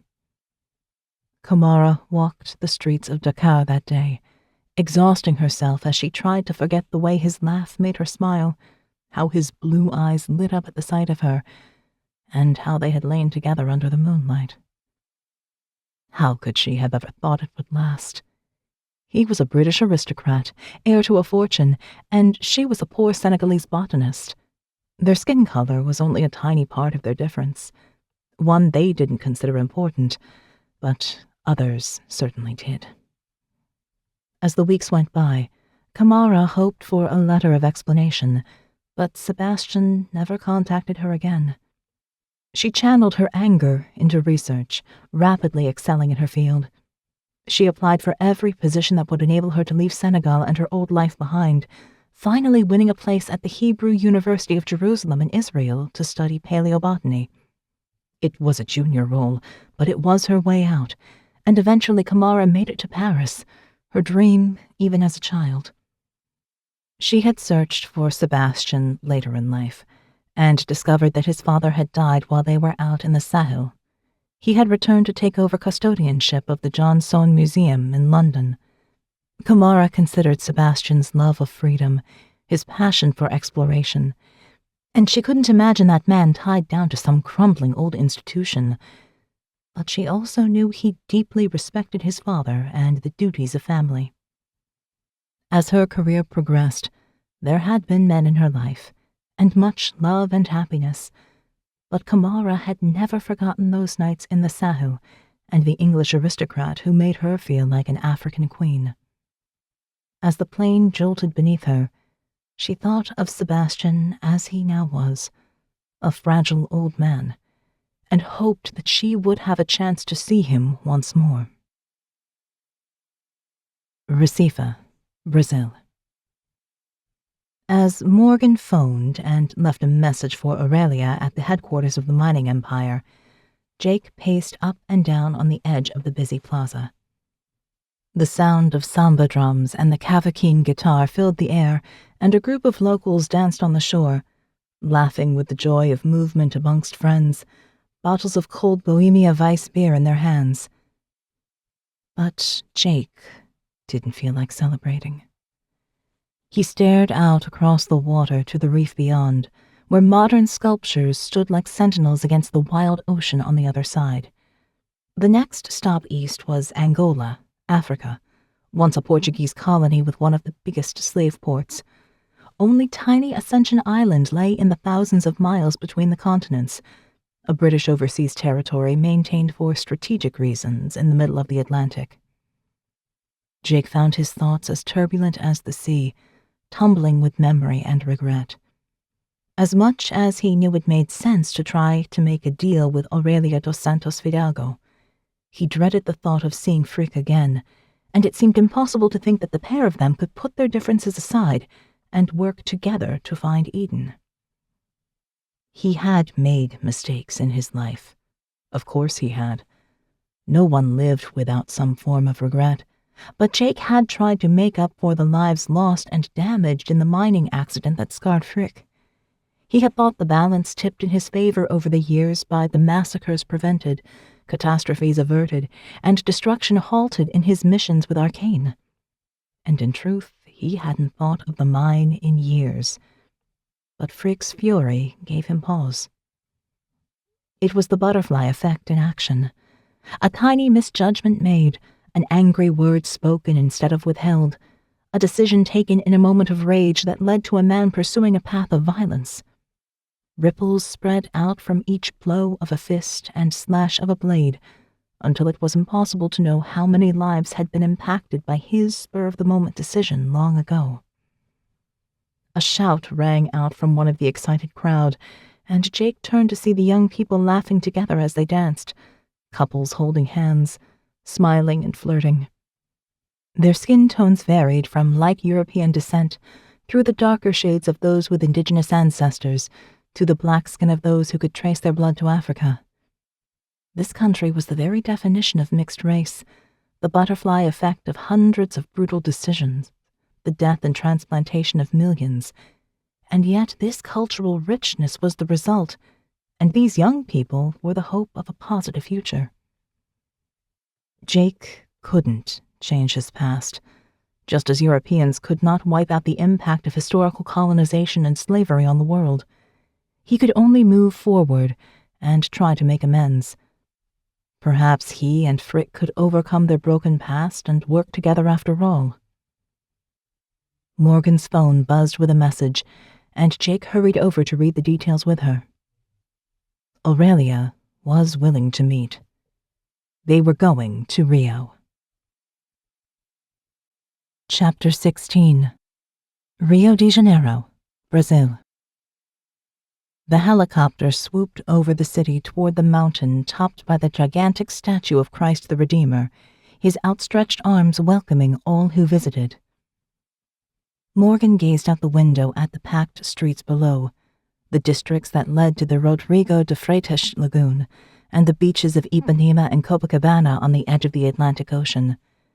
She imagined diving beneath the cool water, letting the waves wash away thoughts of the mission and her worries about the missing professor, as well as Sebastian, still in recovery after the poisoning. She did not want another unnecessary death on her conscience. They landed near the crest of the mountain, named Temptation Peak by the Portuguese when they arrived in the 1500s, but now known as Corcovado for its resemblance to a hunchback. The wind picked up as Morgan and Jake emerged from the helicopter, a stiff breeze blowing in the scent of salt from the ocean and cedar wood from the Tijuca National Park below, the largest urban forest in the world. A winding path took them up to the main viewing area, a series of concrete platforms around the towering statue of the Redeemer. A stunning view lay beyond in every direction, to the city, the beaches, and the forest below. It was still early, so there were only a few tourists around, with no sign of Aurelia or her bodyguard. Morgan had some doubt as to whether they would even show up, and she and Jake were alert to the possibility that they might try to take the remaining piece by force. But time was running out, and this seemed like the only practical way forward. Morgan walked to the railing and looked out across the Bay of Guanabara. Its hilly green islands sparkled in the morning sun, a light mist blowing across the peninsula like a veil over a mystical land. "It's beautiful," she sighed. "I wish we had more time to—" Her words trailed off as she turned back toward Jake. Behind him, only meters away, Aurelia dos Santos Fidalgo, the fine-boned heiress, stood with Frick Versfeld, his muscular frame seemingly even larger next to her diminutive size. Jake spun around, and Morgan put a hand on his arm to hold him back. She could sense his barely restrained desire to finish what Frick had started with Inez's death, and if she was honest, Morgan would be happy to help. But they needed those fragments, and she was willing to put aside their differences to achieve the greater goal. The living were more important than the dead. Frick stared at Jake with a murderous gaze, his scarred neck flush as he tamped down the rage that threatened to explode. But Aurelia smiled as she walked down the plaza steps, a look of serenity on her face as she approached, her bodyguard close by but clearly under orders to stay quiet. "Welcome to my beautiful country." She opened her arms, echoing the Redeemer's pose high above her. Morgan considered that the heiress might well think of herself as some kind of saint, protecting nature with her actions. Perhaps a modern-day Francis of Assisi, who gave up his wealthy life to serve God, eventually becoming patron saint of animals and the natural environment. "I'm glad you called," Aurelia said. It seems our interests are aligned. She walked to the edge of the viewing platform and stood within Morgan's reach. Frick stretched out a hand to stop the heiress from moving too close, but she held up one paw with a quick gesture, a clear direction to leave her alone. He remained alert, a little further back, eyes flicking back and forth between Morgan and Jake, ready for any sudden movement. Jake edged away from Morgan, splitting the bodyguard's attention even further. Aurelia continued, unaware of the unspoken power play between the three professionals around her. I've formally requested the fragment from the synagogue in Recife. The mayor was a dear friend of my late father, and he is expediting the request. It will be here later today. She turned to Morgan. So, I'd really like the piece of the map you found in Jamaica to complete my collection. Aurelia exuded the entitlement of the ultra-rich, so used to people giving her what she wanted that she assumed no opposition to her goal. But Morgan had known many like her, especially in her years at the University of Oxford, and she would not be intimidated. She gave a half-smile. What do you expect the map to give you that you don't already have? Aurelia pointed down at the forest below. These trees began their journey around 300 million years ago, but humanity takes them for granted. Each leaf is a miracle of creation, and yet, for all our architectural accomplishments, we still don't know how to construct something as perfect. We only know how to destroy them. She sighed. Did you know that we've cut down over 50 billion trees in the last 10 years? We are literally killing the natural world that sustains us, and in the process, we're killing ourselves. But nature doesn't need us. In fact, she would be better off without our species. The map will lead us to Eden, and I believe something there will tip the balance in her favor. It's time to end the Anthropocene, the age of humans. Aurelia spoke emphatically with seemingly no sense that she described the annihilation of her own species in order that all others could live. While Morgan certainly understood the devastation that humans did on the face of the earth, they also achieved wonderful things in conjunction with nature. Most people wanted a better world for their children, and the majority wanted to protect and sustain the environment. Morgan believed that the world tipped to the side of good at least 51% of the time, and that would be enough to solve the problems of the world. Of course, ARKANE played only a tiny part in the daily fight to keep the world in balance, and she and Jake had met some truly evil people during their missions, but it had never dented her belief that humanity was fundamentally good. Aurelia had a darker view of the world, and as Morgan glimpsed the fanatical side of the heiress, she wondered what might truly lie in Eden. Was the garden a paradise for humans, or a haven for nature without the polluters and destroyers that threatened the earth? How often do we even see plants? Aurelia continued. We live by their grace, and yet we wander the earth with only an occasional glance in their direction. This world should be green, and yet we turn more of it gray every day with our endless urge to expand. Why should we endlessly procreate and expand our species at the expense of all others? She clenched her fists. Enough. It is time for a change. Jake tuned out Aurelia's tirade as he concentrated on Frick, his gaze fixed on the massive South African. Neither man looked away, both of them communicating wordless aggression.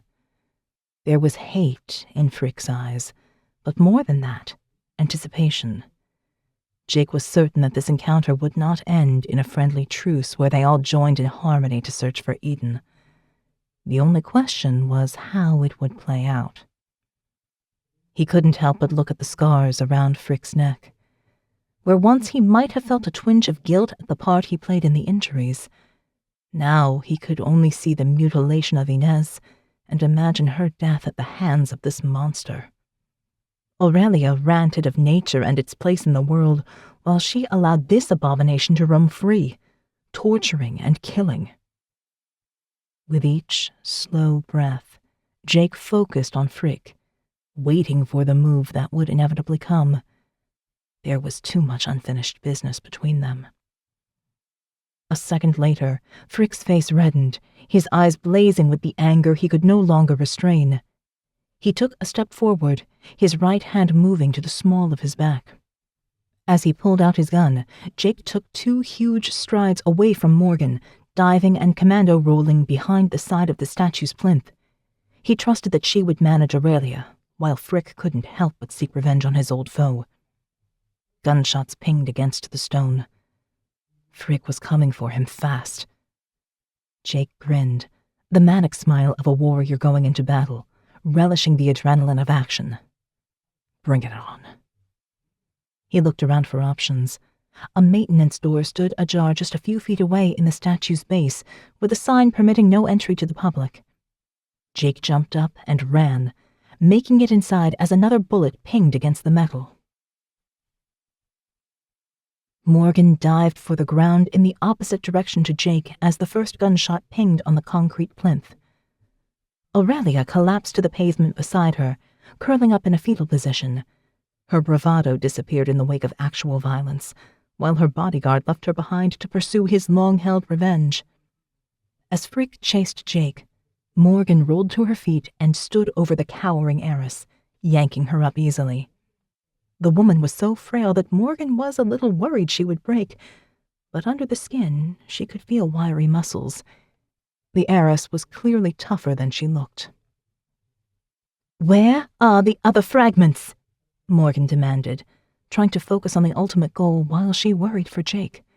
If she went to help him, Aurelia would escape, and she couldn't let that happen. Her partner was on his own. Jake slammed the door shut behind him and rammed the lock home. It wouldn't stop Frick for long. He ran up inside the statue, taking 2 narrow steps at a time, rounding a corner and startling a maintenance worker. The man put his hands up as if in surrender as Jake approached. "Por favor, no me machuque." Jake understood his gesture and nodded.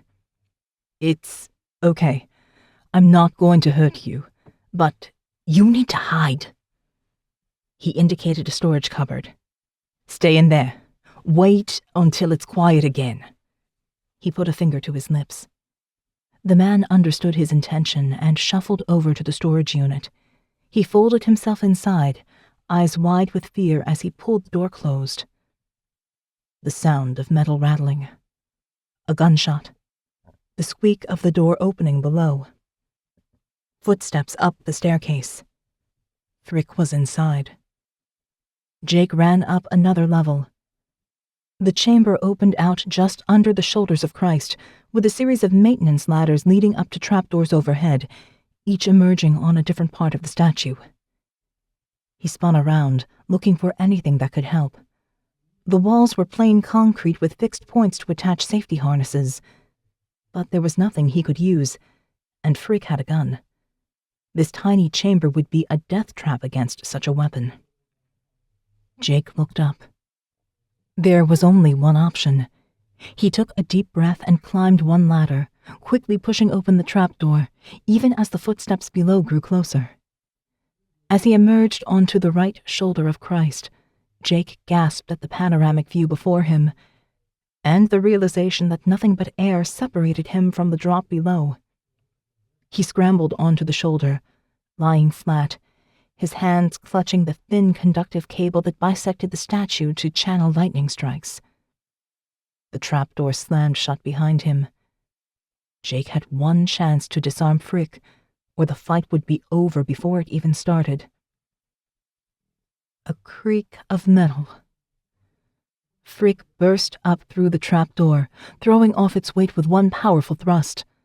The huge bodyguard emerged out of the darkness, gun in one hand. But Jake had the upper ground. He kicked at Frick's face, the powerful heel strike connecting with the man's nose, breaking it. Frick roared with rage, blood streaming from the wound as he clutched at the side of the trapdoor. Jake kicked again, this time with a scraping movement. The gun spun out of Frick's loosened grip and plummeted off the edge of the statue. But the massive South African didn't stop. He clenched his meaty fists into hammers of flesh and pulled himself out of the trapdoor. Jake crawled out of reach, acutely aware of the precipitous drop below. Frick stood up on the narrow shoulder. He shook his head and snorted to clear his nose, drops of blood splattering over the concrete. "It's time you paid for what you did." He stretched out his arms for balance and took a step forward. Jake scrambled to his feet, his senses alert as Frick edged toward him. The shoulder of Christ ended close behind, and a dizzying drop lay on either side. It was a strange place indeed for such a fight, but a sense of calm rose within Jake as he faced the man determined to kill him. He thought of the young capoeiristas in the plaza of Recife, the way they flowed and moved with such grace, seemingly resistant to gravity. If only he'd learned such skill. But he was not done yet. Frick advanced another half step and threw a punch. Jake ducked back out of reach, but as he moved, he wobbled a little. A cold flush flooded his system as he glimpsed the ground far below. He knew that Frick would not leave the statue without killing him. Jake clenched his fists. If he went down, he'd take the bastard with him. Chapter 17. A sudden cry from above. Morgan looked up as a figure tumbled from the shoulder of Christ, a dark shape silhouetted against the sun, his features obscured. "Jake!" Morgan couldn't help his name escaping her lips. Her heart beat faster as the body hit the concrete below the statue with a sickening thud. Aurelia stopped struggling in her arms, and they stood for a moment, both of them waiting in a beat of silence for the truth to unfold. Another man looked over the edge of the shoulder of Christ and waved down. It was Jake. Morgan sighed with relief, and as Aurelia sagged in her arms, defeated, she couldn't help but smile. Jake had as many lives as the jungle cat he sometimes reminded her of, with his muscular grace and dark amber-flecked eyes. She dragged Aurelia up the concrete deck toward where Frick had landed. "I don't want to see him," the heiress pleaded. "Please, just let me go." But something in her tone was off. Morgan didn't trust the weak woman, little girl lost routine. It might work with all those alpha males she surrounded herself with, but there was a core of steel to Aurelia dos Santos Fidalgo. Morgan dragged Aurelia on. Jake beat them to the concrete platform. He stood over Frick's body, his face betraying a mix of emotion. Morgan knew him well enough to know it was not the killing of a man that concerned him, but the events that led to the demise of someone he had been partially responsible for creating. If Jake had not sent Frick down the mine that day, would he now be lying dead so far from his homeland? But as with the history of the very land they stood upon, there would always be questions of how the past intersected with the present. Without the Portuguese Empire landing here 500 years ago, would this city be what it was today? Would Christ even be the Redeemer here, or would a god of the indigenous tribes spread his arms wide to welcome travelers? Aurelia tore herself from Morgan's grip and sank to her knees by Frick's body. She bent over the big man and laid her head on his chest as she wept. Her tears seeped into the pool of blood that spread out from his skull, dashed on the stones beneath. Had Frick been more than just a bodyguard? Or was Aurelia playing for time while she figured out her next move? Morgan found the heiress hard to read as she and Jake stood in silence. After a few minutes, Aurelia fell quiet. She turned and looked up at Jake, her dark eyes flashing with anger. "You will never find Eden," I'll never give you the other pieces. You can send me to my grave before I share their location with you. We will find the garden. Jake's voice was low and menacing, certainty clear in his tone. And we'll witness what you will never see. You'll go to your grave never knowing what could have been. Aurelia wrung her hands together, her knuckles white as she tightened her grip along with her resolve. But Morgan saw something in her eyes, a flare of desire for the mythical place that went far beyond her need for revenge. Frick had been a love of some kind, but he was nothing to Aurelia's true passion, and she was clearly weighing her options. They had to get to Eden as fast as possible. The professor's life was at stake, and the clock ticked away the seconds since she had been taken.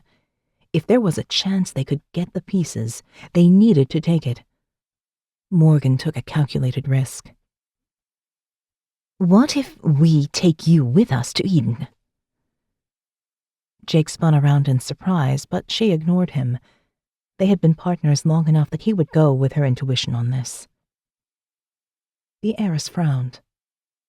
How can I trust you? Morgan reached out a hand.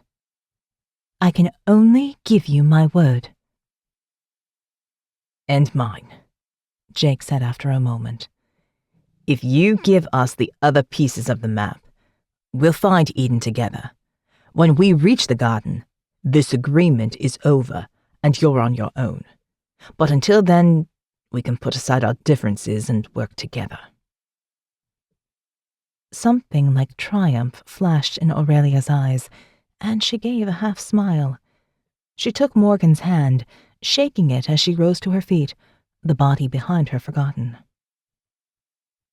That is enough for now. I'll take you to the other pieces of the map. They're not far away.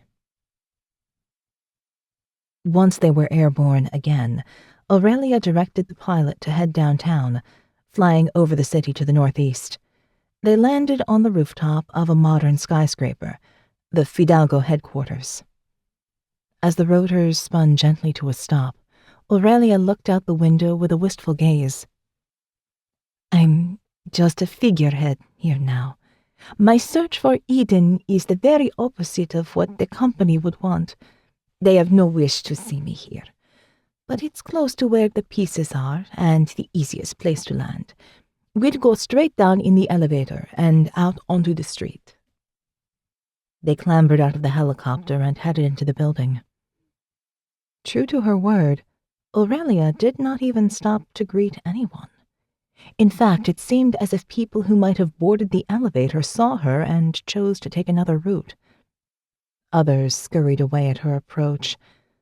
Morgan noticed how Aurelia's spine stiffened and how she wrung her thin hands as they descended. For all her wealth, it seemed the heiress truly was a pariah in the empire her father had built. They exited the office building and emerged onto the busy streets of the Centro district, the historic and financial hub of the city. Morgan and Jake kept close to Aurelia as they hurried through the warren of streets. Eventually, they emerged into a wide-open square with the hand-cut Portuguese paving stones reminiscent of Lisbon and Macau, but this was no thriving plaza where tourists could sit and drink coffee in the sun. There were a few sparse trees for a splash of green, and a geometric modern sculpture with faded yellow paint, but the buildings surrounding the square were run down and covered with graffiti. While Morgan appreciated urban street art when it had an element of beauty or a message to consider, this was just ugly tagging and spray-painted scroll.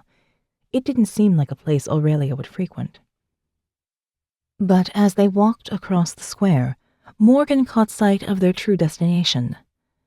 The Real Gabinete Português de Leitura, the Royal Portuguese Cabinet of Reading, stood like a proud sentinel at the opposite end of the square, the repository of the largest collection of Portuguese works outside of Portugal.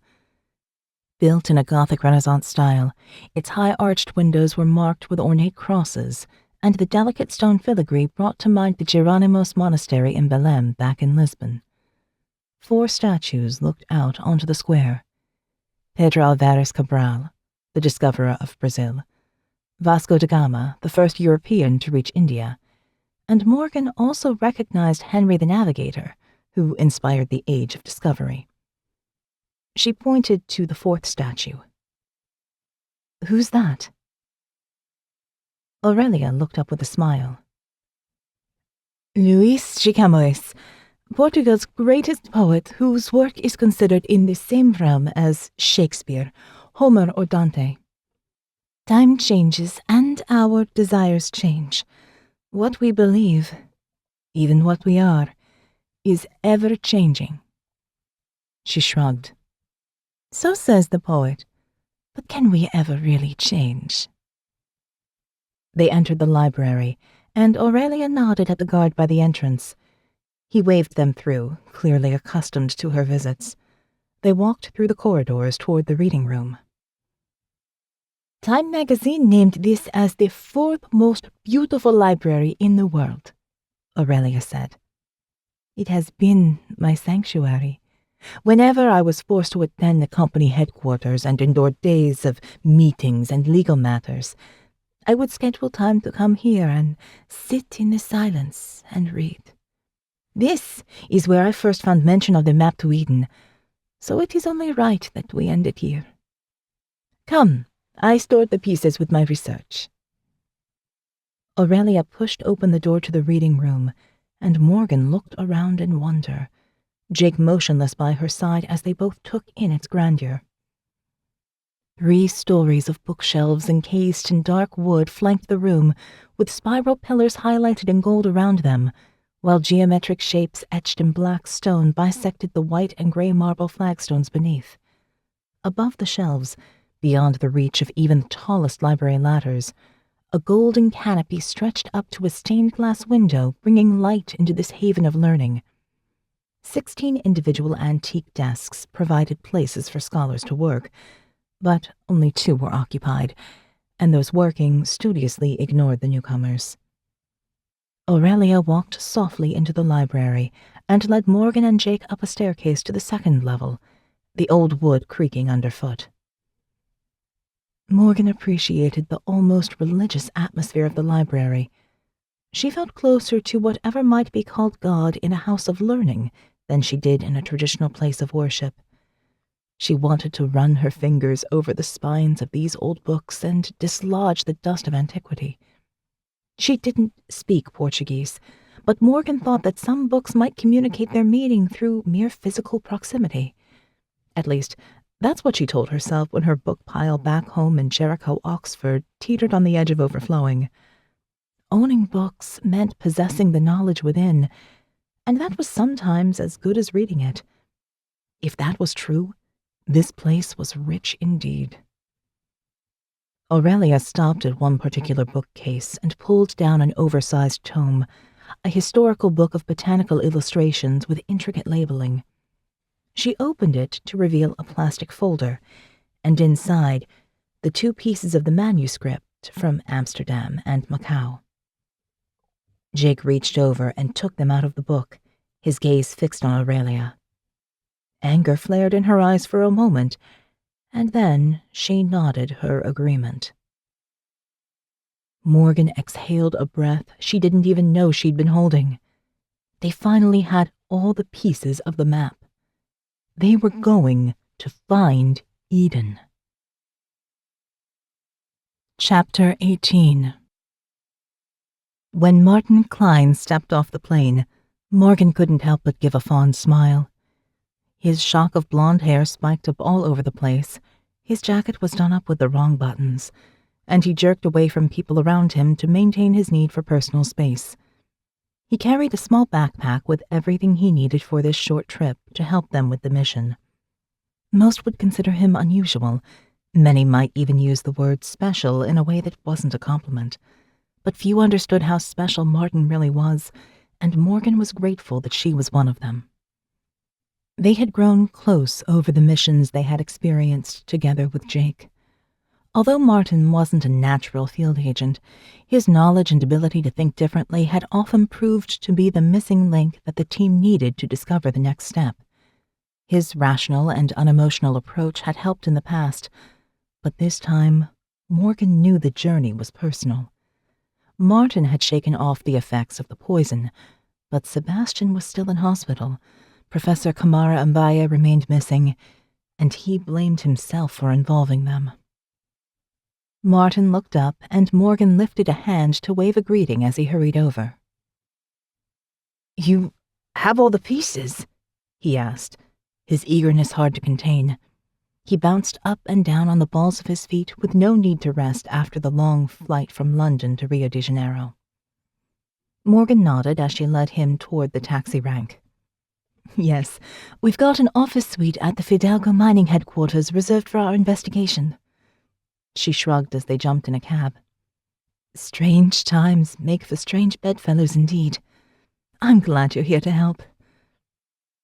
During the journey into the city, Martin tapped his long fingers on his knees, as if limbering up for the code he would soon generate, and the taxi soon pulled up outside the towering skyscraper.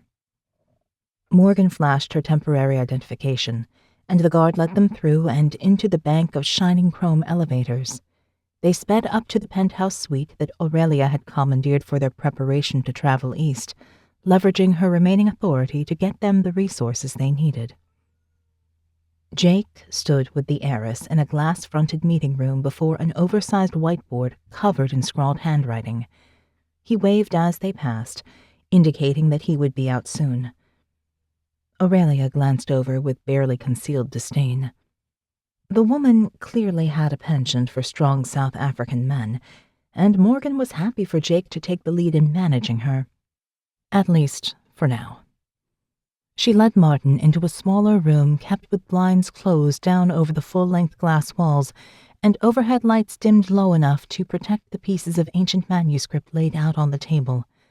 There was an extensive amount of other equipment in the room, everything they might need to investigate the map further. Martin whistled a little under his breath. "Finally together again." Morgan nodded. "It's likely they haven't been this way since 1496, when the Jews were expelled from Portugal and scattered across the empire." As she said the words, a sense of foreboding rose within. Whoever made this map went to a lot of trouble to make sure the pieces were separated when it was a lifetime's journey to travel across the globe. But why not destroy the map altogether? She tried to imagine the person who created it. Perhaps some old rabbi, desperate to save the rare knowledge but afraid for its future potential. Did he rip it apart with tears in his eyes at the thought of what might be lost? There was no way to know how it had come into being, or what the map might lead to in reality. Perhaps there was nothing there at all, but at least now they could find out. Martin opened his backpack and pulled out a slim laptop through which he could access the ARKANE servers.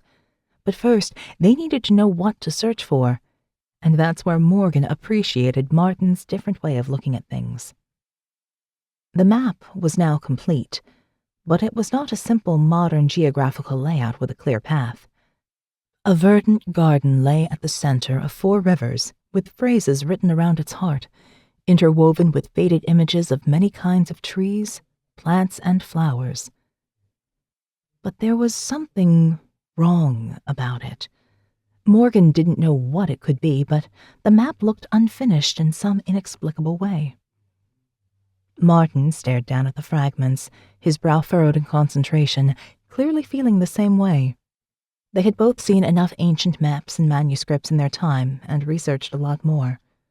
Both found this one unusual.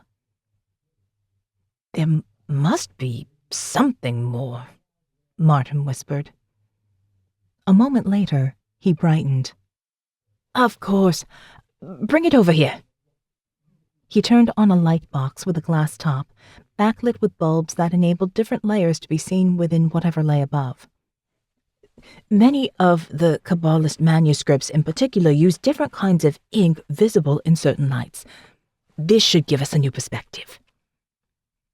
Morgan carefully placed the pieces on top, and as light flooded through, the pigments deepened in color.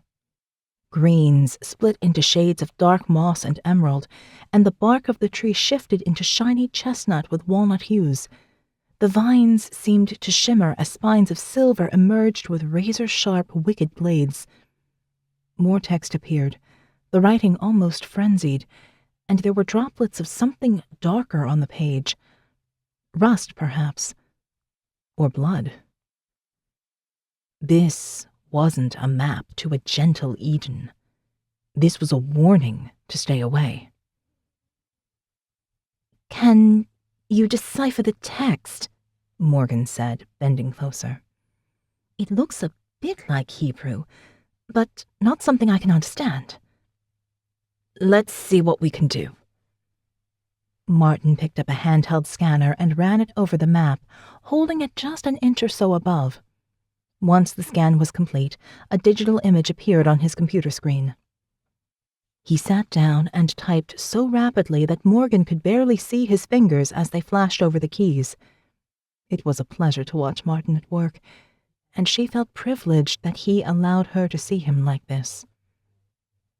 The world fell away as he worked with the tools he had developed for ARKANE, delving into databases linked by strange coincidences, using ancient keywords in dead languages. He accessed the machine learning algorithms he had trained to discover new information, hidden to even the most knowledgeable human brain. Occasionally, Martin stopped and pushed his glasses up or ran his fingers through his shock of blonde hair, pulling it into spikes. He narrowed his eyes and stared at the lines of code on the screen, some programmed by his own hand, still more generated by the extension of his genius, the computer itself. While Morgan was confident of her place in the physical world, sure of her ability to find the objects they sought, her brain could only fathom so much, while Martin's world stretched into places far beyond human knowing. She thought of her father, a Kabbalist scholar, murdered as one of the remnant and avenged at the gates of hell. Leon Sierra had worn this same concentrated expression as he studied the words of the Torah, as the letters spun themselves into meaning that gave him an insight into his impenetrable God. Did Martin feel the same way as understanding clicked into place and new perceptions surfaced? Perhaps one day she would ask him, but for now, Morgan sat in silence as her friend conducted a symphony of code. The clicking of keys marked the passing of time, until Martin finally stopped. His screen changed to show a map of the Middle East with dominant lines of the rivers Tigris and Euphrates, and next to it, the scan of the fragments with the translated text. He removed his glasses and rubbed his eyes. The hidden text was the key to understanding where the rivers intersect. He zoomed into the map. A document chronicling the Islamic invasion of the Caucasus in the 8th century mentions a river Gihon, later renamed Araxes and then Aras. Some early Victorian biblical commentaries have it as Gihon Aras. Martin pointed to the screen. It rises in the mountains to the north of Lake Van in southeastern Turkey and runs to the Caspian Sea across northern Iran. "So, where is the Pishon?" Morgan asked. He zoomed the display closer.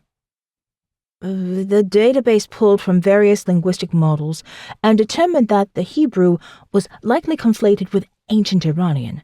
The Pishon is actually the Kizil Uzan, a tributary which also runs into the Caspian Sea. Martin superimposed the proposed rivers over the map, and Morgan took a step back in surprise.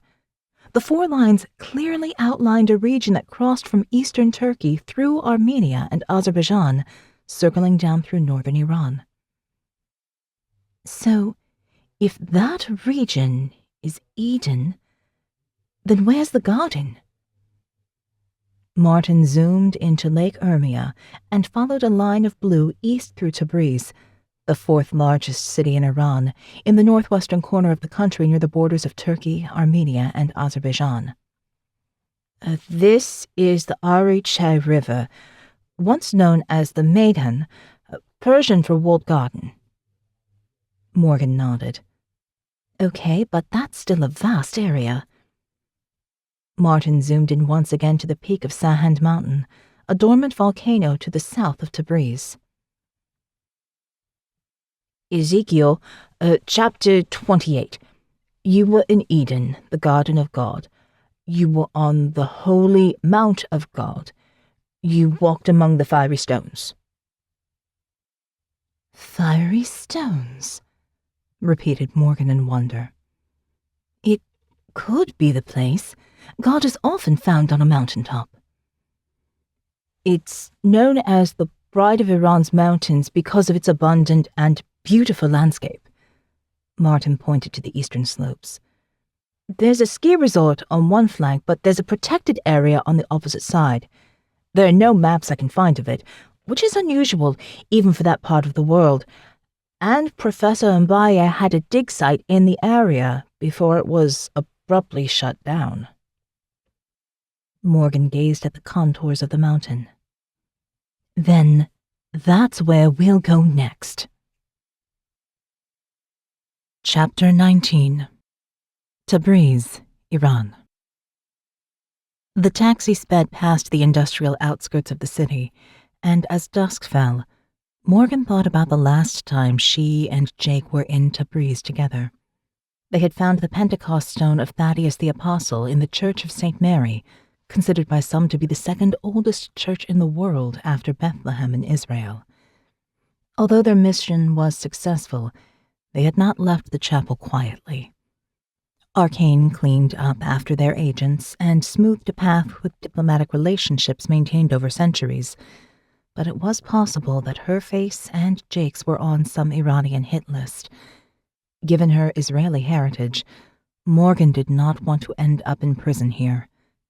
The possibility made her more nervous than usual, but their passports were clean, and they were officially here to hike Kamel Daki, the highest peak of Sahand Mountain.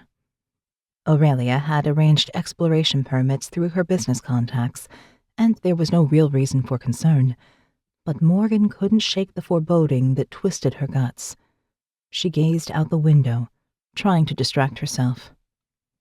This area of Iran was an archaeological paradise, but few could visit due to centuries of invasion, war, and neglect. Tabriz was a mix of architecture from millennia ago to skyscrapers of the industrial age. The 15th century blue mosque with its exquisite decorative tiles, the historic souk with its vaulted brick archways, and even the mausoleum of poets with 1,000 years of venerated writers entombed within. But all these things lay behind them as they drove southeast from the city. Jake leaned in close enough that Morgan could smell the pine forest of his aftershave. "You're quiet," he said. "Just thinking about what might be ahead." Aurelia looked up from her phone at their words, scowling a little as she tried to get a signal. They were an unexpected trio, and Morgan still didn't trust the heiress, but she also knew that the woman was deeply committed to finding Eden. Until they saw the garden or its walls, they had the same mission. Then, all bets were off. It started to rain by the time they left the highway and headed into the mountainous Sahand protected area. As the car wove its way up the steep side of a gorge, a dense mist descended, surrounding the cliffs in gray shadow. The driver seemed oblivious to the precipitous drop as he swerved around a sharp corner. Morgan clutched the door handle with white knuckles and was perversely satisfied to see Aurelia do the same, her face almost green with nausea as they rose higher into the forbidding landscape. Just as Morgan was about ready to throw up, the taxi rounded a final corner, and the mist cleared a little to reveal the unusual landscape of Kandavan village. It lay in the foothills of Sahand Mountain, and looked more like a collection of giant termite mounds than a dwelling place for humans. The villagers had lived within these structures made from volcanic material for generations, with some estimates of the area being inhabited over 6,000 years ago. The locals had expanded their houses by carving out new caves and adding stone and brick to link the little town together. I hope our guide is here already, Aurelia muttered, as they emerged from the taxi into freezing rain and a cold wind. I am not going to wait around in this. The tone of entitlement in her voice made Morgan smile, but she agreed with the sentiment. The three of them grabbed their packs from the back of the car and turned to face the village. Handmade wooden doors remained shut to keep out the rain, and Morgan felt like a true outsider in this faraway place. If Aurelia's contact did not come through, the trip would be over before it even started. A light flickered from further up a stone staircase that wound between two of the structures. Come up! Come up! Be welcome! The sound of footsteps came from the stairwell, and a young Iranian man emerged from the shadows. He had the close-cropped dark hair and neat beard of many locals, but with light blue eyes that indicated a mixed ancestry from the north. I'm Darius, your guide. Come inside and rest by the fire. Darius insisted on transporting Morgan and Aurelia's packs, while Jake carried his own up the stairs. They reached a tiny wooden entrance to one of the volcanic houses and went inside, closing the door against the rising storm.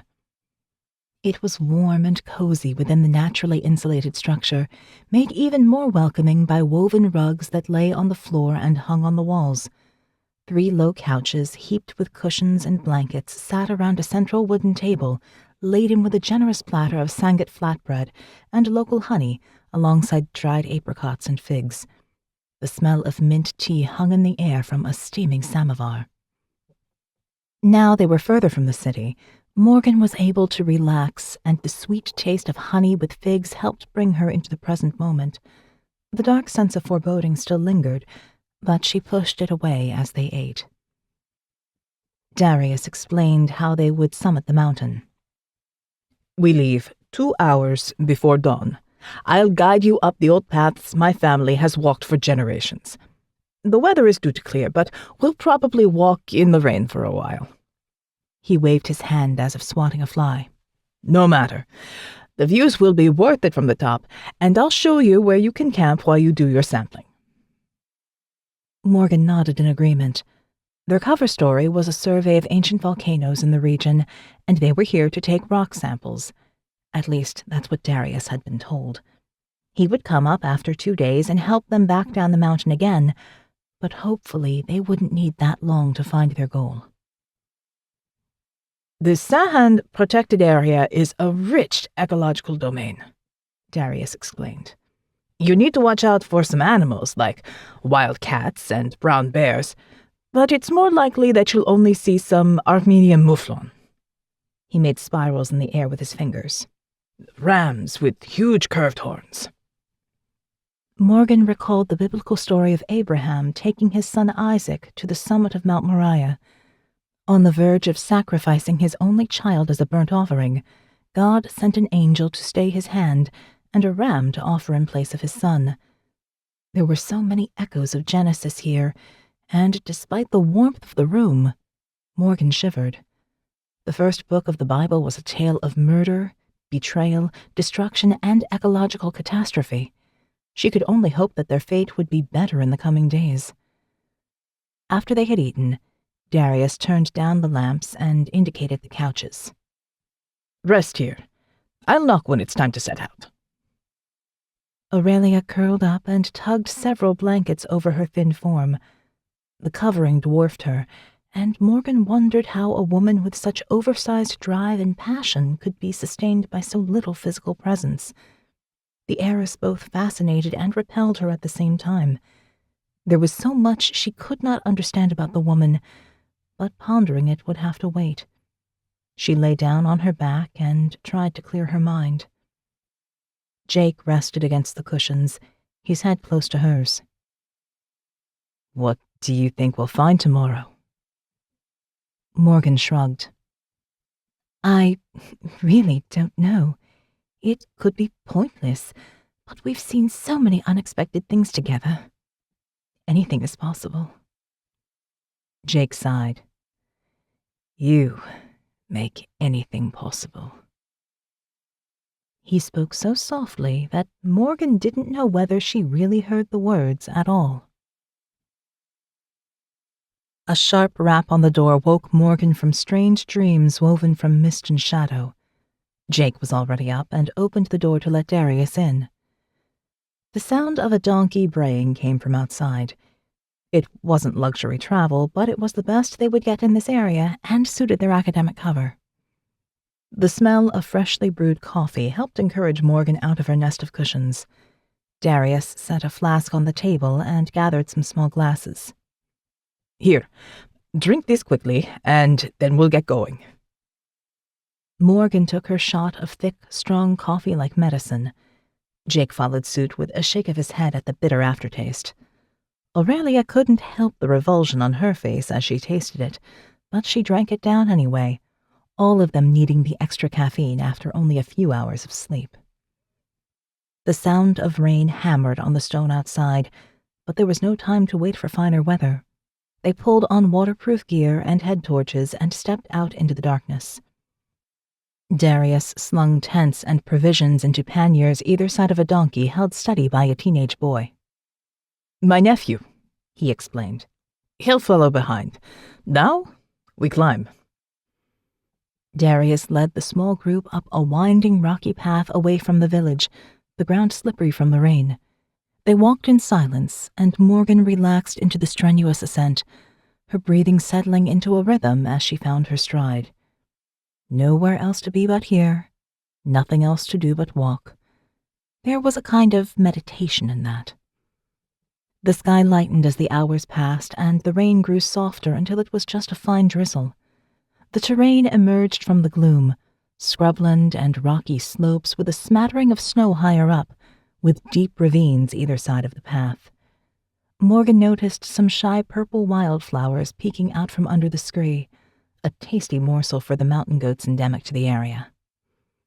Darius finally stopped in the shelter of 3 enormous boulders, thrust out of the volcano at some point in history, and now forming a natural protection against the unpredictable weather. We'll set up your camp here, and you can go in any of these directions to take your samples. He put his hands out to either side and brought them together to show the arc of exploration. But do not go behind the volcano. That is restricted. He frowned and shook his head. Some say it's mined and patrolled by the military. Others say it's cursed. We don't know what is true, but several villagers have disappeared with no trace of them found. So please, do not go there. Darius and his nephew unpacked the panniers while Jake and Aurelia set up camp. Morgan stood silently, her face turned toward the dormant volcano. Could Eden really lie beyond those slopes? There was only one way to find out. Deep under the volcano, the abbot turned as a young brother ran into the sanctuary, his breath ragged from the swift journey, his eyes wide with panic. What is it, my son? A new camp, the brother panted as he struggled to catch his breath. They've set up tents on the eastern side within walking distance of the entrance. They came with a man from the village. How many? The brother shrugged a little. Perhaps 3 who will remain when the villager and his boy leave. He stood tall and clenched his fists. Shall I take some of the others over there tonight? Their camp is near a ravine. It wouldn't take much.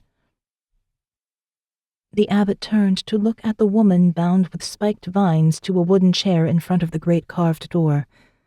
Blood dripped from tiny wounds caused by the sharp thorns, and her head hung on her chest, defeated by his interrogation.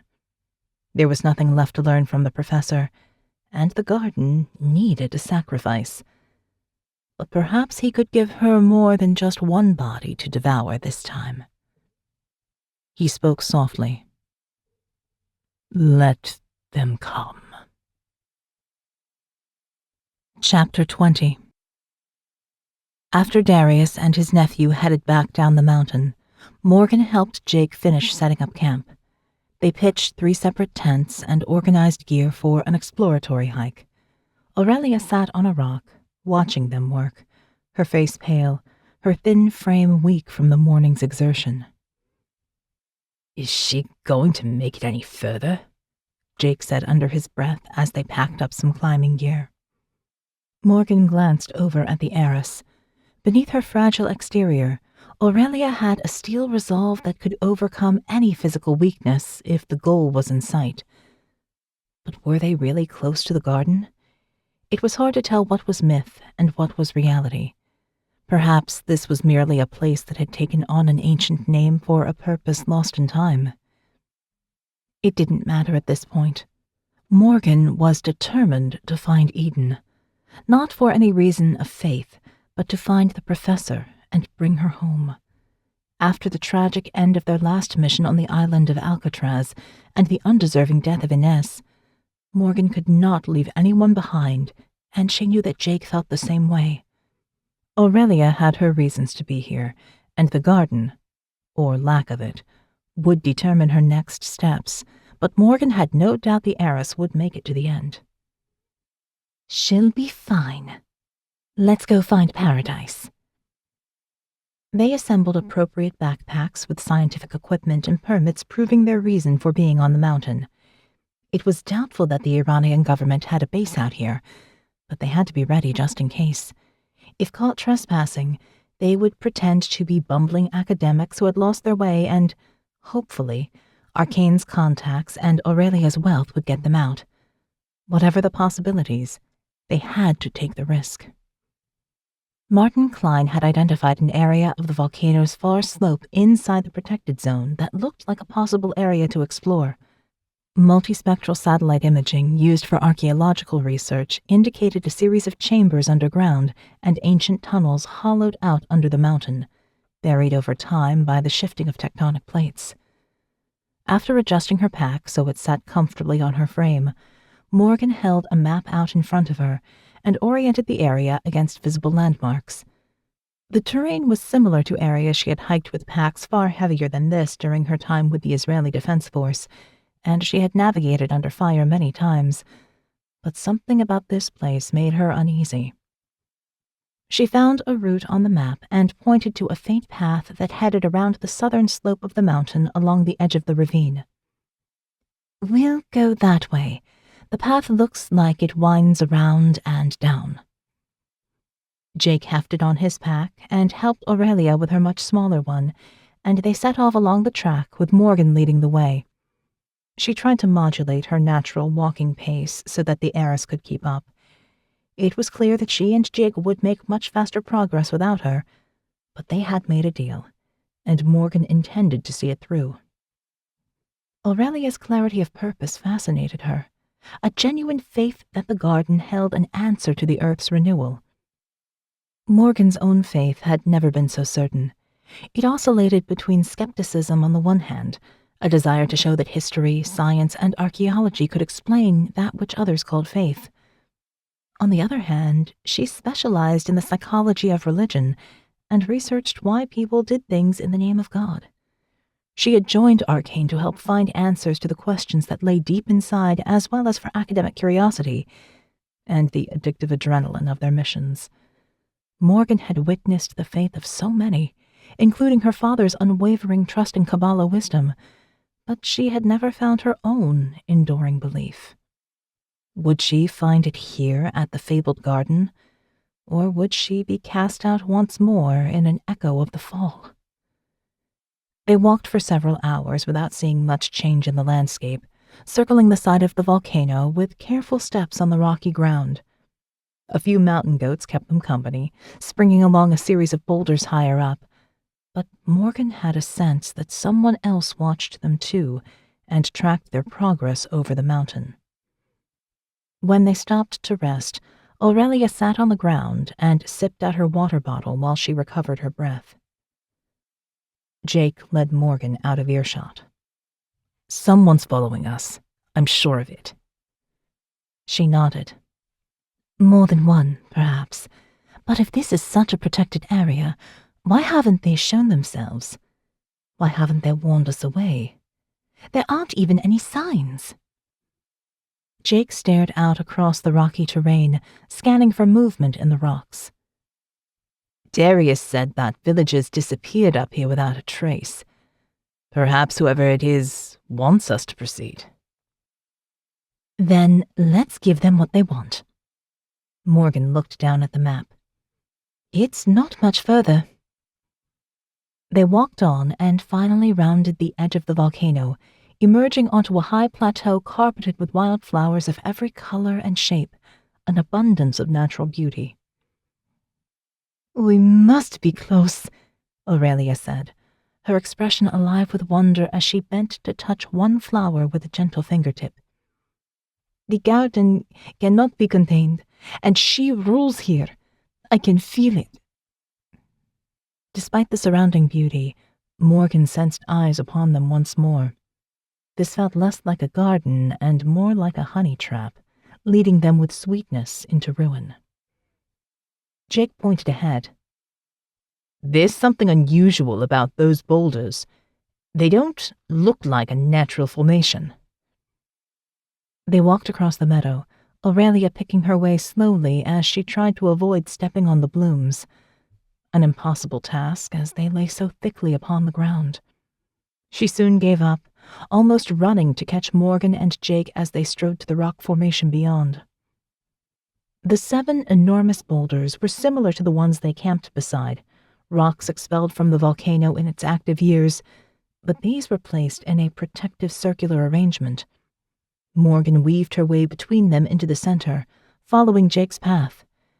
They emerged on the edge of a fissure, a stony descent into the heart of the mountain. Thick green moss coated the rocks around the entrance, with more wildflowers entangled within. Morgan knelt on the side and shone her flashlight into the darkness. The edges of the cave beneath were rough and well-textured. They could definitely get down there with climbing ropes. The sound of dripping water came from below, and it smelled of minerals with a tang of metal. Could this possibly be the entrance to Eden? It seemed at odds with the myth of an abundant garden, but if there had ever truly been such a place, it would be thousands of years old now, perhaps buried by time or volcanic eruption. Morgan looked over to Jake. What do you think? He shrugged. This is the right area, and we don't have any other options. Let's at least go down and investigate further. Aurelia stood with her back against one boulder, staring at the hole with trepidation. She wrung her hands together as she whispered, This is not how it's meant to be. Morgan spun around, her frustration with the heiress spilling over. How do you even know what it's meant to be? The idea of a mythical garden spans across many religions. You don't have a monopoly on Eden. Jake put a hand on her arm. None of us knows what might lie ahead, so let's go have a look. He pulled ropes and carabiners out of his backpack. Let me get this set up, and we can descend together. Once he had installed the equipment safely, Jake descended into the fissure. A few minutes later, he called up. You definitely need to see this. Morgan helped Aurelia down and then followed the descent, careful to keep her footing on the slippery rocks. The last thing they needed was an injury out of reach of even ARKANE's emergency help. She touched down on the floor of the rocky cave and removed the harness, feeling the chill of cold air on her skin as weak sunlight faded overhead. As she turned around, Morgan caught her breath at the magnificent sight. 2 gigantic creatures stood either side of a narrow channel through the rock, carved from the volcano itself, with the powerful body of a bull, the head of a man, and the wings of an eagle.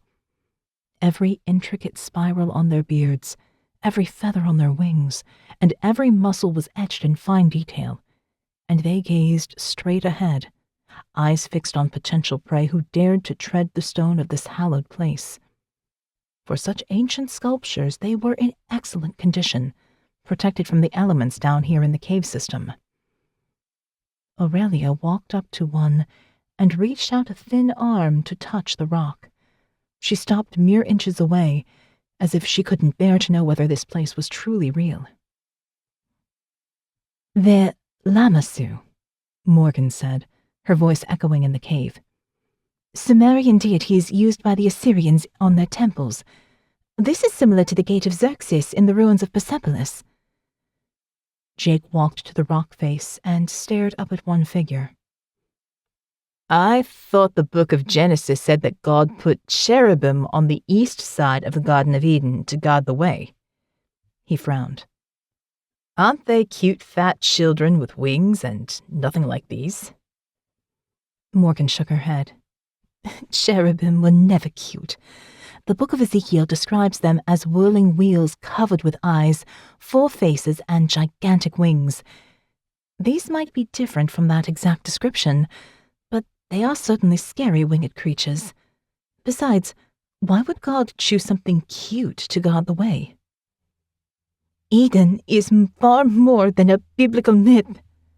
Aurelia spat the words, her eyes flashing with anger as she turned to face them. It is the ancient garden of the Earth Mother, the goddess who ruled this planet before a masculine god was ever invented. Her sudden anger was interesting and dangerous. Morgan saw that Jake was about to say something, and she put up a hand to stop him. There was no point in arguing with fanatics, and Aurelia would not listen to any kind of intellectual discussion at this point. Morgan had no allegiance to a particular tradition of Eden, but clearly Aurelia had a fixed view of what lay ahead. Whatever it might be, Morgan said, we can only know for sure if we continue. Together, if you like. Aurelia took a deep breath and sagged back against the stone wall. I'm sorry. It's just overwhelming to think that we might almost be there, after everything I've done to find it. The heiress looked exhausted, and Morgan tried to recall when she'd last seen Aurelia eat. She seemed to subsist on air and water, but her energy was obviously starting to fail. If we're going to proceed, we need to go now, Jake said softly. We only have a few more hours of daylight, and we don't have the gear to camp down here.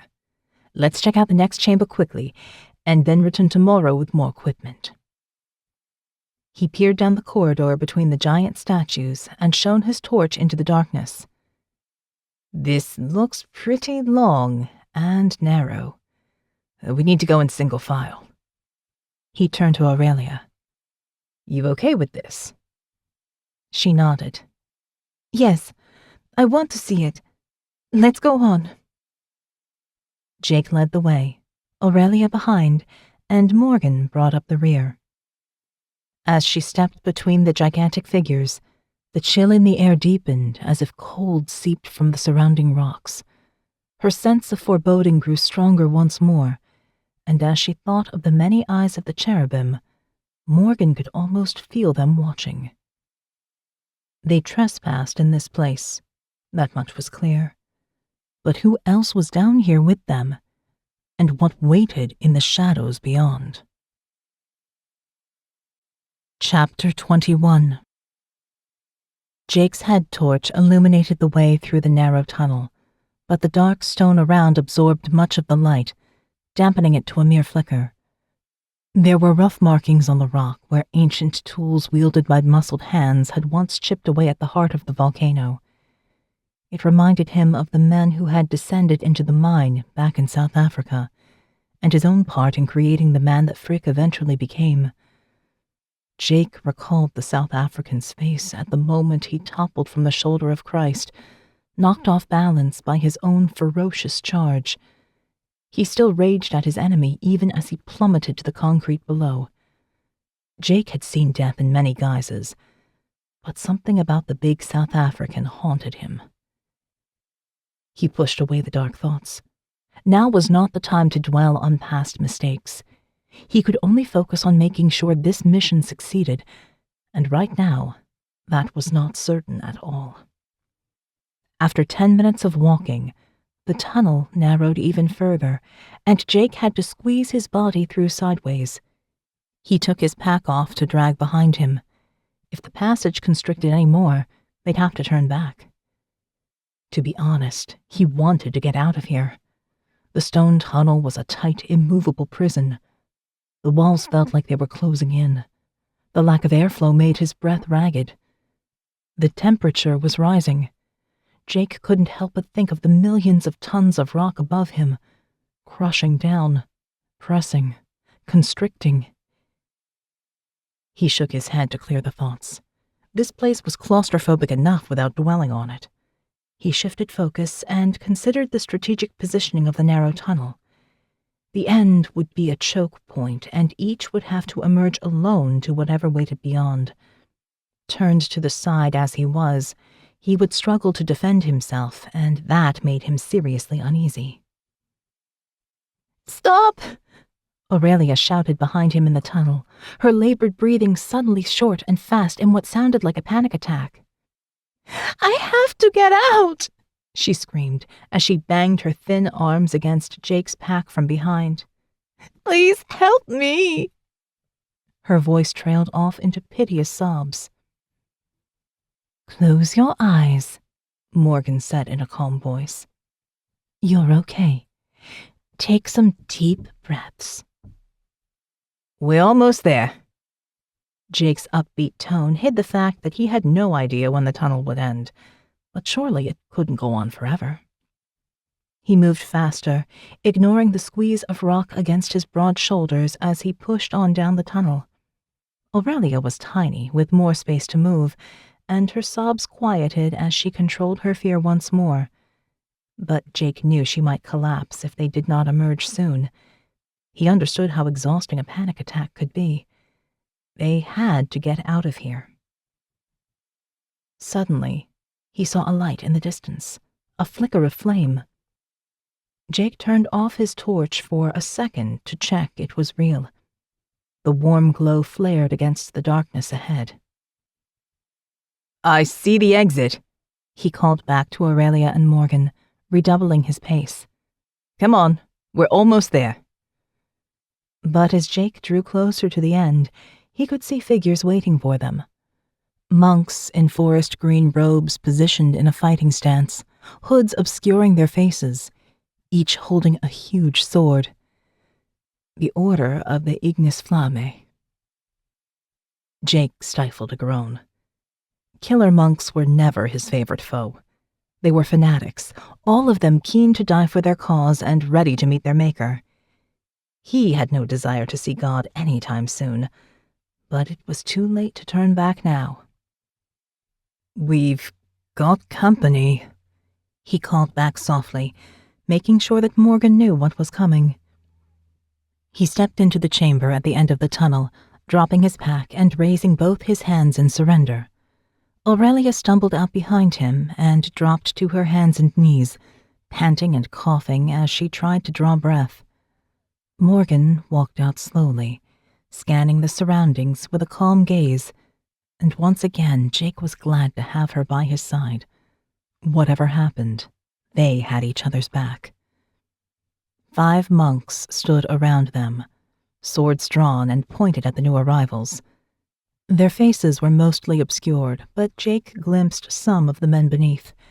They were all well-muscled, clearly highly trained, and each held his sword high with unwavering strength. These were not men he cared to fight. The chamber was long and wide, almost an underground cathedral in its grandeur. Tall bronze candelabra stood at the sides, casting a warm glow across the stone, next to heavy wooden barrels stacked in alcoves down the cave. More light emanated from the long fire pit in the central aisle. Coals smoldered in the center, generating heat that made the place stifling hot. Jake swiftly took an inventory of the place, assessing their options. There must be a ventilation system and other ways to bring in supplies. There was no way those barrels came in through the tight tunnel they had just emerged from. He heard a sharp intake of breath beside him. Jake turned to see Morgan staring down the central nave to the end of the chamber where a gigantic ancient door stood, carved with botanical images. In front of it, there was a stone altar, and a figure tied on top, Professor Kamara Mbaye. Morgan took a step toward her prone figure. The monks tightened the circle, raising their swords higher in an obvious threat. Morgan stopped, palms open in submission as she moved back into place. Enough. A deep voice echoed in the chamber, and the monks took a step back at the command, bringing their weapons down to hold at their sides, alert and ready. An old man walked into the circle. I am the abbot of the Order of the Ignis Flamme.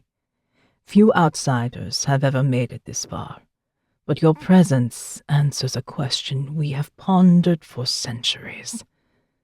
Back in the 1500s, one of the brothers was a new Christian, a forced convert from Judaism. When he discovered what lay at the heart of the garden, he saw a way to give the Jews leverage against the Inquisition. He made a map and gave it to a rabbi in Portugal, who split it into pieces and distributed it across the empire. We've tried to find it over the years, but figured it was lost in time. He shrugged. No matter. You're here now, and you can join your friend. He glanced over to Kamara. That one has little left to give, but what she has will soon be offered to the garden. You're a welcome addition to the sacrifice. Jake noticed Morgan clench her fists at his words, and then relax them again as she controlled her anger. Clearly they weren't going to be skewered immediately or thrown into the pit of coals, so they could afford to wait and see what happened next. Every moment they stayed alive opened up another possible future. Aurelia struggled to her feet. I've sought the garden my entire life. Her voice wavered a little, and she wiped a tear from her eye as if overcome by the moment. Please, let me see it. The abbot smiled. Of course, my child. You will be the first inside. His tone was gentle, but Jake noticed the predatory look in his eyes. The garden was no peaceful haven. Bring them. The abbot spun around and walked the length of the chamber. Morgan didn't need any encouragement. She followed the abbot, one monk by her side, to make sure she didn't try anything. Jake helped Aurelia while she was still a little wobbly, as the monks escorted them to the altar. Morgan couldn't help herself. As the abbot walked behind the altar to stand in front of the door, she ran to Kamara. The monk behind her brought up his sword, but the abbot raised a hand to stop him as Morgan bent to the prone figure. She had never met the professor before, but Kamara was only here because ARKANE had involved her in the mission. As Morgan touched the professor's neck and checked for a pulse, she was determined that Dr. Mbaye would make it out of here. There was a faint beating under her fingertips. She sighed with relief. Kamara had been tortured. The bloody marks on her body and bruised face were testament to that, but at least she was alive. The abbot smiled at her efforts. Oh, don't worry, my child. I would never have killed her. She's an offering to the garden she has tried so hard to find, and she brought you to us, so the sacrifice will be all the greater. Lord be praised. He stood aside, revealing the giant door in all its glory. Made from ancient wood and etched with writhing vines and blooming flowers, its petals gaped wide in voracious maws, while its leaves dripped with poison. A curious portal to what must surely be Eden. It spoke of unrelenting hunger, a desire to possess the earth and everything in it. The abbot began to chant, his deep voice a sonorous boom in the cavern as he unlocked the door with an oversized antique key. The monks around joined him in a chorus, their voices rising to the roof. The words were indistinguishable, some archaic language preserved by the ancient brotherhood, but the sentiment was clear. It was more a battle chant than a hymn of praise, a declaration of war, not a song of worship. Whatever lay behind the door must be faced with courage. Morgan steeled herself as two of the monks dragged it open with a creak. The smell hit her first, a pungent blend of wet soil and rotting vegetation, quickly overpowered by the heavy stench of spent flowers. As the door opened fully, she saw the garden. This was no manicured lawn with pruned trees and tamed flower beds as depicted in every artistic rendering of Adam and Eve in paradise. This was an underground rainforest, an abundance of color and growth teeming with life. This was nature unbound. A shaft of light shone down from an aperture high above the soaring roof of the cave, alighting on an immense tree in its center. Crevices and deep cracks riddled its thick trunk, big enough to shelter a human within. Its branches reached high above and out across the cave, protecting myriad species beneath its leafy boughs. As Morgan looked up at the ancient tree, a sense of awe rose within.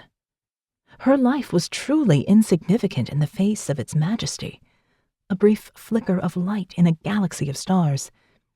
She had felt this before in the presence of vast natural beauty, but there was something wild about this tree, something untamed and fierce. As she stared into the heart of the green, a deep knowledge stirred in some kind of collective memory. The air shimmered, and Morgan saw herself dancing with a group of women under the full moon, wreathed in ivy and flowers, worshipping the mother goddess together. They circled around the tree, spinning faster, heads thrown back in ecstasy, intoxicated by the sap that was both poison and drug. A man stepped from the shadows, his eyes wide at the sight of the wild gathering. A hiss from the women.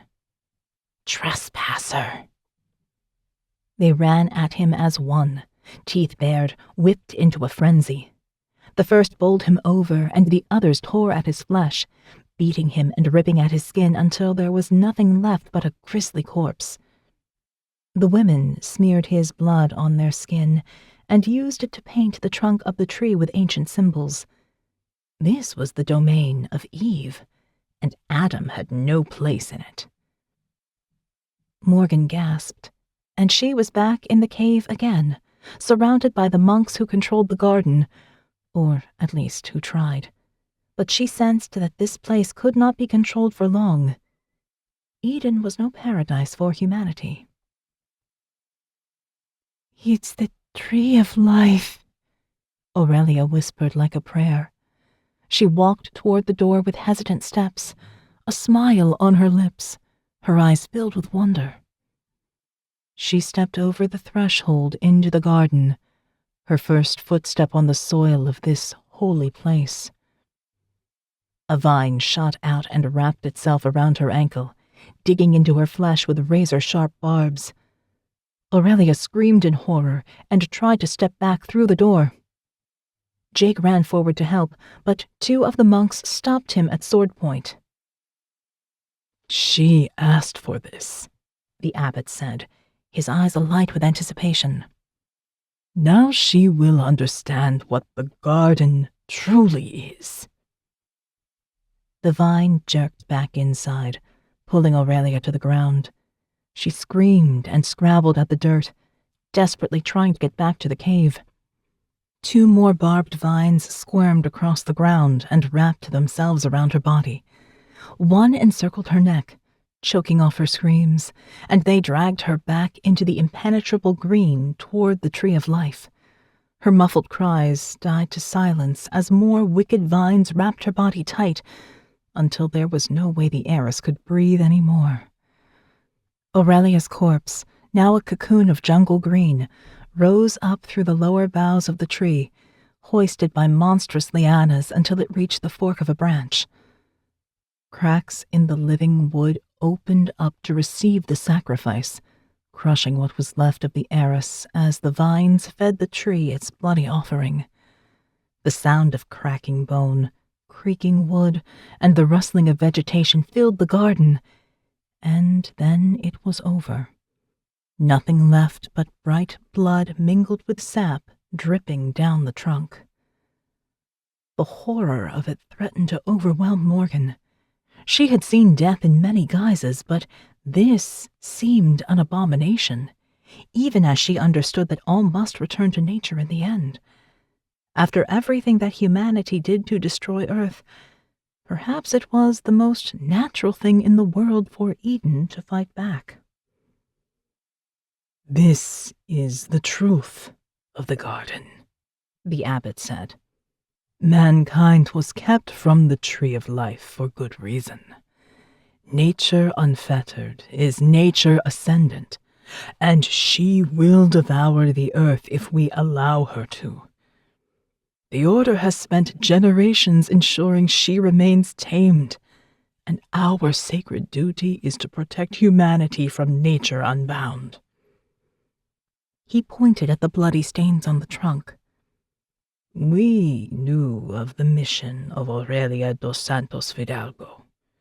With her wealth and desire to honor nature above all, even at the cost of our entire species, she was a threat to our sacred purpose." He sighed. "But perhaps she realized her mistake in those final moments." The abbot stepped closer to the altar, placed a hand on Kamara's brow, and stroked the blood-matted hair back from her face. "This one, too, has been a threat. Now she must face the garden she has sought for so long." Chapter 22. At the abbot's words, Morgan looked over at Jake. They had to stop this now, but there was little they could do against the gathered monks with their swords. Jake gave an obvious glance sideways at one of the heavy candelabra topped with lighted candles. It was the closest thing to a weapon. She could reach it if he caused a distraction. Morgan nodded imperceptibly and readied herself for action. A sudden shout, and a monk darted forward to the door, his sword raised. He chopped at one of the barbed vines that snaked its way out of the door. None of the other monks reacted, and the abbot looked unsurprised at first.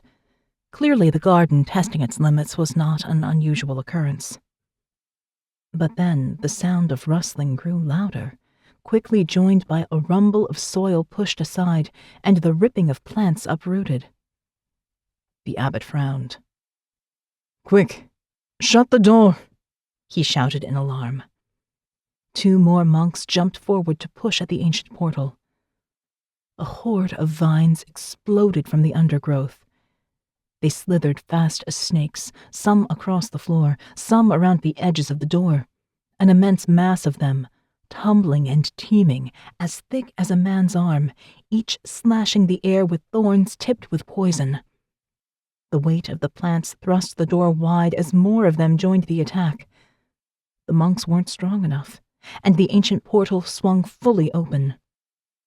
One monk went down, his screams quickly muffled by a bulky tendril that thrust down his throat, cracking his jaw and writhing within his torso before smashing out of his rib cage in a bloody burst. Jake darted forward and grabbed the dead monk's sword, joining the others against a common foe. The abbot retreated, his face a mask of despair, as the brothers hacked and chopped at the writhing undergrowth. But the sheer volume of deadly plants overwhelmed them, squirming and twitching through the cave. One vine reached the narrow corridor to the giant statues and slithered inside. A monk ran to head it off, guarding the exit as he slashed and cut, trying to stop the garden finding a way out into the world above. The vines came at him thick and fast, wrapping themselves around his legs faster than he could cut them away. Eden would soon escape its prison. "There is only one way left," the abbot shouted above the crack of branches and the rustle of thick stems. "Brothers, you know what we must do. Be strong in your duty." The remaining monks around the cavern gave up trying to chop at the wild vines and ran for the huge wooden barrels that lay against the rocky walls. Two of them pulled the lid off one and tipped it over. A slick of petrol ran across the floor and ignited in the fire pit. The vines closest to it jerked away, but the dark liquid quickly coated the green surface. Stinking fumes permeated the cavern as other brothers tipped over more vats until the stone floor ran ankle-deep with flammable liquid, and the flames began to spread. While Jake slashed at the slithering vines with their sharp thorns, Morgan clambered up onto the stone altar and pulled Kamara close. The professor shivered in a fever, her skin burning up from poison that had seeped into her flesh. If she didn't get medical help soon, she would die of infection. But it looked like they would all perish in the fire before then. The monks would burn the garden to ash rather than let it escape. Despite the noise and fury around them, Morgan found a calm at the heart of the storm, a sense of peace in this ancient place. There truly was a Garden of Eden, a place where nature ruled, but it was not a haven for humanity. It could truly be their end. The knowledge that nature could be both good and evil, healer and killer, was a truth denied by so many, and yet here it seemed simple to understand. In the end, nature would always win, and the corpses of all who stood against her would be food for her next generation. A bellow rang out across the chamber. One monk called to God as he ladled petrol over himself, soaking his tunic. He struck his sword, turning it to flame and setting himself alight at the same time. He howled a final prayer and ran headlong through the ancient wooden door into the garden. The vines ripped at him, but he made it to the tree, wrapping his arms around it so his flaming corpse charred at its bark. The other remaining brothers around the chamber followed suit, dousing themselves in flammable liquid, faces set with determination, hands clutching the swords with which they would fight to the death. The abbot stood watching, his old frame bent over his sword, his eyes betraying a deep sadness. He edged around the cavern to the altar through the wash of petrol, his gaze fixed on Morgan. When he reached the altar, he leaned in to whisper for her ears only. Our mission has been the same for generations, to keep the garden from the world or destroy her with our last breath. He held his sword up, a wiry strength left in his failing limbs. I will die with my brothers, but you must live. He pointed to a side chamber. There's a tunnel back up to the surface. Go that way before the flames consume everything. He pulled at the neck of his tunic to reveal a silver pendant and tugged it over his head. The abbot took one last look, then gave it to Morgan. Take this to the order of the monastery of Adana in Turkey. Please, I beg you. This incarnation of the garden must perish, but it cannot be the end. Morgan attached the pendant around her neck and hid it under her jacket. What is it? Tears welled in the abbot's eyes and rolled down his cheeks. The last seed from the tree of life. From this she can grow again. There have been many gardens over millennia, each destroyed by man and each grown again. The tree is not life for humanity. It is life for nature. It can spread faster than anything you've seen and is strengthened by blood sacrifice. Aurelia was right. Given free rein, it would transform the earth into Eden once more. And in that garden, there is no place for mankind. He clutched at Morgan's hand. You are the only way for the seed to pass out of here. We will all die with this garden, as is our vow. The place is mined to ensure its destruction. But you must escape, and the seed must be protected. Go now. The abbot turned away from the altar and stepped over the writhing vines to a heavy lever on the wall. He pushed it down. A clunk. A grinding of stone on sand. Liquid spurted down in a fine rain from the cave roof above. Not water, but more fuel. The abbot faced the fiery inferno that the garden had become. He held his sword high and struck it to ignite the flames. With a cry to God, the abbot ran with all his strength toward the tree of life. He fought through the vines with energy far greater than his age should allow, his faith sustaining him as thorns ripped at his flesh. His body ran with blood, but still he pressed on as the flames rose higher around him. With the last of his strength, the old man stabbed his blade into the heart of the tree, even as its bark opened up to consume him. Morgan jumped off the altar, and Jake rushed to hoist Kamara over his broad shoulders in a firefighter's lift. They ran for the side chamber and darted up the staircase. A boom came from the cavern behind, then a whooshing sound. The ground shook. Morgan clutched at the wall of the staircase as chunks of rock fell down from the ceiling above. As the shutter passed by, she ran again, taking 2 steps at a time, Jake close behind with Kamara. As the stairs wound up and out of the caves, the sound of rumbling pursued them. The very heart of the mountain began to collapse under their feet. Morgan sprinted, her breath ragged, grateful for her recent training, and glad that Jake was there to carry Kamara. She could not do this alone. Together they made it out of the mouth of the staircase and onto the opposite side of the volcano from the cave descent. "Keep going!" Jake shouted as they emerged into the dusk. Together, they ran down the slope of the volcano, across the meadow beyond. Another boom. Bigger this time. An underground explosion ripped through the fabric of the mountain, shaking the ground as if the cherubim awoke from their ancient sleep to wield fire against the trespassers of Eden. Chapter 23. The blast threw them off their feet. Morgan instinctively rolled to soften her landing. Jake took the force of the fall to protect Kamara and landed hard against some rocks with a groan.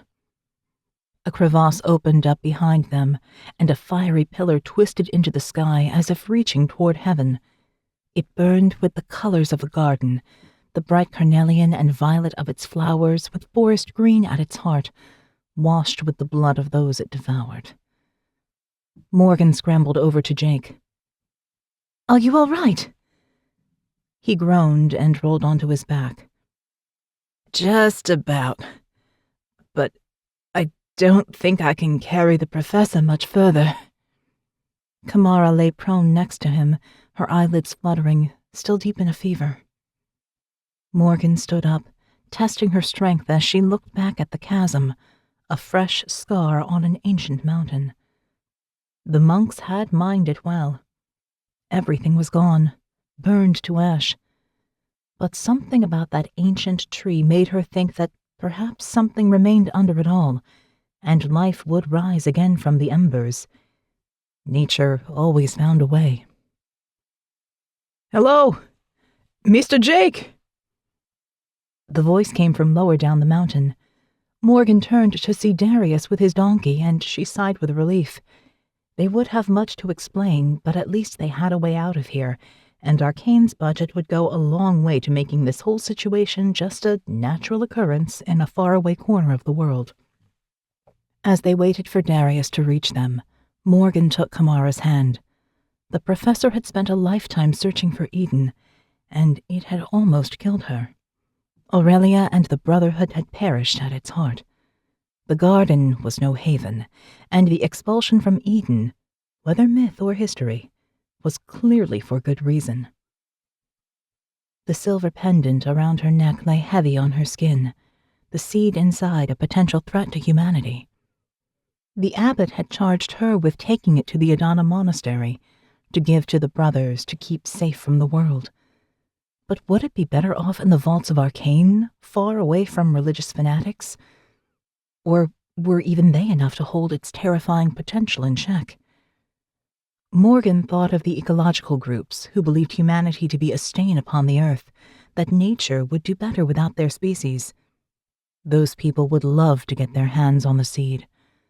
Some part of her even wanted to see what would happen if it was planted, whether it truly would take over the earth in a new Eden, or find itself tamed in a far different environment than its former incarnations. There were many possible futures for the seed, but she had one idea that seemed the safest, a way to preserve it far away from humanity's worst intentions. Svalbard, Norway, 1 week later. The military plane touched down just after a storm had passed. The sky was washed clean, and the sun shone against the ice-blue fjord that flowed out into the Greenland Sea. Clouds whipped past high above in the gray sky, and a biting wind chilled Morgan to the bone, even through her insulated jacket. She hurried over to the snowmobile, backpack securely in place, revved up the vehicle, and crossed the snowy peninsula to her final destination. Svalbard was a remote archipelago in the Arctic Ocean, north of mainland Europe and halfway to the North Pole. It really was the edge of the world and difficult to get to, even in decent weather. Martin Klein had arranged Morgan's trip, hiding her itinerary from the public record and even from Director Marietti and Jake. Something about her vision of the women in the cave made Morgan uneasy about anyone knowing of the potential of the seed. Kamara and Sebastian were recovering well, and seeing a lot of each other, apparently. And the garden was gone, but she didn't feel that the mission was over yet. This would hopefully be the last stop on her journey. There were nearly 2,000 different seed banks around the world with teams that collected and preserved samples from every ecosystem. The Svalbard Seed Bank was a backup of genetic material in one of the most remote places on Earth, in case natural or human-driven disaster destroyed any of the others. Some seed banks had already been lost in Iraq and Afghanistan, and many considered this place to be one of the most secure due to its remoteness. A wedge-shaped metal structure emerged from the ice with a square array of mirrors at the top and stainless steel panels reflecting the turquoise sky. A narrow bridge led over the icy ground to the double-paneled steel doors, a modest entrance to what many considered a doomsday vault, a place that may one day save humanity. A fitting home for the seed. As Morgan pulled up on the snowmobile, one door opened and a huge man peered out. "Welcome, Dr. Sierra. Come on in." The head scientist, Christopher Rubeck, was not quite what Morgan had expected. He towered over her, his frame dwarfing hers. With his thick ginger hair and bushy beard, Christopher was the very image of a Norse explorer from ancient times, yet his long fingers were slender and delicate, necessary for his precise work with fragile ecology. Morgan followed him inside, and Christopher closed the enormous steel door behind them, the clang echoing through the corridor that led her into the heart of the ice mountain. "There are many millions of seeds here," Christopher explained, "from almost 1,000,000 different varieties of food crops. 13,000 years of agricultural history that, perhaps one day, will save the whole of humanity." He gave a cheeky grin. "Or at least some of its ecosystems." "What do you mean?" Morgan asked. Christopher shrugged. "To be honest, an apocalyptic event will kill us all, and no one is going to care about this seed bank at the end of the world. But localized catastrophes happen all the time. Miniature doomsdays that end natural environments. War, floods, fire, mining, even human choice over some strains rather than others. One of our goals is to protect genetic material from all areas of the world. You never know. One of these seeds may be the answer to a question we don't even know how to ask yet." As Christopher led the way down the long metal tunnel, 150 meters into the mountain, Morgan reflected on his words. Did the seed from the Tree of Life contain genetic data that could help people right now? Was she doing the right thing by hiding it here? Perhaps she should take it to a lab and have it tested for anything that might be useful to humanity. But then she remembered her vision in the cavern, the wild women who tore a man apart, and the tree that feasted on blood and thrived on sacrifice. Humanity was cast out of Eden for their own protection, and even now, the world wasn't ready for the knowledge of what the Tree of Life could do. Perhaps one day, but for now, the seed must rest here, far from those who would turn her loose to destroy or try to tame her for their own purposes. They emerged from the tunnel into a long main chamber with 3 doors. A thin layer of ice lay on the outside of the middle entrance, hinting at the temperature inside. "Only one of the vaults is used right now," Christopher explained. "But hopefully, we'll fill them all over time." He indicated a metal table in the middle of the room with a neat pile of silver packets, test tubes, and a vacuum packing machine. "It's not too complicated. We pack the seeds carefully and then store them at sub-zero temperatures." He smiled, brimming over with enthusiasm for his chosen field of expertise. "But think about it. Seeds are the basis for everything. What we eat, what we wear, the very fabric of life. We have to protect them for our own sakes." Morgan exhaled slowly as tension seeped from her body. Christopher's words made her confident that this was the right place to leave the seed. She opened her backpack, pulled out a clear plastic bag, and placed it on the metal table. The seed was small enough to cup in her palm and shaped like the curve of a kidney bean or the spine of an embryo. Its surface was silvery gray and slightly pitted, a hard shell that protected the genetic riches within. This tiny package was nature's perfect way to preserve and pass itself down to the next generation. Christopher bent over the bag, a crease forming between his eyebrows as he considered the seed. "It's a tree of some kind, but this pitting has some similarities to poppy, even some fruits. It's also akin to some resurrection plants." He looked up at Morgan. "They feigned death for years, but can rehydrate to full function. Do you know what it is?" She shook her head. "I don't know exactly, but it was given to me in the mountains of northwestern Iran before a volcanic eruption destroyed the area. The ecosystem is gone, and this is all that remains." "It's the only one?" Morgan nodded. "As far as I know." "Then it will be safe here until it's needed once more." Christopher pulled on a pair of gloves and carefully opened the bag. He lifted out the seed and placed it on a sterile surface, took several photos, and then packed it inside one of the silver bags. As he sealed it with a delicate finger, Morgan's heart beat faster.